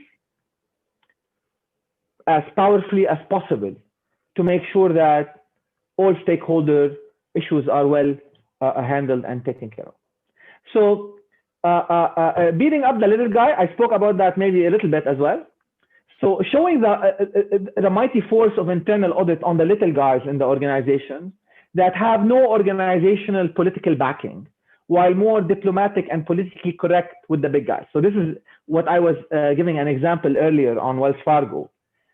So basically CAEs who use their mandate in different ways with different people cause harm on themselves, their departments, and jeopardize the effectiveness of internal controls. So key considerations: credibility comes from fairness. If you are seen as a fair internal auditor, although you might not be popular among many, but definitely no one can question your credibility, which is your passport to success. Objectivity is a critical part of our profession, being objective with everyone, regardless of their position in the organization. Earning the trust of all parties. Believe me, even those that you disagree with wholeheartedly will respect you if you are taking a stand that you support. Long-term sustainability for the CAE is being correct with everyone. We need to be correct. And this is why we don't show the muscles of internal auditors on those that cannot handle it, while we become lenient on those that we perceive are stronger than us. Now, rationalizing incompetence. What do I mean by that? Rationalizing incompetence, taking a proactive role in rationalizing the reasons behind incompetency in management processes, or even, God forbid, anyone, quasi-like fraudulent behavior. What do I mean by that? First, as I said before, we need to be an enabler of positive change and not an inhibitor of good performance. CAEs may present to the audit committee their findings and recommendations, followed by rationalizations as why these findings exist. So basically, a chief audit executive, he has a very delicate matter to address, and he wants to satisfy both parties, the audit committee and the management, who's maybe sitting on the table with them. So he tells the audit committee, oh, we noted 1, 2, 3, 4, and guess what? They did 6, 7, 8, 9. Everyone's happy. Okay, look, in certain cases, this is welcome. Personally, I welcome it in certain cases because it highlights a healthy cooperation with management. However, it needs to be treated with care as not to become a tool for rationalizing incompetent behavior that has no solution. So basically, if you go to that audit committee to present an issue and a solution at the same time that you agreed with management, just make sure that this solution is real and implementable, and we're not just kicking the can for the next audit committee to come across. This is where it becomes toxic, in my opinion. What makes the internal audit successful is when everyone does their job in the right way. The auditor recommends, the management accepts, and the management addresses the actions that need to be taken. Ambiguity. What do I mean by ambiguity, and what does this trait address? They never take a clear stance or position, keeping it very gray, with the intention of always falling on the right side when things become clearer. Now, this is a dangerous one. So basically, this is a situation where something happens in the organization, something sensitive, and the auditor needs to give an opinion. So they're really not sure. They don't want to maybe to step on the wrong foot. So they give something that is very vague. Regardless of result, they will actually turn it around some way to be on the winning side. So clarity of position is essential for long-term audit success. What do we mean by that? First, 4 issues. Clarity. CAEs need to take a clear position as to their specific issues and related recommendations. Your positions need to be clear based on the best knowledge that you have at that point in time. Again, we are all prone to error. Based on the data we have, we take a clear position. We are objective regardless of what's at stake. We recommend what is the best for the ultimate stakeholders of the organization. We don't need to worry about falling on the wrong side of the organizational spectrum, okay? This is something do not consider. Think about what's right based on the issue at hand. Be comfortable win yourself that at the end of the day, you expressed what you truly believed in. You are an auditor. I always say that we are not politicians, thankfully. So, last one, audit committee management communications. And this is a critical one. So telling the management one thing while portraying something completely different to the audit committee, or using a different tone between what is said and what is written. And yes, I'm talking about covering our backs without highlighting in our tone the seriousness of the situation. It is not enough, in my opinion, just to write about something. Your tone and the audit committee is waiting to hear us, to hear our tone. Our tone makes a big difference. And I have seen that sometimes for us not to have this confrontation that we don't want, we sit with the management and we explain something in a certain way. And then we sit with the audit committee and we explain it in another way while tackling the same core issue, really. And what we write is completely different. And we run at risk of people not reading at the top, which happens a lot. And then 1 year down the line, a big bomb explodes. And then everyone comes and asks, okay, where was the internal auditor? And then the internal auditor says, wait a second, I wrote about this. Okay, you wrote about it. The way you express yourself, people, that is some form of communication, which we need to make sure is consistent with what is written and what is said. So what is written in the audit committee report is not consistent with the CAE presents verbally in the committee. This is essential. So please, whatever you want to express, make sure that it's expressed in the same tone that it's written and communicated. Inconsistencies between the audit committee report and the individual departmental report. This is also an issue. So you would read the departmental report and you would find it very serious in tone. And then when you read the audit committee report relating to that specific area, you find that the tone has went down. This is dangerous. Borderline toxic, in my opinion. Approach communications with key stakeholders with a specific objective of covering one's back. We talked about that. Highlighting the issue to management in one way and presenting it to the committee in a different manner. This may help you succeed in pushing the problem forward, but believe me, it won't go away. Downplaying specific topics in the committee while presenting them in a different manner in the written report as discussed. So how can we really avoid toxicity in internal audit, in my opinion? Well, look, some people, I always, in all my presentations, I always focus on the role of the nomination and remuneration committee, which I truly believe is, to a large extent, from my experience, undervalued. It's not provided with the seriousness it deserves, and when it does exist, I don't believe it's existing in the right way. So this committee has a nominating role and a remuneration role, a nominating role to ensure nominating the right people in the right places, from the chief audit executives to the CEO to the board directors. Most importantly, ensuring that the audit committee diversity is essential to enable a strong chief audit executive to assess his performance or her performance in the right way, and to identify toxicity and address it straight off the bat. So this is why I say I need a strong nomination and remuneration committee is the first step, because it really makes sure that I have the right people in the right place. And if I have the right people in the right place, I mitigate the risk of toxicity to a very large extent. Currently, this is an area that needs major improvement, but for a discussion for another day. Diversified multi-skill audit committee, an audit committee that has people with an audit background, with an industry background, that have experience to identify, to challenge that internal auditor and identify these traits if they do exist.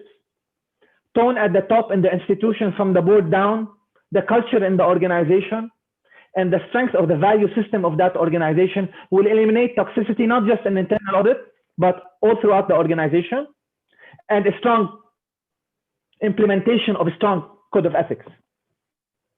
So before I conclude, I would like to conclude with a message to all my chief audit executives, to all my friends and my colleagues.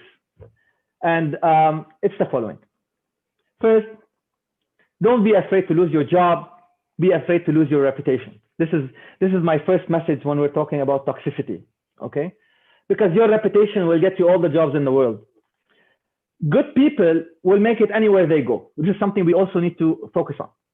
Speak your mind at all times, professionally and reasonably. Don't hesitate. You will regret it, believe me. We belong to an amazing profession, bound by detailed standards. Apply them and don't worry. If we go through the IIA standards, you will find the implementation standards and all the different guidance documents. There is not a problem we face that doesn't have a solution. And this is basically the strength of this wonderful profession, that these standards, they are not just detailed, they are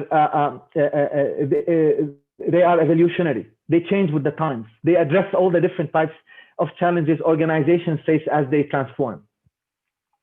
Do your work with good intentions, and good results will follow. This is a key part. Intentions in the audit business, in my opinion, is a foundational part of our job. Take care of your team and they will take care of you. This is very important. Eliminate toxicity from your team, even among your team, these small auditors that could be toxic, you need to address them. And at the same time, take care of your team and they will protect you. Be straightforward and communicate the same consistent message to all stakeholders. You will earn the respect of everyone. Work with the internal audit code of ethics in mind. This is the foundational principles of our job. If you don't belong to them, they don't belong to you. Get out. Toxic behavior may help some get to the top, but I assure you, it will not help them stay there. So this is why we need to always abide by the standards. And as a final comment, I look forward to future sessions because I came under heavy criticism when I wrote the article on toxicity in internal audit. I look forward to addressing the toxic CEO in my next article, inshallah. So thank you for being such a wonderful audience. And I look forward in future seminars that we meet in person and better days, better healthy days, hopefully. Have a great day. And I welcome any questions you may have. Muhammad, thank you very much. Indeed, very interesting and definitely thought-provoking. May I just say that you have really told every CAE over here that he or she must walk a very, very, very tight line, a rope. Absolutely. A couple of questions, Muhammad, if you can take them. Yes, please. In one of your slides that the CAE may be having conflicting expectations from them, whether they are stakeholders on the client side or on the management side, doesn't matter. What would be your advice? I know you gave 7, 8, 10 points in the last slide, but what would be your advice to the CAE, when they are expected to perform the role of a head of the department, internal audit department, but sometimes also they are seen as representing one of the stakeholders' interests simply because they have the capacity and they are the eyes, they have things open to them. How would you ask the CAE to take this matter forward? Okay, look, my key advice when we're addressing this is to keep our eye on the ball. What is the ball? It is the strategic objectives of the organization. Never in my career have I failed to convince any stakeholder when the initial point of my discussion was specifically focused on the achievement of strategic objectives. And this is where communication is key for chief audit executives. If you go to a key stakeholder talking about a minor issue, or you weren't able to really express the message or to send that information through, then yes, they will not take you seriously and you will not succeed. However, if you go to them with those issues that you really believe will address how we can become a better organization and achieve those objectives, there is no discussion that you cannot win. That's one. Two, you need to properly set your expectations with all your stakeholders. With your audit committee, you need to be very clear about the culture of the organization and what you're trying to do. With the CEO, you need to be very clear that he or she has a very good understanding about the role of internal audit in the organization and what you are also achieving to do. And same applies to the remaining of your stakeholders. As long as you keep good and open, transparent information flow that is consistent among all key stakeholders, you are fine with a focus on your strategic objectives. But if you go otherwise, this is where problems will start. Thank you very much. And there's another question, Mohammed. We have in this conference, the delegates who are listening are at senior level. Some of them definitely will be playing mentor to the junior auditors who are either beginning their career or midway through their career themselves, and themselves probably aspiring to grow up the ladder. In your experience, have you ever come across such a behavior from a CAE, getting rubbed on to his reports or probably little down the organization hierarchy, if I can say? And what can you repeat that last sentence because you got cut off? Okay. So some of them would be mentoring their junior auditors, either middle management level or even. Yes. Definitely, we want to make sure that as we grow up the ladder, climb the ladder, we want to climb in the right manner.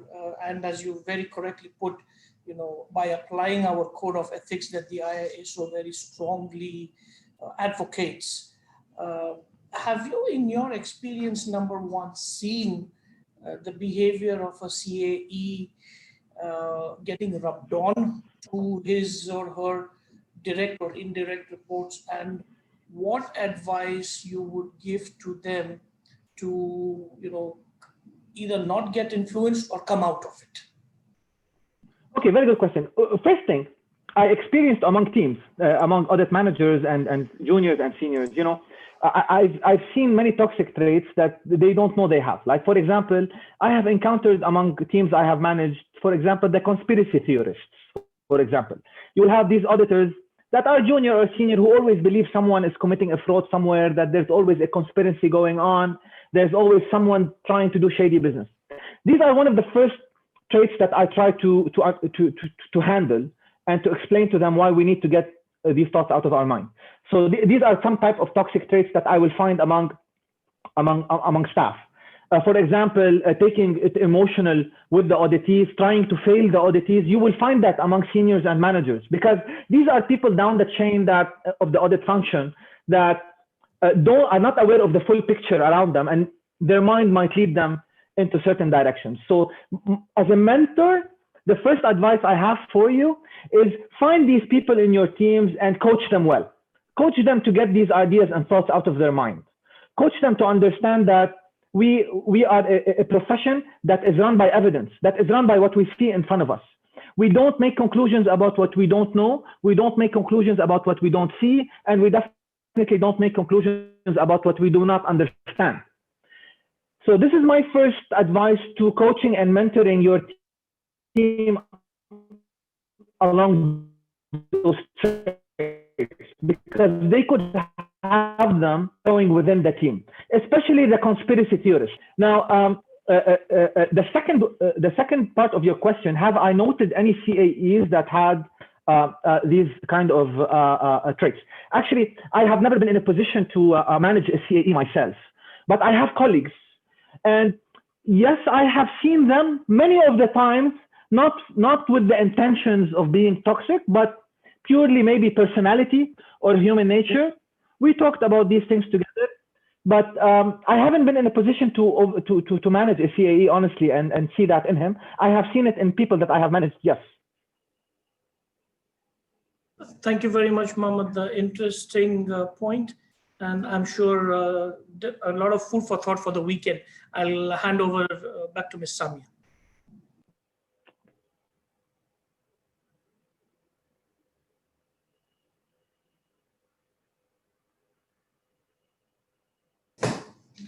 Thank you, Mr. Mohammed Qaisi.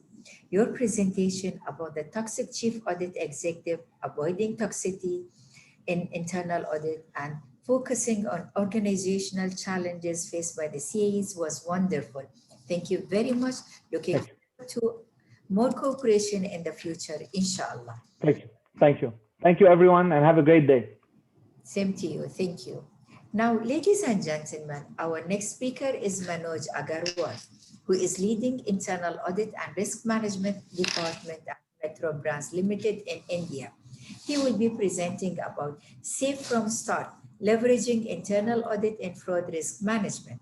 So on behalf of all of you, I welcome Manoj Agarwal. Mr. Manoj, you can take over. Thank you, Samia.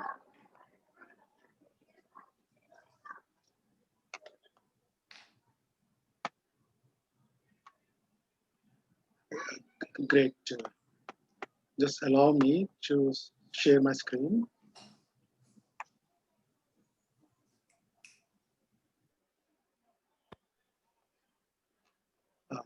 Is my screen visible?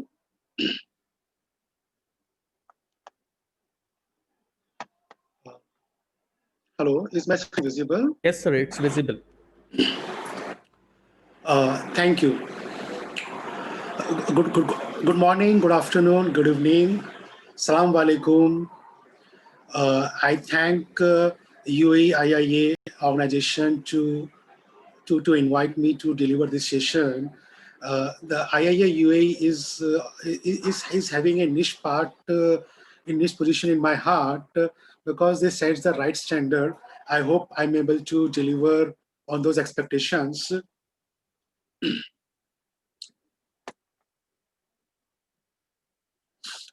A brief about myself. I'm Manoj Agrawal. I hold CIA, CRMA, FCA, CISA, DISA certifications. I had the internal audit. I'm also a member of International Internal Audit Standard Board of IIA, and I am a member of a Board of Governor of Institute of Internal Auditors, Bombay chapter.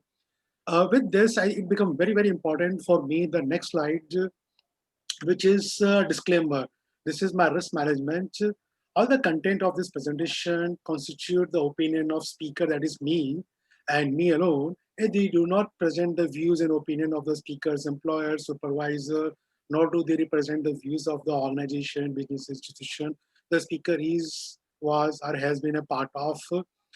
Some of the situation which I mentioned here may not be true, and the identities of the parties may be disguised, and some of the images used are subject to copyright. So having said that, so let the next 45 minutes be very interesting. I hope to get a lot of questions. I would love to answer all of them. So this is the famous fraud triangle as given by Mr. Donald R. Creasy. So you will find there are three axes of this fraud triangle. One is the pressure, another is the opportunity, and the third one is the rationalization. Now the role of internal audit is very important in understanding and taking steps to minimize the fraud.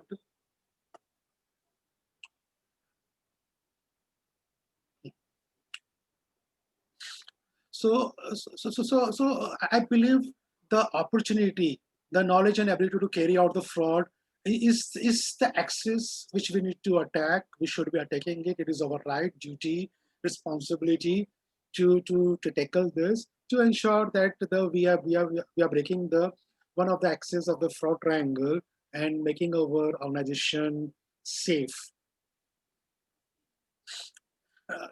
One of the most important question is why internal audit and auditors. The answer is very simple, because that is what is the regulator demands. That is what is the various legislations, various law demand. That is what the standard also demand. And most importantly, that is what the public demands. You would have all heard wherever internal auditors, wherever there is any fraud which come into the light. Now, this is an extract from SOX section 302. So here the law is very clear. They have made CEO and CFO responsible for internal accounting control, and they must report any deficiency in any internal accounting control or any fraud involving the management to the audit committee. So they have been given this responsibility, and how they are discharging this responsibility through internal auditors. Wherever there is an internal control, internal auditors are there. This is an extract from India's Companies Act 2013, which has explained the internal financial control. And one of the aspects of internal financial control is the prevention and detection of fraud and error. So that is where I'm saying where the regulator's legislation requires it to work towards fraud prevention, fraud avoidance. This is from the IPPF of IIA, Standard 1210A2. So it says that internal auditor must have sufficient knowledge to evaluate the risk of fraud. So they must have sufficient knowledge. If they don't have sufficient knowledge and they undertake any assignment, then they would be held liable for misconduct. They would be liable for taking an assignment without having the proficiency. Similarly, under due professional care, now they need to exercise how do they exercise the professional due care? They need to, one of the aspects they need to consider is the possibility of significant errors, fraud, and non-compliance. So if your client says that please do this thing and don't do any testing for fraud control, then my dear friend, you might be indulging into a very, I would say, a little slippery area. And especially if they don't say anything and you don't do any fraud related control testing, you can be held liable for not exercising the due professional care. Similarly, the standard 2060, which is relating to the reporting to the senior management and the board, here the reporting must include fraud risk. So if you are reporting that the process is weak here, it is not getting followed, not adherence, etc., etc. But if you don't report on the fraud risk, the possible fraud risk, inherent fraud risk, residual fraud risk, then you have not done your job. Similarly, in the standard 212082 under risk management, they must evaluate the potential of occurrence of fraud and how the organization managed fraud risk. So if you see it covers the entire gamut. So you need to have a knowledge, you need to consider the possibility, you need to report fraud risk, and you need to evaluate the potential. That is, you need to do testing whether there is a potential of any fraud which is happening, whether any fraud can be committed, and how the fraud manages fraud risk. So it's not only you are testing, it is how the organization is managing the fraud risk, whether they have appropriate anti-fraud controls or not. And in the engagement objective, which we all are familiar with, the internal auditors must consider the cost probability of significant error and fraud. So they need to assume there can be a fraud, there can be a huge error. They need to go with that kind of mentality. It does not mean that they need to indulge into, let's say, witch hunt, I will find somebody is responsible, but they need to go with an open mind that there is a very good possibility that there is a fraud which is there. Now, these are the principles of internal control form POSO 2013 framework.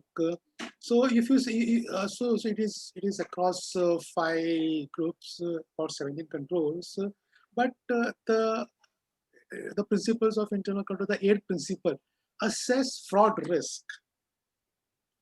So, if you are saying that I'm POSO 2013 compliant, and if you are not assessing fraud risk, that means there can be a disparity. So if you want to be compliant with POSO 2013, you need to do assess fraud risk. If you are a SEC listed, if you are listed in the USA, then SEC required you to consider POSO 2013 as the framework for your internal control, and accordingly you must assess fraud risk. So you need to also follow the other things.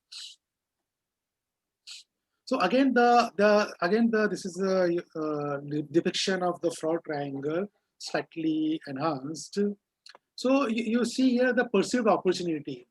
What is perceived opportunity? Perceived opportunity means there is a possibility of weak internal control. There can be weak internal control. There can be ineffective monitoring of controls. There would be assets which is not under proper custody, which is liable prone for theft, misuse. So this is where we need to. This is where the role of internal audit come into picture. Of course, I believe that even on the perceived pressure, you can act as an internal auditor. You can remove certain element which can create perceived pressure. For example, let's assume you are a bank.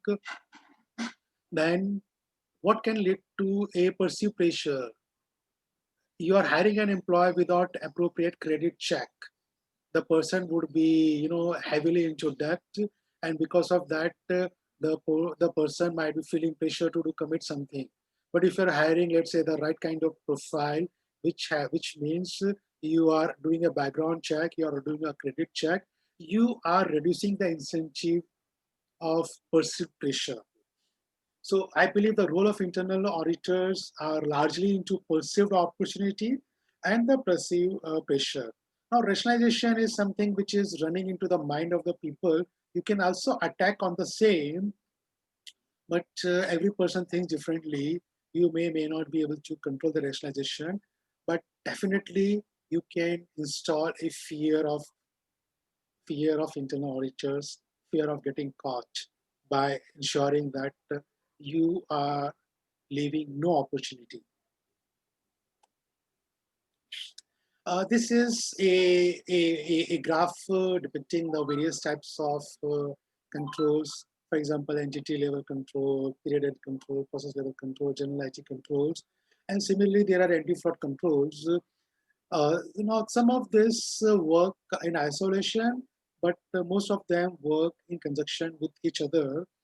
So it is your smartness, how you are deploying them within your organization to make your organization safe. These are some of the anti-fraud controls. For example, external audit of financial audit, code of conduct, internal audit department. Internal audit department act as a great disincentive to fraudsters. Management certification of financial statement. Now, when SOX made CEO and CFO responsible for financial control, they need to sign on the balance sheet, and they have been held personally liable. It has led to large reduction in the suspected fraud cases, reduction in the fraud cases, and improvement in the financial statements. External audit of internal controls over financial reporting, management review outline, independent audit committee, anti-fraud policy. Now, some of these fraud controls may be present in your organization, some may not be there, but it would be a good idea if you are able to put as many as possible. For example, surprise audit. Now, there are circumstances where you have to do your audit in after announcing it, but at the same time, if you can also do your audit, surprise audit, then it can lead to a vast revelation how the process are actually working. Job rotation, mandatory vacation, reward for whistleblower. There are some more additional anti-fraud control, for example, segregation of duty. You will also find the same under financial control or IT control, dual signatory to an approval of a senior where the beneficiary is a subordinate. What I call it is a grandfather approval for grandson. For example, if I need to approve the appraisal of my junior, it need to be approved by my senior to ensure that I'm not indulging into any biases. Yearly affirmation to code of conduct, conflict of interest. Some of them play a major role and some of them play a enabling role to ensure the fraud get reduced. Now, at this point of time, you would be wondering, how do internal audit detect and deter frauds? So on the next screen, 3 screens, you will find there are 3 approaches you can take it. Maybe you can take a combination of all 3 approaches, but you have a role which you have to play. Now, the first approach is the classic plan, do, check, act cycle, where you do your risk assessment, you also assess your fraud risk, and after that assessment, you check whether the appropriate anti-fraud control exists or does not exist. If it exists, great. If it does not exist, you recommend to put those kind of fraud controls. In case it exists, then you do the testing of this control for existence and effectiveness of those controls. Based on that testing, you recommend appropriate corrective action where required and appropriate implementation of additional control if it is required. So this is the plan, the classic plan, do, check, act cycle, which we all are familiar with. Another approach you can take it, now the source of this table is the ACF 2020 reports to the nations. So on left-hand side, you will find that there is a department, various department. Now, every organization has this department. On top, you will find the various fraud schemes. Now, this is an extract from ACF 2020 reports to the nation. So all this, the maroon area are area where there is a huge potential, huge risk of fraud and various types of fraud. So this can also serve as a guidelines if you are starting new. And if you're not starting new, then it can still serve as a guideline, which will help you to benchmark, to compare whether you need to focus some bit of your energy to some other places or not. Now, this is another area, another approach. So again, after risk assessment, now this is you can take it. This is a thumb rule areas. So anywhere where there is a cash handling, so those are always areas suspected of fraud. Physical cash, huge amount of cash. Wherever there is a large volume, it also creates a perceived incentive that if I'm doing some mistakes, some mischief in 2 transactions out of 2,000 transactions, then I will not be getting caught. External interfaces, wherever an employee of the organization interfaces with an external person. Now, this external person can be customer, can be vendor, depending upon the types of industry. There can be incentives. If you are a customer-driven organization, so your vendor may like to offer bribes. Dealing with government, whenever you deal with the government, it is always treated as a high-risk area. Past frauds in the organization industry, if you keep an eye on the various frauds that has been committed within the industry in your organization work and in your organization, this itself will give you a huge list of areas where to keep an eye open. Small team sizes. Team sizes, two persons team, 3 persons team, small team sizes. now where it is difficult to have job rotation. So there is also a risk because in case somebody is not there, the other person will say, hey, there is an error because I don't know this area. An unstable function, if within a function there is a huge turnover of people are not staying back, then somebody can take the advantage of this kind of situation. So you can, so my recommendation is take an approach which works for you, which you are comfortable with, then incorporate elements from other two approach in your for identifying areas which are fraud prone.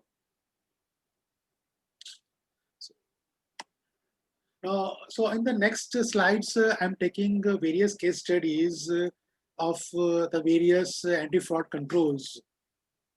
Now in this first case study, it was a multi-geography organization. Now there was an allegation of fraud when the internal auditors have reviewed the area. They realized that this organization don't have any item master. So when I say they don't have any item master, that means they have a system, they're raising a PO, but this PO is just like an Excel. They are inputting the information. It is not controlled through any master. They also didn't have any pricing guidelines.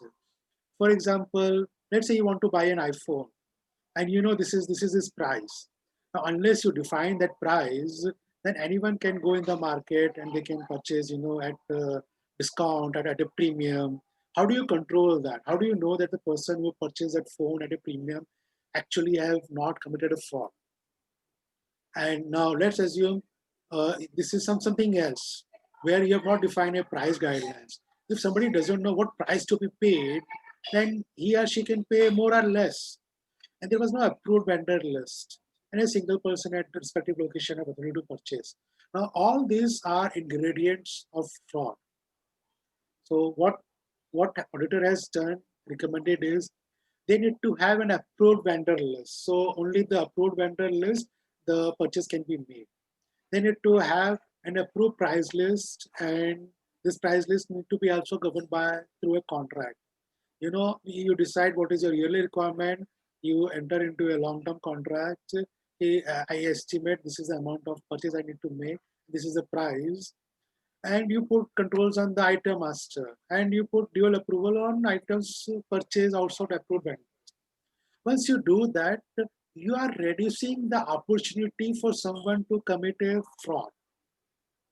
When I say reducing it, it means I believe you're reducing up to 90% the probability, because they know you're keeping a watch. For anything which happening, there is a dual person who need to do that. And what was the result of this?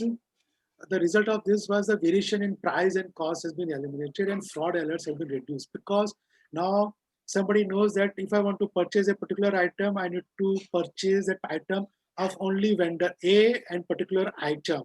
I cannot purchase anything else. To purchase something else, I need to go and follow a separate process. A separate process means that you can pay good, close attention. In another case study, this is on the segregation of duty. So there was an allegation that some assets have been pilferaged. So when the auditors have reviewed it, they realized that the assets are spread out geographically, and one person, in fact, one team within the accounts function have a right to create for vendor master, asset master. They can issue PO, they can do GRN, they can create assets, they can release payment.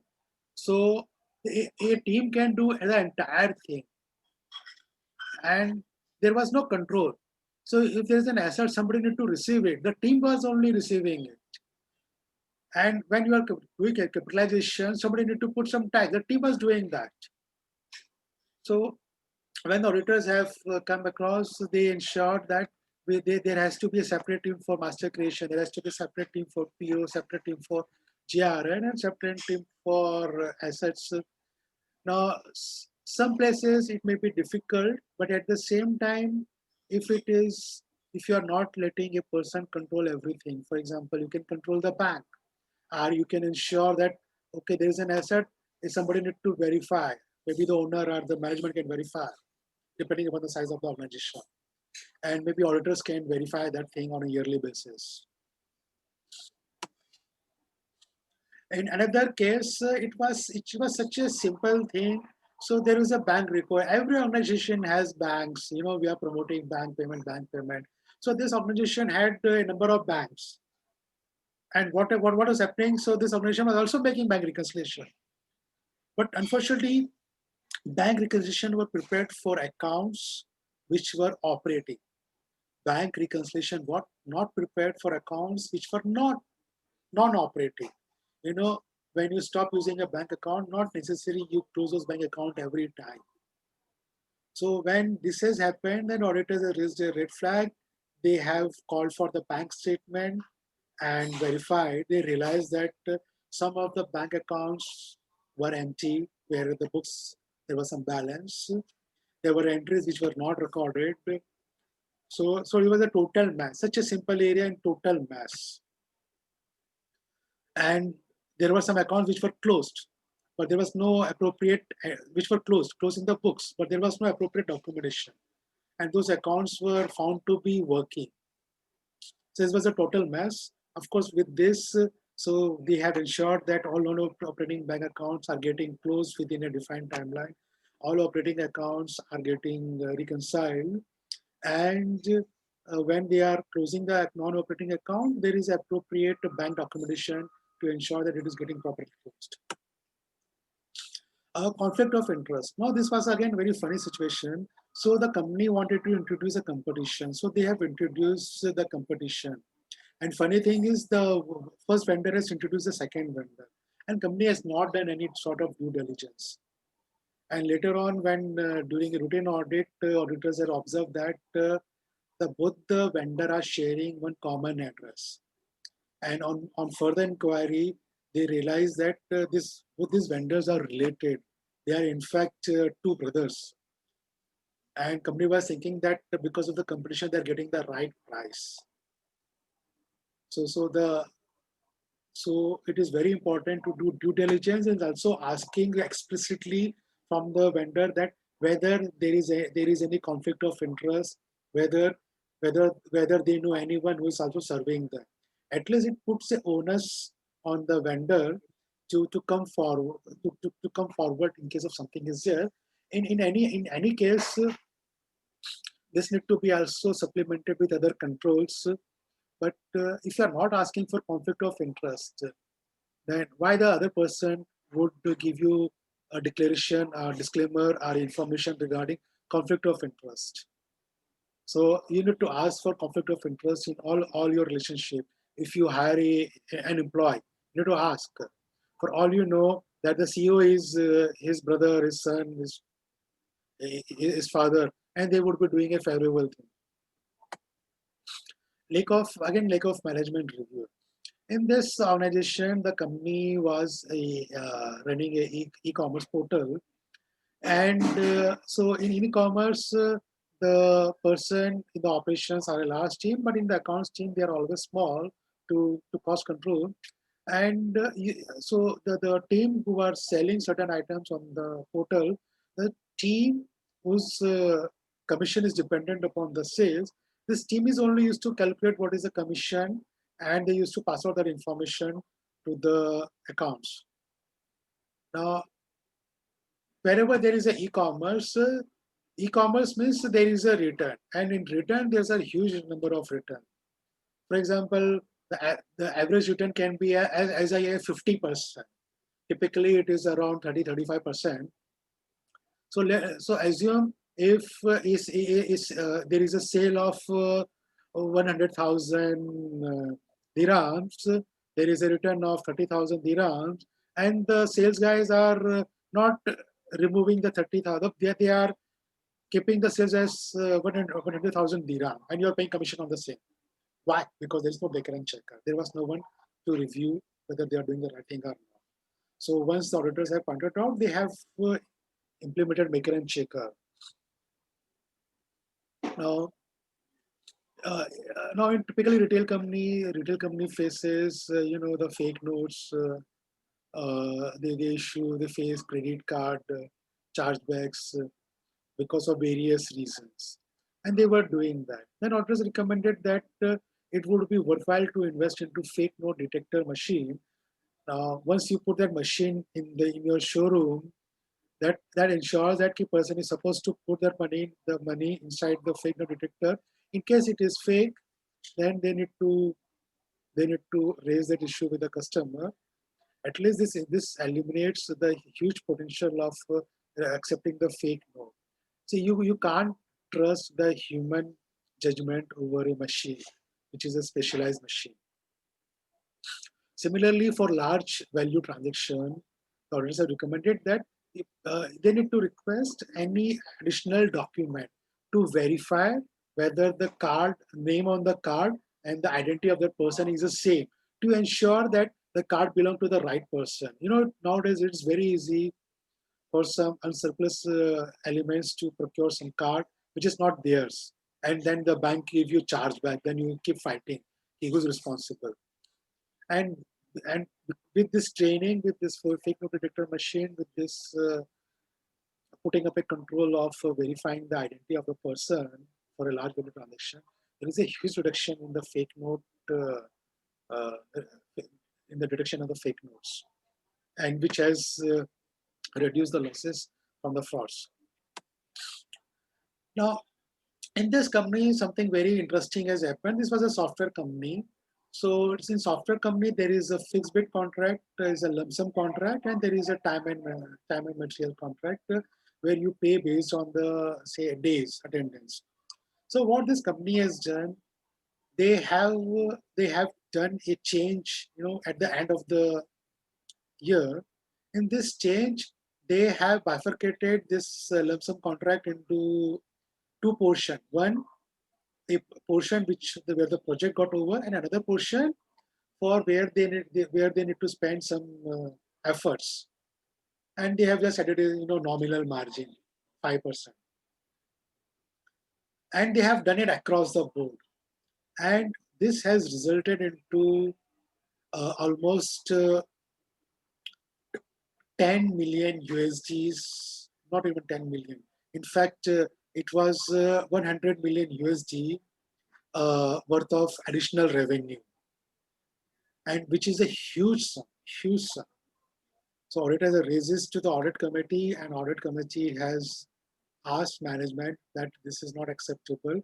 So they have not allowed to do this thing, and they have been asked, if you want to do that, then they can do it only for the project now starting, and they need to do it at the beginning of the project, not at the end of the project. Now in this organization, what has happened, there was a $1 million contract has been given to a vendor, though the person has done due diligence, but at the same time, it's not that appropriate one. When the auditors have reviewed this particular thing, they realize that there was issues with the price discovery, there was issues on the vendor background checks, and once everything has been considered, then this project has come out to be almost 50% costlier than the next effective options.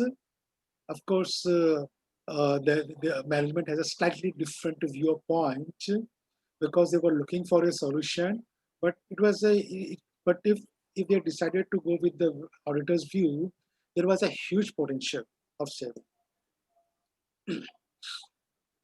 In this company, what they have done for price discovery, instead of asking people to submit the code, they went for the reverse auction process.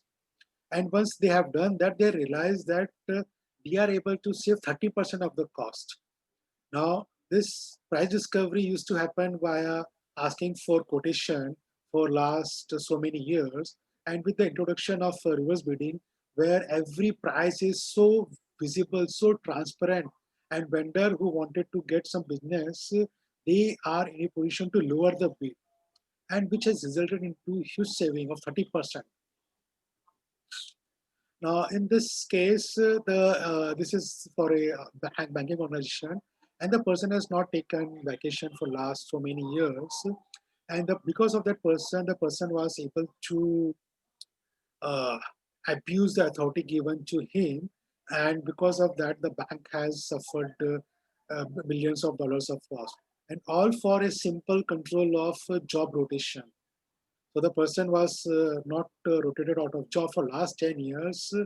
So neither the HR, neither the, unfortunately, not even the internal auditors have raised this issue. Now, at this point of time, I will also like to, okay, I will take that particular question slightly in this later slide. Yeah. So what we did in my organization is we hold people accountable for fraud. If there is a fraud, the people are accountable. And we have not accepted excuse that they are following a process.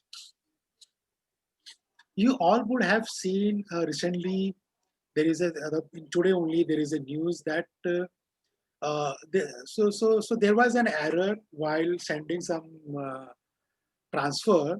So Citibank has sent some wrong transfer. And there were 3 people who were involved into that process. So it's not a dual signatory, but it's a 3-party signatory. And everyone has simply blindly accepted, approved, authorized it.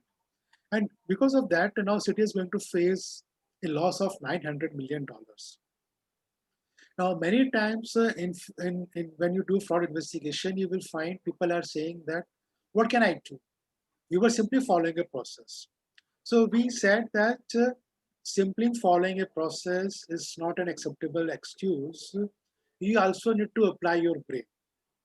If you think there is something mischief is going on, then you are supposed to apply your brain and you are accountable. Don't give the excuse that you are following a process. And we have implemented, if you see something wrong, raise your voice. If you are not raising your voice, then you are an accomplice. And don't tell us whether, what could I have done? If you see something wrong, you are supposed to raise a voice. Take action. For us, it is zero tolerance. If we detect a fraud, the person is being always getting terminated, and we recover. We recover the lost profit, we discharge all the lost profit, and we also penalize the person. And at the same time, we also give training. Whenever we come across a new method, we give training to our people to see that they are in a position to detect frauds. They are aware that this is how a fraud can occur. We also employ mystery shopping. Mystery shopping is a great tool, whichever process you take it. It can be a great tool at your showroom front, but at the same time, it can be a great tool even within your corporate offices. For example, when an auditor calls up some vendor and says, I want something in this quantity. What is this? This is mystery shopping. And keeping your ears to the ground. So we ask all our customers, all our vendors, wherever appropriate. We also give our direct phone numbers. We always encourage customers and vendors to reach out to us in case they found anything fishy, whatever is their concern. We encourage them to come out. Sometimes it do create an extra work, but at the same time, our customers, our vendors, our associate knows that we are always reachable. And the management has made it very clear that in case of a decision, business is going to make the decision, but everyone is answerable to internal audit. So even if it is business who is making a decision, they need to follow a process for making their decision. And after making decision, they are answerable to internal audit. Now, this is my favorite area as anti-fraud control, code of conduct, because this is the first thing any employee when they join an organization may be seeing it. When any supplier get onboarded would be seeing it. So this is a wonderful tool to manage the anti-fraud conduct, to manage the fraud risk. A typical code of conduct can contain your personal conduct of employees, anti-corruption, bribery, compliance with the various laws, business partner relationship or vendor relationship, workplace standard, employee standards, and corporate responsibility. For example, does it exist? Is it comprehensive? What is comprehensive? Is it being communicated? Does it cover all? It should not happen that it is covers only a small portion of your stakeholder. How do you know that how do you ensure that all people understand it? Assuming you are a multi-geography organization. For example, let's assume you are operating in Middle East, Europe, India. Then how do you know your employees are actually understanding it? Quite possible the employee may not be knowing the common language, which is English. So you need to ensure that you're giving a translated version to your employees. And how do people confirm that they adhere to it? You need to have some mechanism to ensure that people are coming back to saying, yes, we are adhering to it. And what happens when someone violates it? Because this is a true test of your code of conduct. How to clear a doubt in case something is there. And how does management show adherence? So if management shows adherence, that ensures that the people are going to follow it. Now, why I'm saying the code of conduct is my favorite tool, because this is again from the ACFE 2020 report to the nation. So on left-hand side, you will see the code of conduct. If the code of conduct is not there, it leads to one of the highest median losses, which is about 200,000 USD. But if the code of conduct is in place, then it simply reduces by 50%. And this is the place where you can control all other various controls through which you can control the behavior of employees, your management, your vendors, your regulators. So I always consider this is one of the most important control. So a non-tolerance policy and proactive implementation of fraud control can help reduce the median losses for your organization. So at this, I'm almost at the end of my session. So let me summarize it. So internal auditors need to have knowledge of evaluating the fraud risk. They need to have knowledge how the organization is managing the fraud risk. If they don't have knowledge how the fraud risk can materialize, then and how the organization is treating with them, then they have a problem. They need to always consider the possibility of occurrence of fraud risk.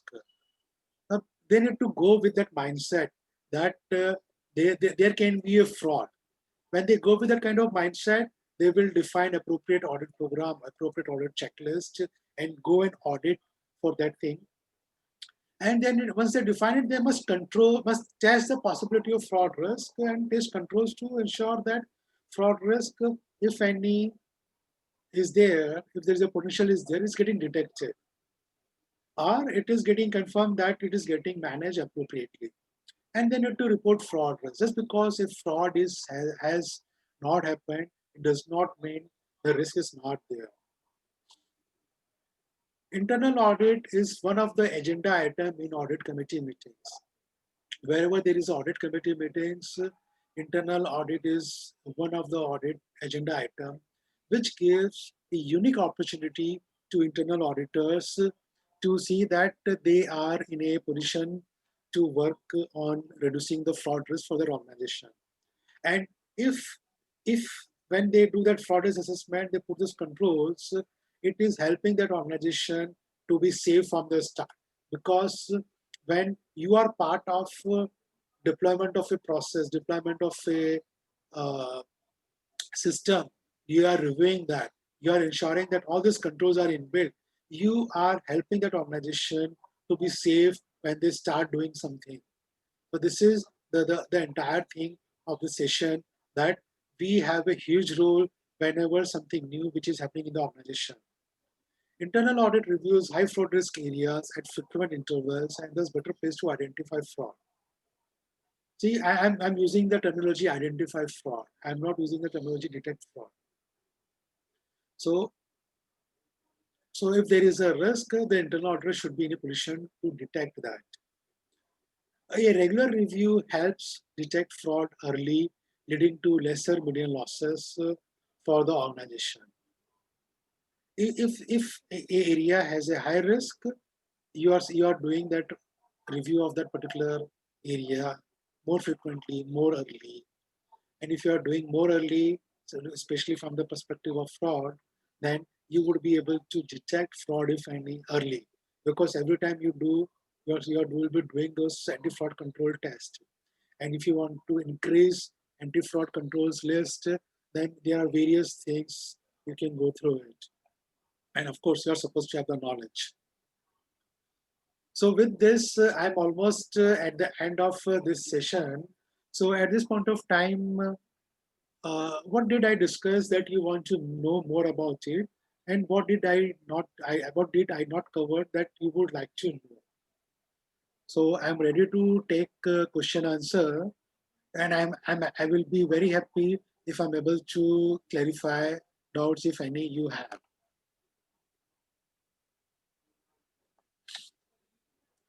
So I've been given some questions. So the IPPF requires fraud risk assessment. In your opinion, to what extent must we conduct it, given the situation when a fraud management function exists and when it does not exist? The requirement of IPPF is you need to have knowledge. You consider the possibility. You consider you consider how the organization is managing that risk. So when you do this, so in case, now let's take a situation where there is a dedicated fraud management function is there, and there is a situation where the dedicated fraud management function is not there. So whenever this situation, there will always be some area which is overlapping. There would be some areas which will not be overlapping here. So when an organization put up a function for manage the fraud, that means that organization is typically large. The organization believes that there is a huge risk of fraud getting hit. So as part of internal audit, you can leverage the work done by the fraud management department. I'm using the word leverage. So even if they are doing that work, you are still required to consider, in my opinion, is there something which is not getting covered by the fraud management function? Now, if tomorrow there is a fraud happens in a process which is audited by you, you cannot take defense that since there is a fraud management function exists, I have not done my duty, because you would be violating IPPF. This is my opinion. Now, to what extent we conduct it, I think it depends upon your organization, and every organization is unique. You need to consider the impact of fraud. If it happens, then what is the impact? What is the business impact of that fraud? I think that only that will give you an answer. No, it is simply impossible if you treat let's say a fraud of 1 dirham done by somebody is an unacceptable position. Now, I'm not saying doing a 1 dirham fraud can be an acceptable position, but if there is no segregation of duty, if there is no dual authority, there is no code of conduct, then this thing is bound to happen. So once you assess, once you do, you also have limited energy, limited this time. So you need to go for the top risk. Once you take care of top risk, you should not be giving clean sheet for the low risk, and accordingly you can decide to what extent you need to do your fraud risk assessment. Mind well, you are required to do internal audit. You are not required to do a dedicated fraud risk assessment. If you are an in-house internal audit department, then I would suggest that at least you should do at least in a year a dedicated fraud risk assessment exercise to discover if some additional area is there. But at the same time, you need to make the management of the division department responsible for fraud. They should not be saying, since internal audit is there, I'm not responsible. They are responsible. They cannot hide behind internal audit, and internal audit cannot hide behind a dedicated fraud risk management function. I hope it clears.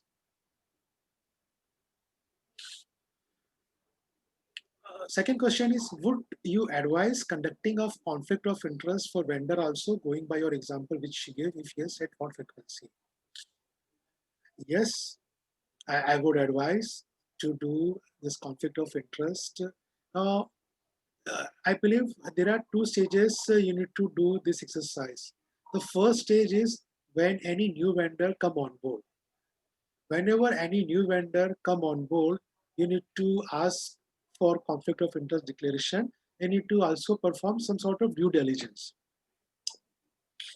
You need to hold your vendor responsible to inform you of any conflict of interest detected by them. So, first point, when they come on board.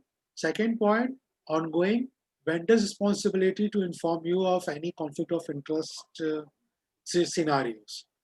Third, you need to conduct an annual exercise from all vendors, maybe 80-20, 80% 80% value, 20% volume. You need to conduct this exercise for all vendors, asking them to confirm whether they have any conflict of interest with the organization or not.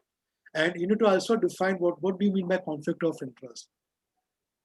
Once you define that, once you do the exercise, then you can detect who is confirming they have it, who is confirming they don't have it, and most importantly, who is not confirming it. Whoever is not confirming it, those are the vendors to watch out for.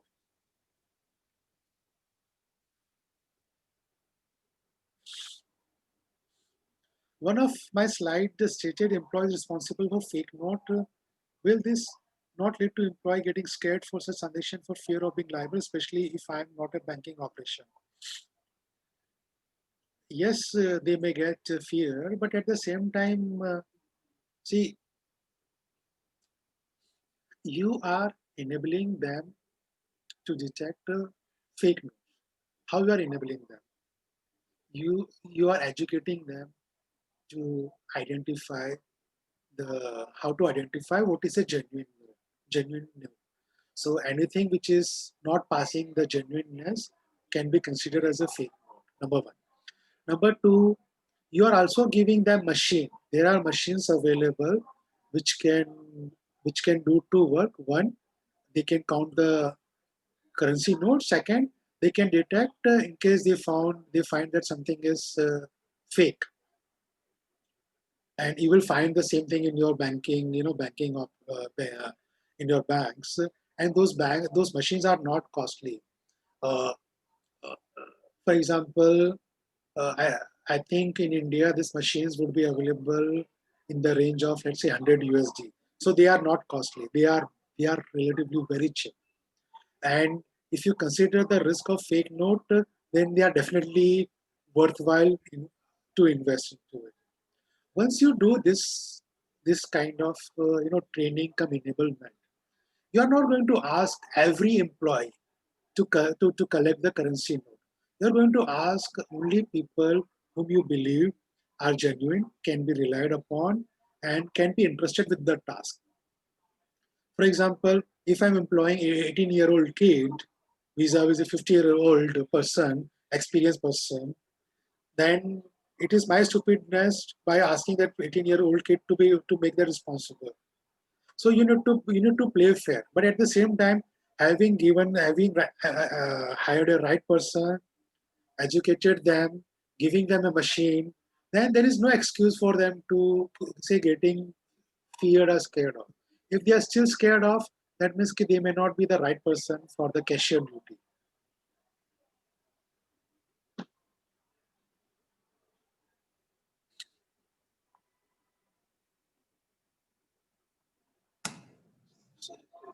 So Nina, do we have any more questions?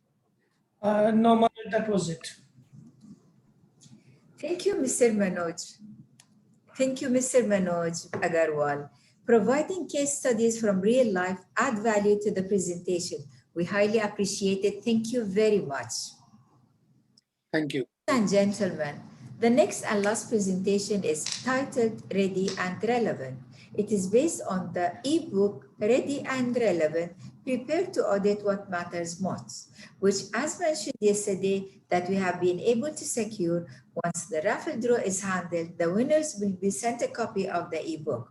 The author of the ebook, which has become one of the best sellers, is Tim Berishon. He is Director of Insight and Intelligence and Internal Audit Leadership, CAE Engagement at the IA Global. It is a pleasure to have Tim today to present to us. I request him to take over and start his presentation. Thank you, Tim. Yes, hello, can you hear me okay? Yes, we can. Oh, wonderful. Let me just share my screen then, yeah? Yeah. Okay, let me do that. Okay, can you see just fine? Yes, it is fine, perfect. We can see. Okay, I would like to leave it in this view. I'd like to see the panel on the left if it's okay, because I can see the slides coming up. Is that okay? Yes, Tim, please make it into presentation slide, please. Okay. Thank you. How's that? Yeah, now cool, thank you. All right, very good. Well, hello from the United States. It's a little bit early here, so my voice is still waking up, but I'm so glad to be here. Thank you so much for having me. I really appreciate it. And yes, very excited about the book. And let me just give you, if it's okay, a little bit of history on the book and on myself. Before I joined the IIA in the US, I was in internal audit. I joined internal audit in 2007. A very large company called Tyco. I don't know if you know Tyco. It's now part of Johnson Controls here in the US. And, you know, I've been in internal audit ever since, except for 2.5 years when I was CFO of Sub-Saharan Africa in Johannesburg, South Africa. And it was there that the corporate audit team in the US of Tyco came down to see us, and wonderful auditors, fantastic audit, but it just wasn't relevant to what we were dealing with as a business there in South Africa. And that's when I really, really thought about, from the other side of the table, as the auditee, if you will, you know, how can internal audit be more business relevant to our organizations? And that's when I really, really started thinking about this topic, and eventually it turned into a book. But when I came back from South Africa, we sold that business. I went back into internal audit with a lot of passion about internal audit as a business relevant function for any organization. And I went to the General Audit Management Conference. It's a conference every year in the US in March timeframe that the IAA presents, a annual conference, very large conference, thousands of attendees. And it was there that I heard Richard Chambers speak about something I'm going to show you just now. So here's my agenda. First, I want to what I call set the table. What I mean is I want to give you a little bit of background from a data perspective of that general management conference that I attended in 2018, in 2019 as well. And then I'm going to give you some data that we have from the summer of this year during the pandemic. And it's just going to set the table that we have to be so relevant right now. We are relevant right now, and we've been kind of forced into relevance, if anything. And then we're going to go through the book. I'm going to give you an overview of the book, go through each chapter, just 1 or 2 slides for each chapter, and talk about the strategies that I employ to make sure that I have a ready and relevant internal audit function. And then we're going to go back and revisit and wrap up. And when I say revisit, I'm going to talk about some success, you know, when you're relevant, when these things are happening. And I'm going to talk about some challenges, some barriers that we have to being more relevant as an internal audit function. So let's get started. So as I said, when I came back from South Africa, back to the US from that expat assignment, I went to the General Management Conference in 2018, and I attended this presentation, the annual Pulse Survey. It's a North American, with apologies, this is a North American survey, but we found that the internal audit profession is quite global. We did some global polls this year, the IAA did, and we found that, you know what, we're a global profession. We're behaving in very similar ways. Of course, we have cultural differences, both business and culture, if you will, and country macroeconomic differences. But right now, we're all dealing with the same thing. We're all being impacted by this global pandemic. So we're finding that the data is very relevant globally as well. So I think these trends that I'm going to present, even though they're North American centric, where I'm from here, they're going to be very, very applicable to you as well. And what was being talked about then, and we're all using the word agile now, aren't we? But a few years ago, we said to stay relevant, internal audit functions have to be agile, meaning we have to be flexible in order to respond to what matters most to our organizations, right? And we have to be innovative. We have to do things in new ways. If you're going to respond, if you're going to be flexible, you have to be innovative because you're going to be doing things you've never done before. And you have to have the team in place, the talent to be able to do that. We need more diverse set of competencies and skill sets if we're going to be doing new things besides just financial controls or compliance with regulations. We may be in the operations more than we used to. We have to have a very diverse team. We're going to talk about that just now. And we have to be very engaged. We have to be very inside. We can't be outside. We can't be separate trying to integrate in. We have to be more integral. So we're going to talk about all these things. And at this conference, they talked about chief audit executives, CAEs. You can see in the left-hand side of my screen, CAEs. Almost 2/3 of chief audit executives said that we consider agility as extremely or very important to the future of our internal audit functions. Yet less than half of those chief audit executives said that they were agile as functions. So a great opportunity years ago. It all starts with self-awareness, right? We have to be aware that we have to be more agile, but less than half are agile at least a few years ago. I'm sure it's more now because we were forced to be agile this year, weren't we? And just another piece of data that was presented at that conference that, again, just setting the table as to why I wrote this book and what this book is about. 72% of chief audit executives said that they have talent gaps, right? And we still have talent gaps. We will always have talent gaps. But look on the right-hand side of the screen. Yet 62% said that we'll perform work only to the extent of our internal competencies, right? And that's actually against the IAA standards. If it's a assurance engagement, now consulting a little bit different, but if it's an assurance engagement on our audit plan, and if we don't have the skills to do that audit, we can't just decide not to do that audit. We have to get those skills. We may have to go outside. We may have to co-source. We have consulting firms that can help us, but we have to perform these audits if they're key from our risk assessment. So you can see that 37% will delay the work until we have the competencies. Maybe that's a little better. At least we're going to do that project. But almost a quarter said we're not even going to do that audit if we don't have the skills and competencies. And that's really against the standards. If it's an assurance engagement, we have to do these projects. And then I went to the General Management Conference the next year, and there were more things that were interesting that really drove my passion around this book. And let me just talk a little bit about those just now.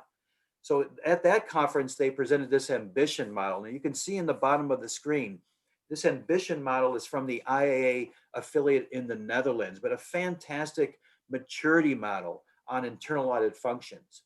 And you have to get to level 3 in order to conform with the IAA standards. And I have that italics and bold a little bit there, you can see. But you also see in level 3 that I'm integrated. And I come from the software industry. Before I entered internal audit in 2007, I spent many years, 15 years or so, in the software industries, in the technology space, not doing accounting, not doing auditing, anything like that. I was in operational business leadership roles. And when we use the word integrated in the software space, it means you're separate. You integrate two separate things. That's why I have to integrate things. They're separate. So even at level 3, internal audit functions may be a little bit more separate and having to integrate in, right?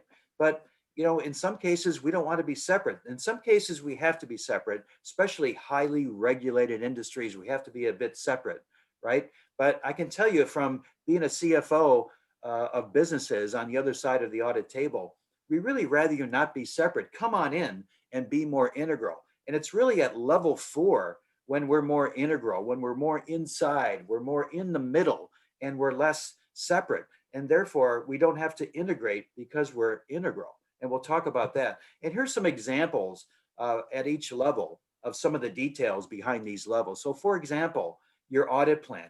If you're at level 3, now remember, level 3 conforms with the IAA standards.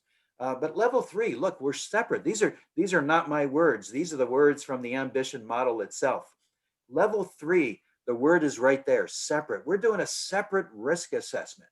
So we're bothering people more than once, right? We're interviewing people separately, having our own management discussions, as opposed to being inside the organization's enterprise risk management process. So we're doing a separate risk assessment. And look at the relationships line there, down there. We're participating in meetings and we're included in meetings. But when I read that, we're participating, we're included, that tells me we're there, but I'm not sure we're participating really. I'm not sure we're really actively engaged as a peer in those meetings. It still feels like we're a bit separate, right? But level 4, look at level 4. Sorry, I see a chat. Let me just check that. Okay, I'll talk about that just now. Thank you. But look at level 4, the audit plan. The audit plan is linked to the organization's enterprise risk management strategies and practices. It sounds to me like we're getting more inside there, right? We're less separate. We're not doing something separate. We're involved and in the middle of the organization's ERM program. And look at relationships. We're not only at these meetings, we're now actively participating. We're advising and influencing, right? That sounds more relevant to me. We're not just sitting in the room in the meeting and listening. We have to do that, of course. We have to be aware of what matters most to our organizations. But at level 4, we are advising and influencing. I can just hear that meeting, right? We're talking, we're in that meeting now. And look at level 5. It's always hard to be at the top level of anything, no matter what it is. Look at this, we're leading, we have strong relationships. And look at the bottom, this is what I'm saying. We're moving from being separate and having to integrate to being more integral to the processes, more integral to our organizations.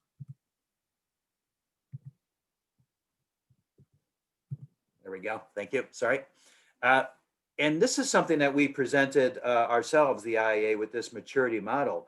And it was in our pulse in 2019, and we said 20% of you are not conforming to the standards, right? So you can see those 2 bars on the left there, the 3 plus the 17. Remember, it was not until level 3 when you conformed with the standards. So we said that 20% of you are not conforming to the standards. And I use this to say that almost half, 48% of us were too separate and having to integrate. And meaning that only half of us are really more in the middle, more integral to our organizations, and really the most relevant that we can be, right? So this just validated for me that we have a lot of opportunity as internal audit functions, internal audit departments. We have a lot of opportunity to be more inside, more in the middle, and more relevant to our organizations. Just a sip of water, excuse me. And then this summer, this is more recent pulse, if you will. And again, North American surveys, but actually we found that our surveys globally were very harmonized, very consistent impact to the internal audit functions globally during this very difficult time for both our organizations and for internal audit. So let's just look at some of the data here. And again, we found that globally the data was very, very consistent actually. We were all being impacted. I mean, one thing we got out of the data from this summer that we did in our polling is we said, and I said to Richard, I said, you know, this is, of course we knew this, but it really confirmed this is a global profession. We are all connected. We are all dealing with this. This is global, and we are one profession, one global profession that is very linked to the macro economy, both globally and within our countries and regions, of course. And you can see the impact. We saw that we were doing risk assessments more frequent. You know, many times we do annual risk assessments, we build our plans annually, just not good enough anymore, not frequent enough. We have to be more aware of what matters most to our organizations than looking at this annually. We have to be more, it's very hard to be continuous. I've done presentations on continuous risk assessments. That takes technology connection to do that. So I like to say a more frequent risk assessment. We have to be more frequent. Annual is just not good enough anymore. And we also found that you were telling us that you were being way more flexible with your organizations, with your audits. You were, you know, we're having to work from home and work remotely. I'm so, you know, but look at the opportunities it presents though. Look at this. I'm presenting to you from the US right now. This is fantastic technology. You know, this is a silver lining from the crisis, if you will. We can work from anywhere. It's just amazing. But we have to be more flexible. We have to do more audits that we've never done before. We can't just do what we've done before. It's different now, forever. It's not going to go back to what there is no going back to what was. There's only moving forward with some version of what we're creating now. And we also saw, and you also were telling us that what I call soft skills competencies. So the skills that are not as easy, you know, you can't certify these. They're not as easy to certify or measure these soft skills. So look at the competencies that popped up as the most important. We got communication, innovation, dealing with change, dealing with ambiguity, meaning we're not sure what we're going to do. We don't necessarily have prior work papers, right? So we're being asked to do things we maybe have not done before. Very, very difficult, but very challenging and very, but develops soft skills like never before. We have to present now on things maybe we're not expert in. So we're being asked to do new things. And it's those non-technical, those soft skills that are becoming even more important. So that's a little bit of setting the table. We have to be more flexible, more agile. And what is it going to take to do that? What does it take to be ready to respond to if I'm asked to do something that matters to the enterprise, but maybe I haven't done it before? But it's okay. What this book is about is making sure you're ready to respond. You're ready to say yes. And let's just start with some definitions. This is what I mean. When I say we're ready to respond, it means we're nimble, we're limber, we can flex, we're agile, of course, but we're clever, right? Because we're creative. We have to do new things and we have to take action. And if we're relevant, you know, we're important. We want to be important. Who doesn't want to be important? And when you're important, when you know that the work you're doing is important, you're highly engaged. And highly engaged employees are high performing employees. So we want to be relevant because we want our work to be important. And that's exciting and that's good.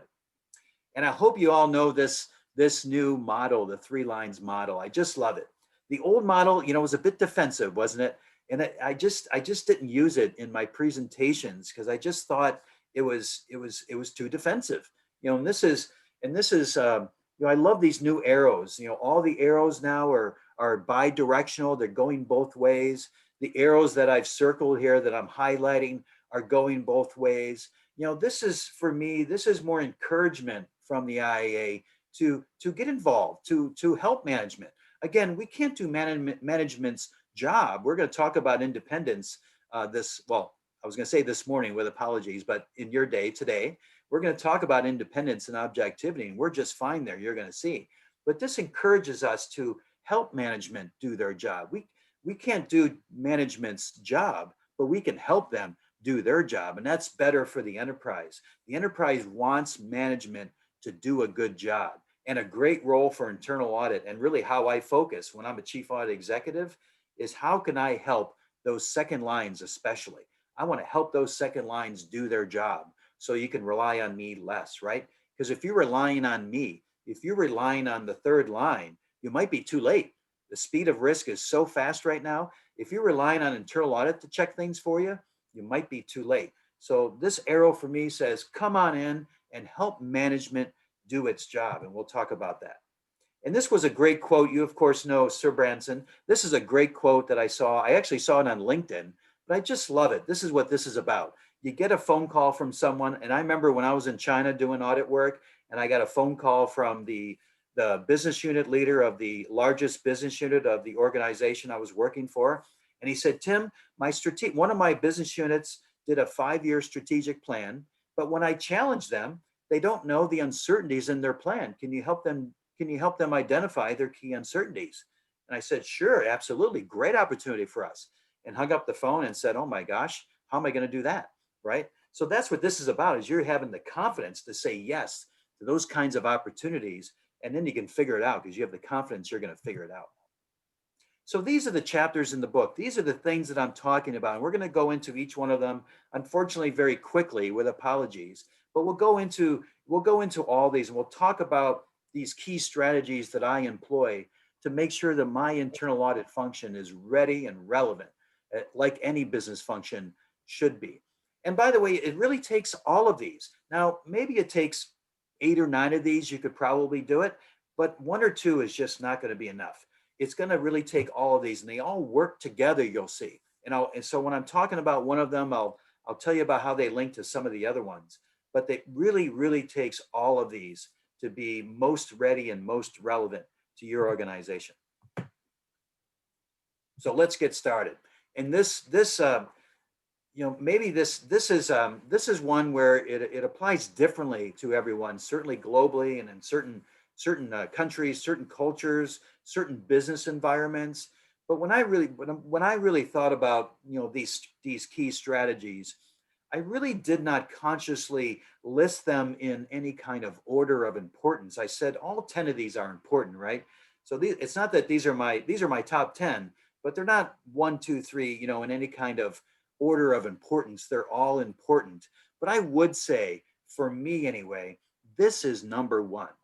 Internal audit as a rotation.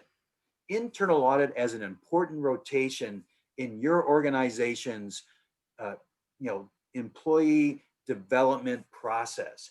If internal audit is a rotation, and what that means is part of my job as a chief audit executive is to develop the talent for others. My job is to lose my team, is to rotate my team out every 3 or 5 years. I'm going to be losing my team and having people come in, new people come in. But this rotation makes some of the other things I'm going to talk about very important, like automation. But if you want me to develop talent, if I'm a rotation, that means you want me to develop talent that others will want.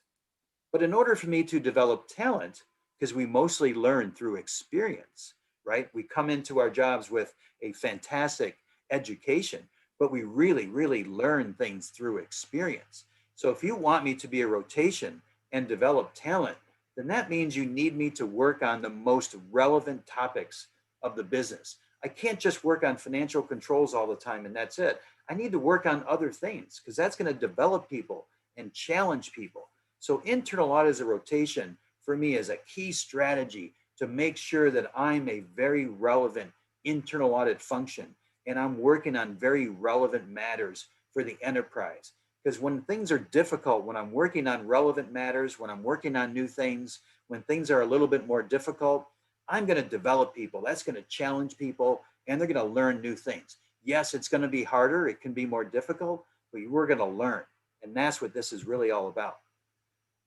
And of course, if we're going to work on, be the most relevant and work on what matters most to the organization, we have to know what matters most to the organization, right? And I'm going to go to another slide to show us how we can do this, but we have to try to not be separate and try not to do separate risk assessments. We have to be more integral, more inside to your enterprise risk management program.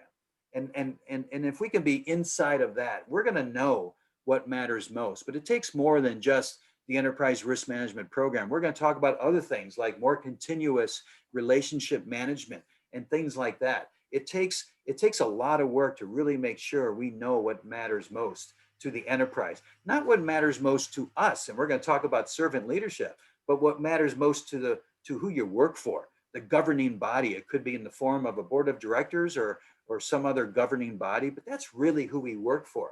So we have to know what matters most to them, to the enterprise, to the shareholders, to the governing body. That's who we work for in the end. And those are the topics we need to be working on. What matters most to them, not necessarily what matters most to us. And this is I hope you're familiar with what's called the ERM fan. I just love this fan. You can Google it or type it into your search engine and type in ERM fan, and you'll see, and just click on images and you'll see a bunch of these, right? There's a number of these. But I believe this originally came out of the UK in 2004, if I remember, and it's the ERM fan, but I use this to discuss any topic. The previous presenter talking about fraud, and I presented a few months ago on internal audit's role in a fraud risk management program, and I used this same fan. Instead of ERM, I just said fraud, because it's the same topics. Now, it's hard to see, with apologies. It's certainly hard to read this diagram, but what this diagram is saying is certainly on the left-hand side of your screen, these are very appropriate core roles, right? If you look on the right-hand side of the screen, you're seeing that we're reviewing things, we're evaluating things, right? We're giving assurance. These are very traditional internal audit roles. But when you read these words, it sounds to me like we're a bit separate. We're a bit separate. We're like, oh, we can't be inside, we can't be involved. We're separate, and we have to be. Of course, we're independent. We're certainly separate, organizationally. But look at the middle. Now we certainly can't be on the right. If you look at the right-hand side, I'm going to tilt my head like you are looking at it, right? Setting the appetite, we can't do that. Management needs to do that. Imposing, no, we don't want to do that, right? Taking decisions, no, we want to advise. We want to present options for them to decide on, but they should decide. Management should be taking decisions on things, not us. Managing risk, no, we don't want to manage the risk. We can help at the program level, but as far as managing individual risks and taking risk management decisions, management needs to do that, right? Sometimes we're asked to do that, but we'll talk about that in just a moment. But look at the middle. We want to get in the middle, and this is what I'm talking about when I say, let's not be so separate and have to integrate. Let's be more integral. What I'm really talking about is this right here. Let's get in the middle. So look at these words. Let's all tilt our heads. We're looking at these words, right? We're monitoring, right? We're coordinating, we're facilitating, we're championing. I love that word. We're championing. We're giving advice. These are more relevant words, business relevant words, value added words. We are not just being separate and doing something and saying, here you go. We're helping. We're helping them do their job. We're facilitating, advising, right? We're in the middle, we're integral, we have a very relevant role to whatever this risk management program is. It can be ERM, it can be certainly fraud risk management, it can be quality assurance, it can be compliance, it can be any topic that you want. You can get in the middle and you can absolutely help out. And we're going to talk about independence and objectivity, I promise you. If we're gonna be working on things we've never worked on before, if we're going to make a decision to be most relevant, and we're going to work on what matters most to our organizations, no matter what the topic is, we're willing to work on anything, either assurance or consulting, well, we're going to need a diverse co-source resource plan. We're going to need a team of people that can do a broader set of things, right? We need not just accountants and auditors. We need operational people. On my audit teams, I usually have a Six Sigma, somebody from the actual operations on my team. They're wonderful auditors. IT people, very important to have technology savvy people on our teams. I've had people from other finance roles, from treasury, from planning and analysis. Analytical minds are great auditors. Having a more diverse team so we can figure things out. We can say yes to opportunities and we can be creative together. It takes a team to do this, and it's going to take a more diverse team, a set of people that are different and have different skill sets, different experiences, different strengths. And we're going to talk about this team as well, that it's a little bit harder when we have a diverse team. We're going to talk about that just now. But if we're going to have the confidence to say yes, we're going to have a broader set of resources from which to draw.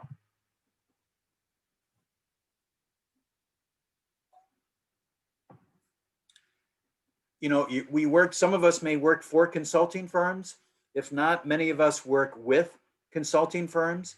And if so, think about some of the best consulting firms that you've worked with or worked for. And think about some of those directors or partners or principals of those firms. And there's some things that they're really good at, I find, that are very, very important for us as internal auditors to also be good at, especially if we're going to work on matters, topics that matter most to the enterprise that we may not have done before. You may be asked to help a business unit identify the key uncertainties of their plan, right? We have to do things, be very creative with our teams. You know, we have to be very service oriented. The best professional services firms, of course, it's in their name, professional services. They're very service oriented, and that's what we need to be as well. We're there to serve our enterprise. They're very good at project management. You know, if we're going to be in a relevant internal audit function and we're going to work on things that we've never done before, they're very visible topics, very, very important topics. They could be very big topics, right? These could be very big projects, a little bit bigger than we're used to. These could be enterprise-wide end-to-end process reviews, right? We have to be very good at project management. We have to be very good at planning these projects so that we can execute them once. You know, we have a saying here. I don't know if you have the saying there as well. Measure 3 times, cut once. You know, planning is so important with these projects. And really, really good consulting firms, they're very good at planning. They're also very good at relationship management. We're going to talk about that. It's so important, in my opinion. It's a separate chapter. Relationship management, proactive relationship management. Think about those partners or principals of these firms that you really enjoy working with, or you think are very good at what they do. They're very good at relationships, right? They're very good at building them, maintaining them, you know, and I'm talking about relationship management outside of audits. We're going to talk about that. So they're very good at certain things. Think about the things that consulting firms are very good at and be good at those as well, because we need those in internal audit functions as well, because we are an internal professional services firm. And this is what I'm talking about. They're very good at relationship management. Another important strategy to employ if you're going to be ready and most relevant. One, we need to have relationships and be proactive because we need to know what matters most. Proactive relationship management is an important part to a more frequent awareness of what matters most. A more frequent risk assessment process or program needs a very active relationship management program. We have to be constantly and more frequently meeting with people, meeting with the people that we need to know, and making sure that we know what matters most to them. What are their objectives? Whether they're a process owner or they're a business unit leader or whatever it is, another functional leader like ourselves, we need to sit down and not say what keeps you up at night. We need to sit down and say, what are you trying to accomplish? What are your key objectives of your process or your business unit or your function? And really spend time listening to them and understanding what they're trying to accomplish. Because the standards also say, and you know, that's our mission, right? That's our definition, is we help the organization achieve its objectives. So we have to start by knowing the objectives of the enterprise at the enterprise level, but also, you know, we can go down a layer to these business units and processes. So we need to sit down and frequently ask them, you know, how is it going? What are your key objectives? What are your key uncertainties in you achieving your objectives? As opposed to saying, hey, what are your key risks? Which we love to say in internal audit. I promise you, outside of internal audit, we don't use the word risk nearly as much as we do in internal audit. But uncertainties is a word we use in business. What are you trying to accomplish? And what are your key uncertainties in you accomplishing those objectives? Because one way that I describe internal audit as a service is we reduce uncertainty, meaning we give you more confidence. Our work provides confidence, right? We provide information, and that information provides more confidence. But what we do is we reduce uncertainty through information. Because a big key of information is, uncertainty and information are the opposite. As I have more relevant information, more relevant and reliable information, my uncertainty is reduced. What does internal audit do? That's one answer you can say. We reduce uncertainty through our services, through the provision of information and data and insights and opinions. We help you reduce uncertainty. So relationship management, very, very important. If you're going to be doing things you've never done before and things that are highly visible to the most senior executives of your organizations, you're going to need those relationships as you do those engagements. So you have to develop those outside of audits. maintain those outside of audits.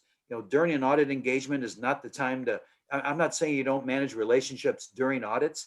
Absolutely, you must do that, but you have to have real meaningful relationships are built outside of audits as well. We've been talking about combined assurance for a long time, just like data analytics, but I promise you, as being a business leader, I really want internal audit to work with the other assurance functions. And there are other assurance functions. We are not the only providers of assurance. We are not the only function within our businesses that reduce uncertainty through our work. There are other assurance providers in the second line. Yes, they are not as independent as we are. They are not independent really, because independence is defined structurally. We report to the governing body.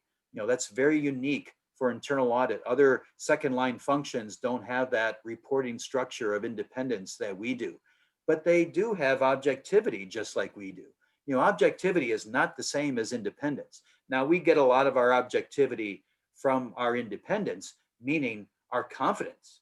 Objectivity is a behavior, is a trait. It's confidence. Objectivity for me, how I define objectivity, is I'm willing to tell you the truth. And there's nothing in my way of telling you the truth. Well, there's other people in our organizations that are also willing to tell the truth. So a really valuable role for internal audit, and I promise you it's very relevant to business. We want to help those second lines be better. It's better for the business if the second line, well, the first line is even better. It's better for the enterprise, the organization, if the first and second lines are catching things and managing things. It's better than relying on internal audit because we're late. We're checking things once in a while, right? We're checking things after the fact. It's too late if we're catching things. We'd rather do the best control environment has an internal audit department that has no findings because everything's great, right? So we're helping the first and second lines do their job. That's better for the organization because the first and second lines are closer to the risk, are closer to the transactional volume. It's better for them. We can help them automate. So integrated combined assurance, help those second lines get to the point where you can't do it any better than they can. Get them to the point where they're doing their job just as good as you can. So then you can then start relying on them.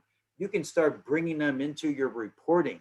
I promise you that the chief executives, the chief financial officers, the chief executive officers of your organizations, the governing bodies of your organizations, your board of directors, they don't really know all the assurance going on out there. Internal audit is in a very unique role where we can understand all the assurance happening in our enterprise and help them get to the point where we can bring them into our reporting and we can let our bosses know all this confidence that they can have because there's all this assurance work going on. And this is why, from an internal audit perspective, I say it's not that we provide assurance. Of course we do. We provide additional assurance when needed and where needed. That's really what we do. We reduce uncertainty by providing additional assurance where it's needed, because it's not the only assurance. We provide additional assurance. So this is a very relevant business concept of working with others, coordinating with others, and helping them do their job. Again, we can't do their job for them, but internal audit's role is to help management do its job. That's really a fundamental role for internal audit. I mentioned competencies, soft skills, and what I'm saying in the book is they're more important than technical skills. Now, don't get me wrong, technical skills are very important. You wouldn't be here if you didn't have the technical skills. So you have to have the technical skills to be invited to this internal audit party, right? You have to have those skills. But I promise you, as you move up the organization in your career, and as you move up the organization in the importance of your work and the direct relevance of your work, as the internal audit function is doing things it's never done before, it's the soft skills that are going to make or break, that are going to make you successful or we're going to fail. It's the soft skills that are more important than the hard skills, the technical skills in the end. Creativity, the ability to present, the ability to deal with ambiguity and change. These kinds of things are so important. And here's the Society of Human Resource Management said, These are the top 6 missing skills in job applicants. And I found it very interesting because the top 3 are all what I call soft skills: problem solving, critical thinking, creativity. These are fantastic soft skills that we're going to need in our internal audit function if we're going to be most relevant. Dealing with ambiguity, the things that we're talking about here, communication. These are the most important things, even more important than technical skills. You can do the best work in the world, but if you can't present it, it's just not going to come across to business people, right? We have to be able to present things, to be creative, to be critical thinkers, focus more on developing your soft skills, developing your team's soft skills. If you have a team of diverse soft skills that you can employ, you can do anything as a team. You can audit anything. Nothing is unauditable if you have a diverse team and consulting partners that can bring these soft skills to the table that you're going to need to do things you've never done before. You can do anything. And in the book, I talk about some key competencies that I think are very important for a business relevant internal audit function. And this is, you can see at the top, dealing with ambiguity, learning on the fly, creativity. It's just what I call a cluster of competencies that I've put together. And if I'm not skilled at these, you look at the right-hand side of the screen there, the lower right, unskilled. I'm not comfortable with change. Boy, if you're not comfortable with change, this has been a tough year for you, right? If you weren't comfortable with change before, you certainly learned this year how to be comfortable with change, right? And ambiguity, and it's just been an amazing year. But it's unfortunately been a development year. We've all developed in such a fast way, right? This year, we're dealing with change like crazy now. But if you look at the skills, I can cope with change. I can do things I've never done before. I can make connections, right? I can build relationships. I can experiment on new things, try new things, come up with new ideas. These are all things I'm going to need if I'm going to be a relevant business function and do things that are important to the enterprise, even if I've never done them before. I hope you're all with me. I can't see you, unfortunately. I hope you can see me. I'm not sure if you can see me or just the screen, but this is another one. We'll keep going. This is another chapter. Automation is so important. You're certainly seeing that now. You certainly know now if you weren't automated enough, don't you? You know now. And if you weren't automated enough, you probably are now. But automate everything you can. Why? If I'm rotating people, process, and technology, those are the 3 things that resources that we employ to run anything. People, process, and technology. So if my people is rotating, right? We talked about it. Number 1, internal audit is a rotation. If I have people rotating in and out, and I'm, every 2-3 years, every 3 or 4 years, I have almost a new team, right? I'm rotating people. Then I need to automate my back office in internal audit. I need to automate everything I can because I don't want those people dealing with administrative functions. I got them rotate. I need them to be able to rotate in and start working rather quickly. So I need to automate my back office, automate, audit management applications. I think are some of the sponsors of the conference. Wonderful tools. Automate your back office. I promise you, it's so affordable now. It's really amazing technology. Not only is it easier to use now and available, it's in the cloud, it's secure, but it's becoming more affordable. We're moving from big capital purchases, perpetual licenses. When I was in the software industry back in the 90s, whoops, aging myself a little bit there, it was all big $1 million US perpetual license capital purchases. Now we can buy annual license. We can buy the right to use these applications. It's much more affordable. Automate everything you can in your own internal audit function back office, because we really don't want, we have these people moving in and out. So we need our foundation, our back office to be stable and consistent. We also don't want our human resources spending time on things we can automate, because if we're gonna use those soft skills, if we're gonna reduce uncertainty through insight, not data, but information, then we need the human resources to be released, to be humans, right? To provide opinions and analyze things and turn data into information. We don't want them, working. Hey, spreadsheets are great. Don't get me wrong. We all use them, but we have to go further than that. We have to automate everything we can so that our human resources can be optimized to be relevant. And relevance is not data. Data doesn't mean anything to a business. Information means a lot. We have to go from data to information. The bridge are humans. And when I talk about automation of the internal audit back office, I also want to say one of internal audit's key roles, again, help management do their job. Help them automate, either through your advice or even your budget. Sometimes internal audit has budget that other functions don't have. I have done that before as a chief audit executive. I haven't loaned money. I've given some of my budget to second line, say, here's money, let's help you automate, because it's good for me too. If you automate, I can audit you less and I can audit other people, right? Other functions, other processes. I can get involved with other relevant matters. Very, very valuable to the business. If, again, the most value you can do for the business is help management do its job. That's our job. And help them automate.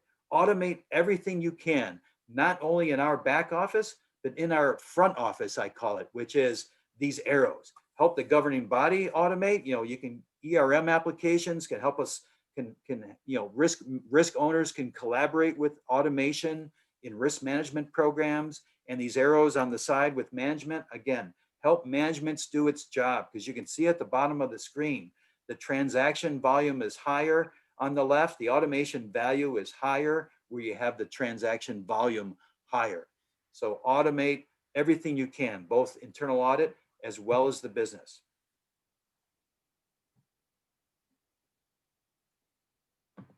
I talked about professional services firms, and I think a very important concept is we're here to serve our employer, right? It's a mindset.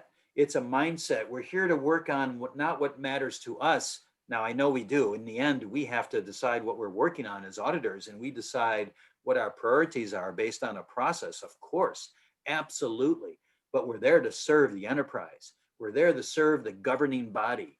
We're there to help the senior executives do their job. That's really our job. We're their eyes and their ears, especially if you're in a multinational organization. Now, it's very difficult to travel right now, but certainly as we get back to things, the governing bodies are going to want us to get back out there. They really do like when we're there in person and we can see people face to face and we can see things in person, not just copies and not just files, not just copy files and not just data files. We're going to be back out there, but we're there to serve. And it's an important mindset if you're going to be a business relevant internal function, because you're going to say yes to opportunities that matter most to the enterprise. You're not going to say something's unauditable. That's not in my language, the term unauditable. Nothing is unauditable. Everything is auditable, of course, from an assurance or consulting perspective. If it's important to the enterprise that I serve, it's important to me. So very important mindset to have as leaders and as teams. We don't just say, well, we can't do that because, no, we need to do it if it's important, and we're going to find a way to do it, and we're going to manage any perception of conflicts. We're going to talk about that. And another chapter I talk about is this concept of emotional intelligence. Again, something you can research. And when people talk about emotional intelligence, they're usually talking about emotionally intelligent individuals, people. And absolutely, we want to be emotionally intelligent people. But I'm talking about even more than that. We have to have an emotionally intelligent team. If we're going to have a team that's diverse and people are different, that's harder. If we're going to be doing things we've never done before, very visible, that's harder. If we're going to be presenting things to senior executives, very visible, we get very nervous about that sometimes. Some of us like to present. I love presenting, so thank you very much for the opportunity. But not everybody loves to present, right? It's harder for some people. So we need an emotionally intelligent team where we help each other. We're willing to give each other feedback. We never assume that someone is giving me feedback to offend me or any negative intent. No, we're an emotionally intelligent team that is open, transparent, and we're all helping each other. We're all doing these projects together, because it's going to take that to do these projects. We have to be together, and it takes a very highly emotionally intelligent team to do this. I promise you. If you don't have an emotionally intelligent team, you're going to have a lot of what I call drama on the team when we're doing these things.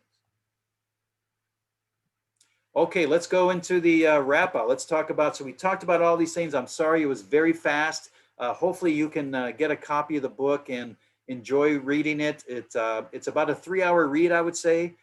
Probably for me, it's 2 hours since I wrote it. I'm actually in the process of reading it again. I'm halfway through, and I encourage, I hope you get the book and you read it. It's about a 3-hour read, and it's a very easy read. And again, it's not just one of these things. It's all of these things. I promise you, if you do all of these things, you will have the confidence to say yes to anything that matters to your enterprise, to add value. You will never say, no, I can't do this because, and whatever the reason is that you're going to say next. There are no reasons. You can do anything, and anything is auditable if you have all these things in place. And these are some of the things that you'll see if you're doing this. Now, why do I have some strike throughs on these words? That's not accident. I did that on purpose because this slide is about a year old, and this is what I presented before the pandemic. You know, this book was written before the pandemic, but it's even more relevant now because we need this more now than ever. But some of these lines, well, what I mean is, it's not that you have high awareness of what matters most. You know now what matters most to your enterprise, don't you? Because you're seeing it in a pandemic. You now know the priorities. You know things that management said yes to and no to. You know what matters most to your enterprise. And we only have the resources to spend time on the high important things, right? So you know now what matters most to your enterprise. And I struck out the second one because I typically don't have audit plan deferrals when I'm an internal audit leader, because the way I build my audit plan, I know it matters to the enterprise. It links to what matters most. I don't have to move things around. But we've had a lot of deferrals this year, a lot of changes. We've had audits come out of our audit plan. We've had new engagements come into our audit plan. You know, we're hearing from some that we've just taken our hat off and we dove in the second line to help, right? This is great flexibility, great relevance. So we certainly do have a lot of change in our audit plans happening. You know, if you're doing this right, if you're adding value to your organization, your phone is ringing. Your phone is, well, yeah, our phone is ringing, or your email is ringing. Your Zoom message is ringing. Why? Because management wants you inside. They want you involved. They want you to help them. You know, it's not, they really do understand that you're there to help them, because you're not just talking, you're walking. They can see that you have a diverse team, a very capable team of competencies that you can draw to do work. Your phone is ringing because they want you to help them. And your phone is ringing because people want to be on your team, right? They want to rotate in. They've heard your rotation. You do difficult work that develops people, and high performing people want to be on those kind of teams. And they love the diversity on your team. They want to be a part of that. And you may even have audit guests, internal auditors, right? And just on a short term, maybe for a few months. I've had this. When we're doing this right, our phone is ringing. Your clients are happy. You're being invited to meetings you've never been invited to before. You've been invited to participate and not just sit there and be separate. You are inside. You are integral. But it's harder. It's harder. And I struck out not because, you know what? It is for everyone. In this pandemic, we need to be relevant. We of course have to be relevant. If you're not relevant, your budget was cut. The internal audit functions whose budgets are not being cut, what we're finding is they were very relevant going into the pandemic. They were relevant before the pandemic. They were not as separate. They were more in the middle and integral. But this is harder. It's harder to do things we've never done before. It's harder to work with people that are not like us. Of course it's harder, but harder can be better.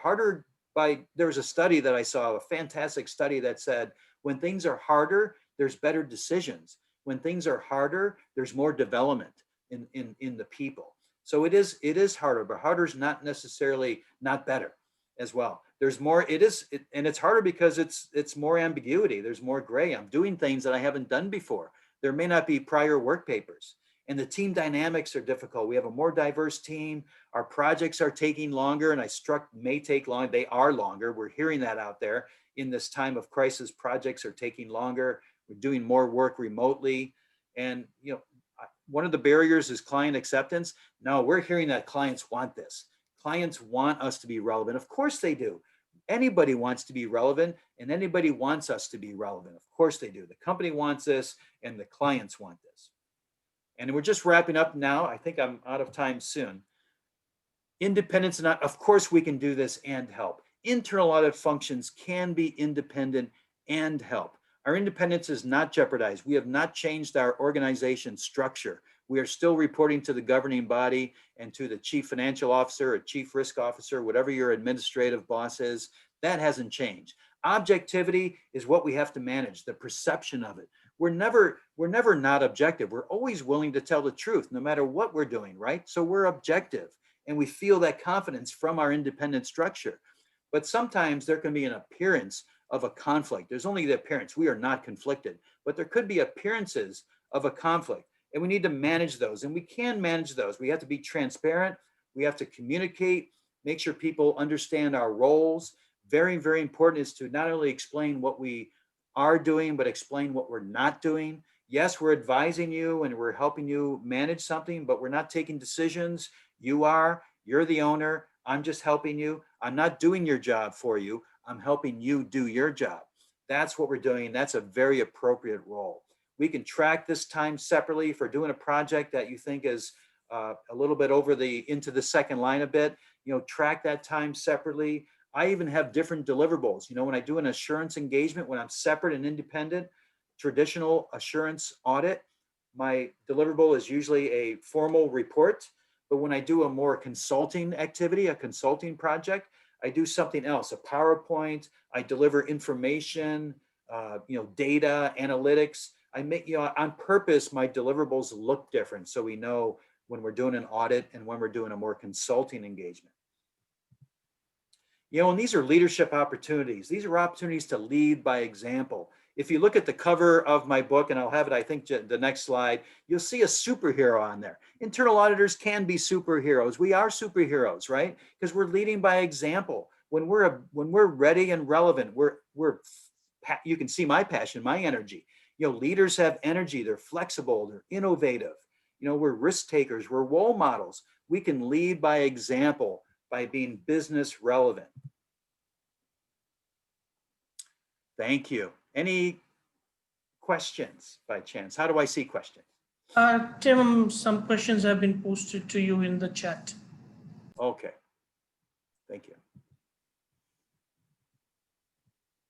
I think you took the first one. There are 3 or 4 more after that. How long would this journey typically take for a mid-size organization from level 1 to level 5 on the ambition model? Yeah, good question. If we have to commit to the audit committee, the journey we will be taking. I think let me just give you a couple examples, and that's all I can do is give you through my own experience. So I've been an internal audit leader with 3 different organizations. I mentioned that I joined Tyco in 2007, and that's when I entered the profession. And eventually I was not the chief audit executive at Tyco. I moved up to be what's called the number 2. So I was the senior director of internal audit. I owned the enterprise risk management program. We built that really from scratch at Tyco. I was responsible for fraud investigations globally and really ran the back office of the internal audit function. But it took us, in that case, now Tyco, if you know Tyco, when I first joined in 2007, it was a $40 billion US turnover. We then, through divestitures, spinoffs, we cut ourselves in half. We were 20 billion. And then eventually we were 10 billion when we sold to Johnson Controls just a few years ago. A very large organization. You probably know it, multinational, global, more than half of our turnover was outside the US. Very large organization. It took us 3-4 years to build that ERM to the place that we could then start using it the way that we wanted to use it in internal audit and not be separate.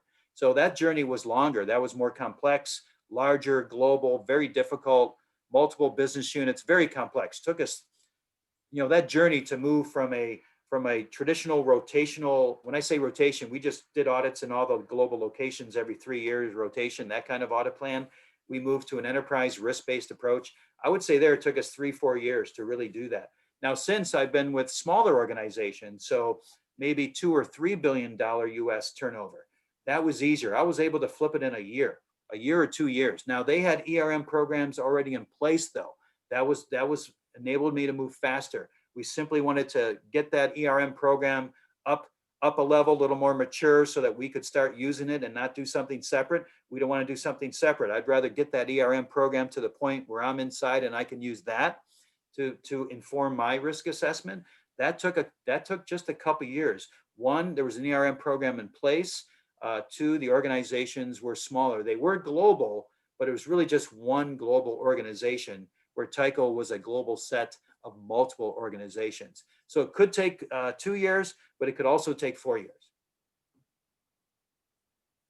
Do I have time to take another question? Is it okay? Yes, Tim, we definitely have another. I think we can take at least 2 more questions. Okay, wonderful. Thank you. Yes, this is, I almost didn't want to read it because I don't want to stumble with an answer, but I have to be transparent. We have to be objective here, right? And completeness can drive objectivity. How will you evaluate soft skills at a certain stage to ensure training was effective? I talk about that in the book. We didn't have time here to drill into the chapters, but that's what's difficult about these soft skills. And you use a tip. I think on the slide I had, it was an iceberg, right? And that's a very typical way to show it. It's under the water. It's habits, and studies show that soft skills, how do we learn those things? How do they become habits?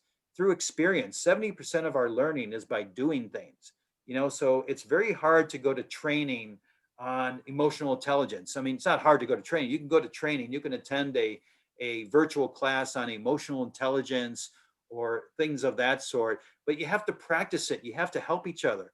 You do see these things when they're happening. You can tell, I can always tell, for example, presentation is a soft skill. It's really not a technical skill. It takes practice. It's hard, and it takes practice, and it takes feedback, right? But I did not prepare for a presentation. You can always tell when they didn't prepare and they're trying to wing it, right? You can tell when people are not prepared. You can tell when someone's doing a presentation and is ready and prepared to do that presentation, for example. How can you tell when someone's creative? You're right, it is difficult, but you can tell, you can see it by giving them challenges and seeing how they do. Let me put it this way. You can certainly tell when folks are not good at these things. When we're good at certain things, when we're good at presentation, or we're good at creativity, or we're good at managing relationships, we're good at communication, maybe think about it this way. You can tell when we're not doing those things well, I promise you. But it takes a highly emotionally intelligent team to help each other, and it takes experience and feedback to build those soft skills. So we have to have an environment as a team where we're willing to give each other feedback, and it's really all about willing to accept feedback. And I was actually talking to somebody yesterday. I told him, I said, the reason she was very glad I was giving her feedback, and I said to her, the reason why I'm giving you feedback is I know you want the feedback. So when you behave in such a way where people know that you want feedback, and you're managing your face, and you're smiling when they give you that feedback, and they know you're going to listen, you're going to get more feedback, and it's going to be very helpful. One more question, is it okay? Yes, definitely, Tim. When internal audit leader is asked to also take on a role of risk management, what would you advise to take precaution against? Yes, we are sometimes asked to wear multiple hats, as we say, right? And it's not unusual for the internal audit leader to be also maybe a compliance leader, maybe the financial controls, that compliance program. I've heard of internal audit leaders, they're also leading quality assurance program. Sorry, Nanan, you okay? Yeah. Okay, I'll continue. Please go ahead. It's okay? Okay. When we take on these other roles, when we talk about independence, now our independence doesn't change. We still report to the governing body. And in fact, this is what I've also understood now in this past year, and I've been talking to people about this. Sometimes we don't take on these other projects, these other roles, and we say, I can't do that because we have to be independent. But I would actually challenge you and think about it this way. It's your independence that'll make that role even more valuable. And I heard this from a chief audit executive who was given the responsibility for the company's business continuity plan this year. And the reason why the board wanted the chief audit executive to be in charge of business continuity was his independence. Now, business continuity had a direct line to the governing body, and they were hearing directly from the leader of that program, how it's going, what's going on, etc. So maybe independence is not a barrier. Maybe independence is a strength. We bring that strength to these other roles. Now, if we are in these other roles, all it means, and it really, this is all, our independence does not mean we can't do these things. It means we can, even better than before. But what it does mean is if the board wants an independent assurance on the program, we can't provide it. We have to get somebody. That's all it means. So if I'm in charge of business continuity program at a business, all that means is I cannot give the governing body an independent assurance opinion on that level of program. That's all it means, but that's worth it. And one last question, Tim, and I think we'll have to call it a day. Okay. What does a chief assurance officer do in a company? What does a chief, is that the assurance. same as a chief audit? No, he mentioned chief assurance officer. Chief assurance officer. Well, that, for me, that is internal audit assurance, but you know, that's interesting. I love that. I really do think, now this is Tim talking, not the IAA. I really think the internal audit leader, the internal audit function should work for the enterprise risk management program. Now that's a crazy thought. I know we can't do that. We're independent. That's really who we work for, the enterprise. And the enterprise risk management program is that program that knows what matters most to that enterprise. It should. If it's a good one, it knows the risks and opportunities that are important to that enterprise. And the chief assurance officer, if you will, its job, it's not integrated assurance. That for me tells me it's not integrated. It's what's called combined assurance. So that a chief assurance officer, I would actually go back to that slide. Remember that fan? That chief assurance officer's job is in the middle of that fan. That chief assurance officer should still not own the risks itself, not own the risk management on individual risks, but that chief assurance officer is likely responsible for running the enterprise assurance program, making sure that we have lowered the uncertainty to acceptable levels on the most important threats and opportunities for that enterprise. That's how I would define that role. Our job is to provide assurance. What that really means is our job is managing the uncertainty to within acceptable levels at the enterprise level. That's how I would describe that job. That would be a great job. Thank you, Tim, for a wonderful presentation. Everybody's asking for the presentation, so we really appreciate what you have done for us today. Well, the best way to get the presentation is the book. I hope some will. I think you're having some, right? But I really hope it helps, and I hope you enjoy it. Thanks so much. Yes, actually, Yasmin will be communicating with all the speakers to check however they want the presentations to be forwarded to the attendees, because some are asking for this especially and the other presentations. So it depends on how you want to forward it to the people. Thank you very much for a wonderful presentation based on the book Ready and Relevant, Prepared to Audit What Matters Most. Ladies and gentlemen, with this, we come to the end of our conference. I hope you enjoyed it. Kindly respond to the polling survey questions as we aspire to serve you in a better way. Should you not be able to respond to the survey, please send your comments to events@uaeiaa.org. events@uaeiaa.org. Thanks to our valued sponsors. Thanks to our dear speakers. Thanks to you all for attending. Thanks to the judges for their efforts in shortlisting the submissions and the jury members for patiently listening to all the presentations, ensuring that the task of choosing the winners was diligently carried out. Thank you. Looking forward to meeting you again. Stay tuned for future events. Wish you an enjoyable evening and weekend. Goodbye. And soon we will be announcing who are going to get the ebook of Tim. Thank you. Enjoy your evening and goodbye.